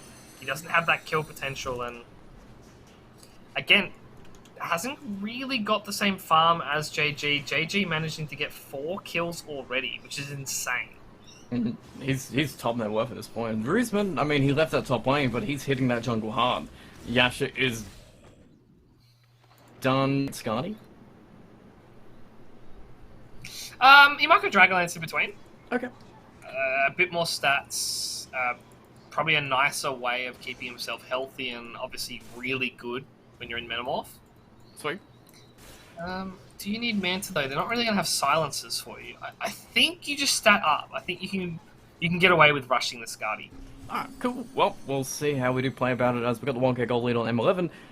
Right now, UDV, they are trying to farm back on Ken to get his own Dragonlance so we can keep that XP up. And Rabito, he's got a Blink Dagger and about 2,000 gold. And Usagi hasn't really felt much, but he's building a hood. He seems to be building aura items and just safely farming bottom lane without really, it seems like, being able to be killed.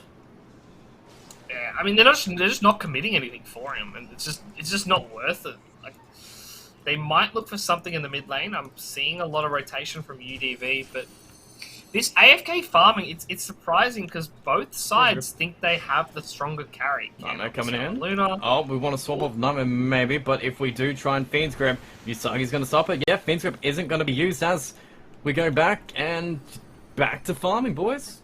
We tried. We failed. So we're going to go back and hit some creeps. And Invis on JG.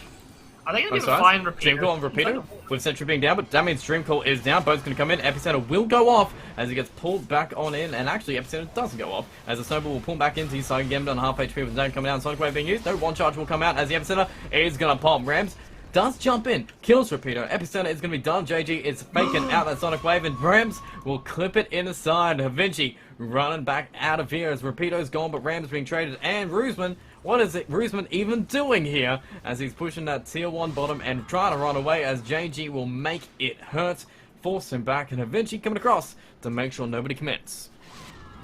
Yeah, he's actually just going to heal Roosman up, give him mana again, get him back in that jungle. Just give him a push straight back into the AFK farm. He did get the Dragonlance, by the way, so... Oh, cool. Not a big surprise, but he is just trying to stat up and get some health. Well, 2k gold lead, 6-6, even kills, Sonic Wave 86 seconds away. It seems like really JG is kind of controlling the tempo for UDV. Wherever JG goes, that's where UDV are following, and that's where UDV are kind of trying to fight. Yeah, that is true. I mean, whenever JG has Sonic Wave, they're trying to fight. But it feels like without it, they're just... Oh, no, Half HP, Dreamcall instantly on the high ground, and we jump in on Hayden, we're bringing Usagi, and we clean up this Luna with a mine to the face and running out of here as that ward pays dividends as Hayden, hey, he's done his job. He jumped in, he tried to kill himself, he blasted off into space with the punch from Lucifer as a nightmare. Is there, and Rams is going to be waiting and maybe breaking the Fiend's Grip, I don't know, comes on in, breaks the Fiend's Grip, Usagi going to get the torrent back, the Snowball running through, hits the puck, controls the puck and the boat coming on in, the buff as Vinci comes across too. So far, Usagi isn't dead, does get one cleave off, does survive as we're just getting the Nature's Attendant, and Havinci is trying to deny Usagi in the middle of this fight. Tusk very low, Tusk is now dead as Rams gets one, and now JG will blink away as it turns out to be 3 dead, and the only kill you got was a guy who wanted to die. I don't know about wanted to die, but maybe okay with trading his life, because it's the new age techies, GDH. It's the positive techies. I'm still thinking pre-patch techies, yeah. But this is, again, M11, they're showing their prowess in these team fights. They're showing they're able to bait so well. Like Usagi there, he just ate the Fiend's Grip, and he had the hood, so he was happy to turn around, and Rams, obviously, with the silence, made it so easy for them. Strong play there. And a big kill on Luna to slow down his farming while Bruceman untouched again. Level 12 on this TB, just farming up a crazy storm at this point, but it seems like maybe Luna, if she shows her face top, she might regret it. Speaking of showing her face, Vinci. Oop, healing up, maybe standard. Untouchable. Oh man, jump on. One bait out, Torrent's going to be there, but Eclipse actually being used to just make sure Enchantress dies. So Vinci goes down, but that's a very big commit. Sonic Wave's up. Maybe that's going to be enough to get the turn kill here, but X on the JG, just going to try and bait out a few abilities, force out the blink, Dreamcall's going to be there, pull back on in, get the boat, make sure he's stuck on in, punch back onto Usagi, can't pull the X back in to make the boat land, but it's arms from Hayden as well, the mine being connected, it's a double kill. Yeah, and they got aided by the Wild Wing Ripper. That's Enchantress's Ripper in the middle there. So, hey, a nice little play. I'm kind of curious to see if they're ever going to be able to use that Ripper to drag someone out of the puck coil. That'd be pretty cool. But I guess we are hitting creeps for a timing. I mean, Blink Dagger is done on Rapido here.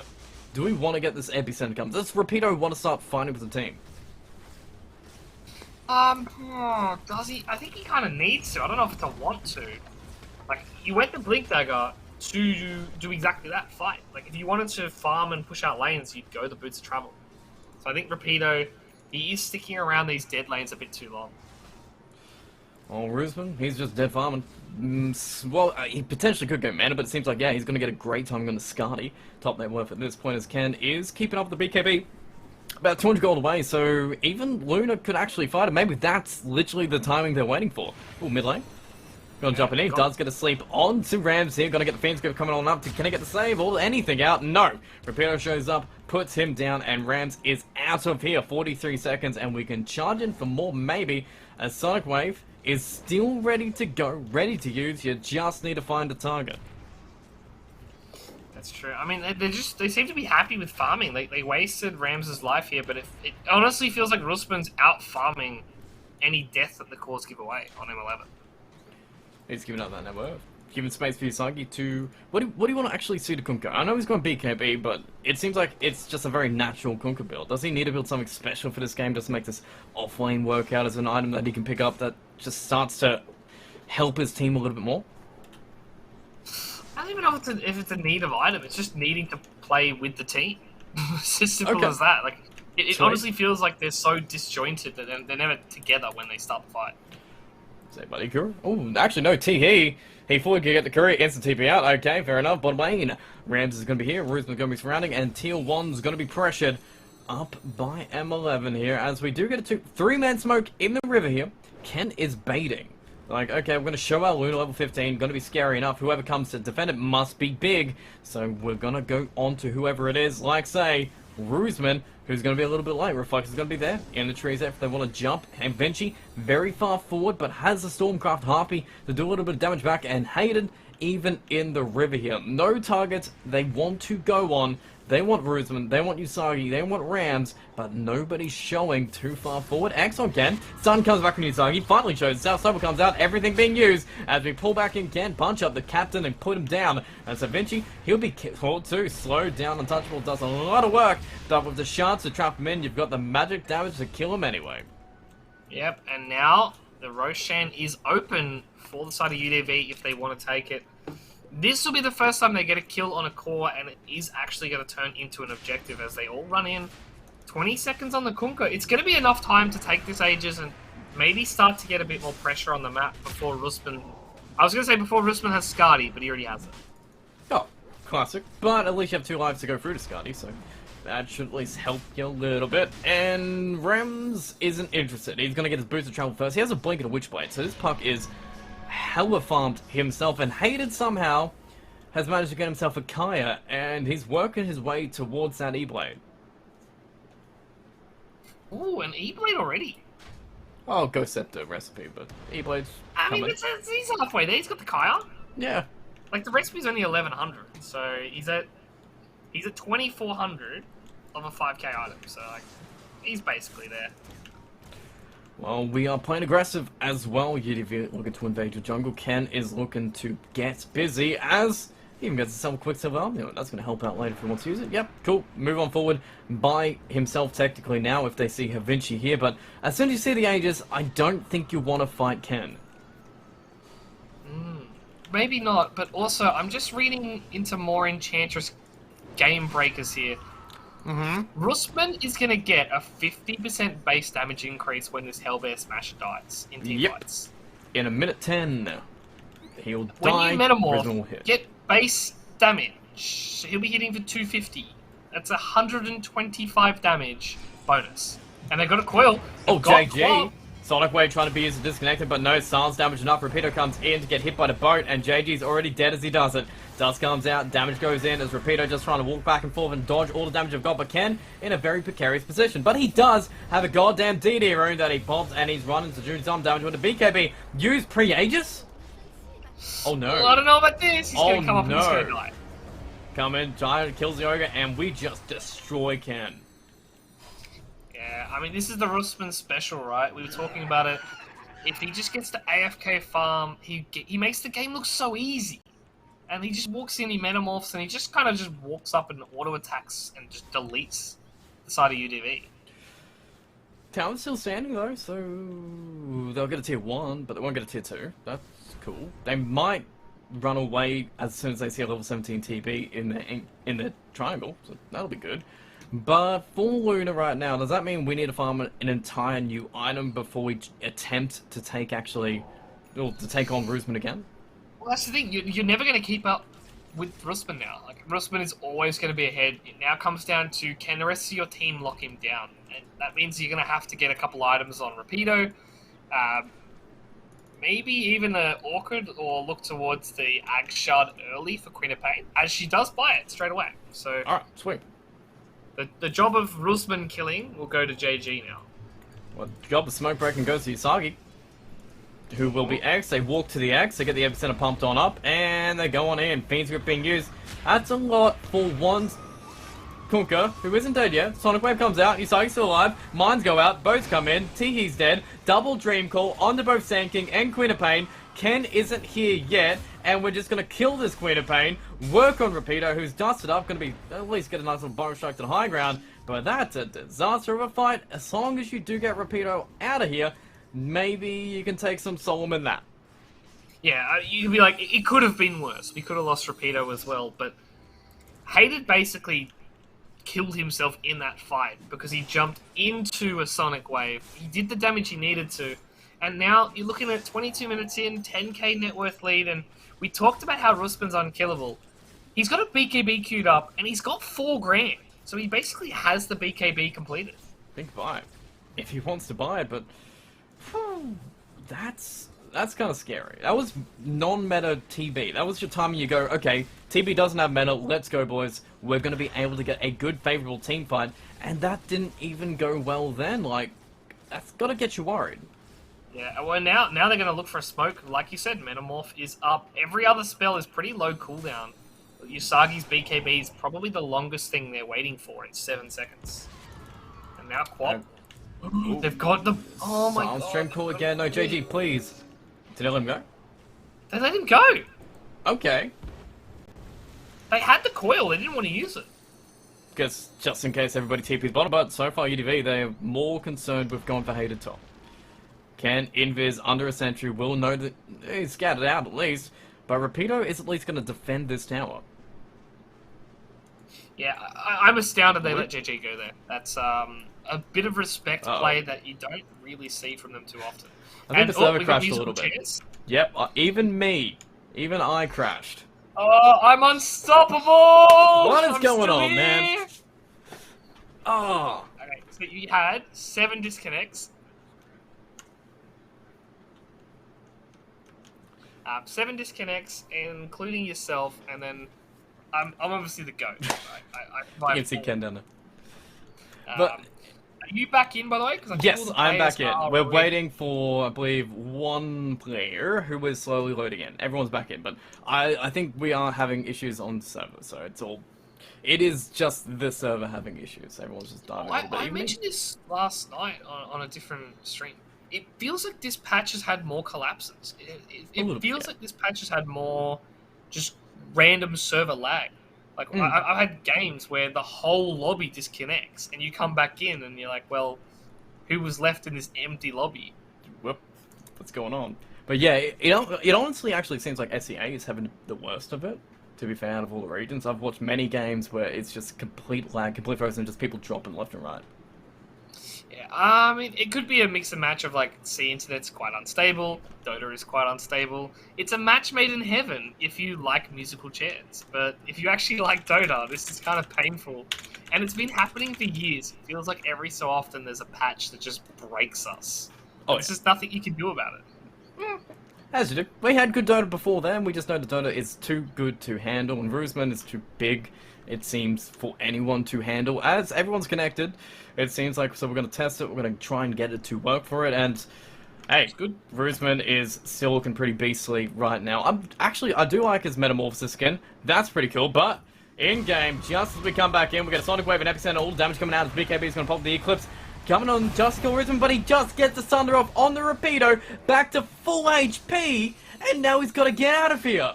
Ken, no. He's Dream called up, he's caught, he's trying to Shadow Blade and hide and pretend not to be here. He makes it out, but that, oh no, that is going to be demoralizing for you. That's probably game-losing team fight there. And like we talk about the respect they gave on the first one, letting JG get away. They were just baiting and letting a bigger fight happen. This is Rax gone. They're not able to trade anything of value because, like you said, Ken, he nearly died. If they had a Sentry, a Dust, a Gem, or anything, Ken would have been dead, no buyback, and they would have probably taken the base. Well, JG is trying to get that BKB. And it's only one set of racks, and that'll be enough time for JG to hopefully get that BKB. But it does seem like we have a slight damage issue. Roosman was so close to being burst down there. They just needed one extra bit of burst damage on top. Yeah, and I mean, it's about to get worse, right? He's about to get level 20. Most likely will take the stats because his job right now is just don't die. Do not die in a burst, and you will win this game. So he's going to get that. He's going to get Manta. He might even get something even bigger for more health. Satanic, maybe? I was thinking Satanic, top lane, by the way. Coil, everything. JG caught. Okay, hello. Mine even attaching to him. Not even needed. Oh, Tusk. He had so much love in his heart. Save your friends. He just wanted to save him. But he will die too. No. Oh no. I mean, the plus side is you timed that so it's not going to affect Roshan. You're just going to lose a tier 1 and most likely a tier 2 in the top lane, I believe. Cool. Okay. That's good. Roosman's going to be connected with the team, and Ken, as a damage dealer, he has a Silver Edge. So he has some extra crits coming in, he has some extra break just in case, I guess for the untouchable, whenever Vinci goes a little bit too far forward so you get that easy pickoff, but it is still feeling not amazing for UDV right now. Yeah, they're on the back foot, and it's 26 minutes in, and right now they have no answer for Roosman. They don't even have an answer for Yasagi, who has an Ag Scepter, by the way. Hey! Queen of Pain's 2,000 gold away from the BKB. Without that BKB, you can't be near Kunkka. You can't be Ken, no, you send CP, they're gonna walk. Okay, we're good, he didn't die. We're gonna throw mines in though to attach to anybody else who TP's in, as JG is gonna be found by, he's gonna be X straight away, stunned on into, down to half a gonna be broken punch and everything. Fiend Grip onto Usagi, but it's Asasa comes back and turns it, oh god, it's a slaughter. It's Roosman charging forward, Rand's casting all the spells, Hated is blowing up all your chances, here's Rapido. He waits, but GG is just called as M11. Clean up UDV. Usagi didn't even die there, by the way. They used every single spell on a non-BKB Kunkka, and they didn't even get that one kill. Like, I would pack it up before the fight even ended. Wow. Okay, so UDV, unfortunately, M11 proved way too strong for him. I mean, if you let Roosman, as you said, play that TB so comfortably, uncontested in the jungle, farming for almost 27 minutes, it seems like this is what is bound to happen. Yeah, and you can look at UDV. They did go 2-2 for the day for LPL, so it's not the worst result, but again, they wanted to at least get that one win up against M11 to make sure that they were secure in the playoff picture. But good performances from overall, I guess, for 4 games straight, and I guess even more games to come for UDV as well on their slate. So this, I mean, it shouldn't shake them too much. They've got that first series that was super great for them. There's second series against M11. I mean, M11 are just proven to be a class above, and I guess that is why every single time we see them, we're like, okay, this team is going to be trying to take them down. These guys know how to play Dota, and we just need to work out how to beat them. I mean, at the end of the day, them picking up Roosman might have been the best thing as an organization, as a team, and just in a winning culture. Because Roosman, every single game we've watched him, he's never had a big step wrong. Like, the minor errors, they happen to everyone. But he's been exceptional in every single game since they picked him up last season. Strong performances, even Usagi as well, getting back to his classic Kunkka, even a new patch. Hey, it's fine in the offlane. I love to see it. And how we can see exactly how today is left. And in fact, how week 2 here at the LPL Pro Dota 2 for 2022 is going. Team M11 right at the top there. Apes is still in second position, but UDV after today should feel good. they are right there, same position, may say third there, but they've got the same points as Apes. That is true, and I believe, if I'm not mistaken, they haven't versed each other yet. That's true, yeah. So that will be like the decider when you look at the second and third. It does kind of look like Team M11 are running away with it though. These guys are the team to beat. They're playing amazing Dota in, but that's week 2, man. That is 4 days of amazing Dota for week 2. That's been backed up by 4 days of amazing Dota in week 1, and we've still got week 3 to come, so even more Dota on top, and it's still looking tight in that top 4. UDV might not keep that third position, same with Apes. We've still got Burmese Ghouls who might want to break in. Atomic Esports have the chances themselves, and Gigana can maybe get a few more games going in, because we don't exactly know the result yet, even of their Gargoyle Esports series. That is true. I mean, I know that's undergoing today. Unfortunately, it will be offline, but it's a big one for both those teams, because Gargoyle, they could leapfrog to second place just out of nowhere. Yeah. And then obviously for Gagak, I think if they don't get those games, they're not making it into the playoffs, and if they do, they'll be just on 4th position. Well, fair enough. It feels good to make it to 4th. That's all you need to get to the playoffs. And I mean, we have 4 days of breaks as well between us and week 3 coming in, and I feel like maybe you might want to be playing a little bit and break out the patch, because it seems like there's still more things to learn in this patch coming out. And if the folks at home want to follow anything you're doing, what's the best place to follow you? Realistically, it's just on the Twitter, just below us. I'm sure you can see the graphics, and I have been a busy boy as of late, so I haven't actually had time to start streaming and spamming out these pub games. It's the couple games at like 1, 2, 3 a.m. That's all I'm getting time for these days. Well, that's the best time to play Dota. And also, as well, here for LPL, we have some fantastic tournaments going on ourselves, not just Dota. We've got Valorant, we've got Rainbow Six, we've got so many different games going on. You just need to follow them at LPL_play, LPL_Dota, LPL_CSGO. We've got so many great tournaments coming up, and we also have some great sponsors bringing us this season of the LPL. LG, our presenting partner, always great for those monitors, always great for the hardware, and always great at supporting our region here and developing the esports scene. And same with Roadcat, it's just helping gamers go to the next level with great keyboards, mouses, every single thing you need to play the game. Just buy the Roadcat hardware, you'll never be disappointed. And I'm not going to be disappointed with Dota, because week 3's coming up, it's looking even better, and you guys aren't going to want to miss it, and we'll see you then. But the ulti's going to pop off from Oracle. Hook back in from Andros. Going to be charging up that epicenter. No one's getting out of here. That's 3 going down. Disruptor, he was de-warding. Look at the damage. Oracle buys back. Sweet as honey, says the big boy bear, and they are going to just crush your high ground from this. What a massive fight.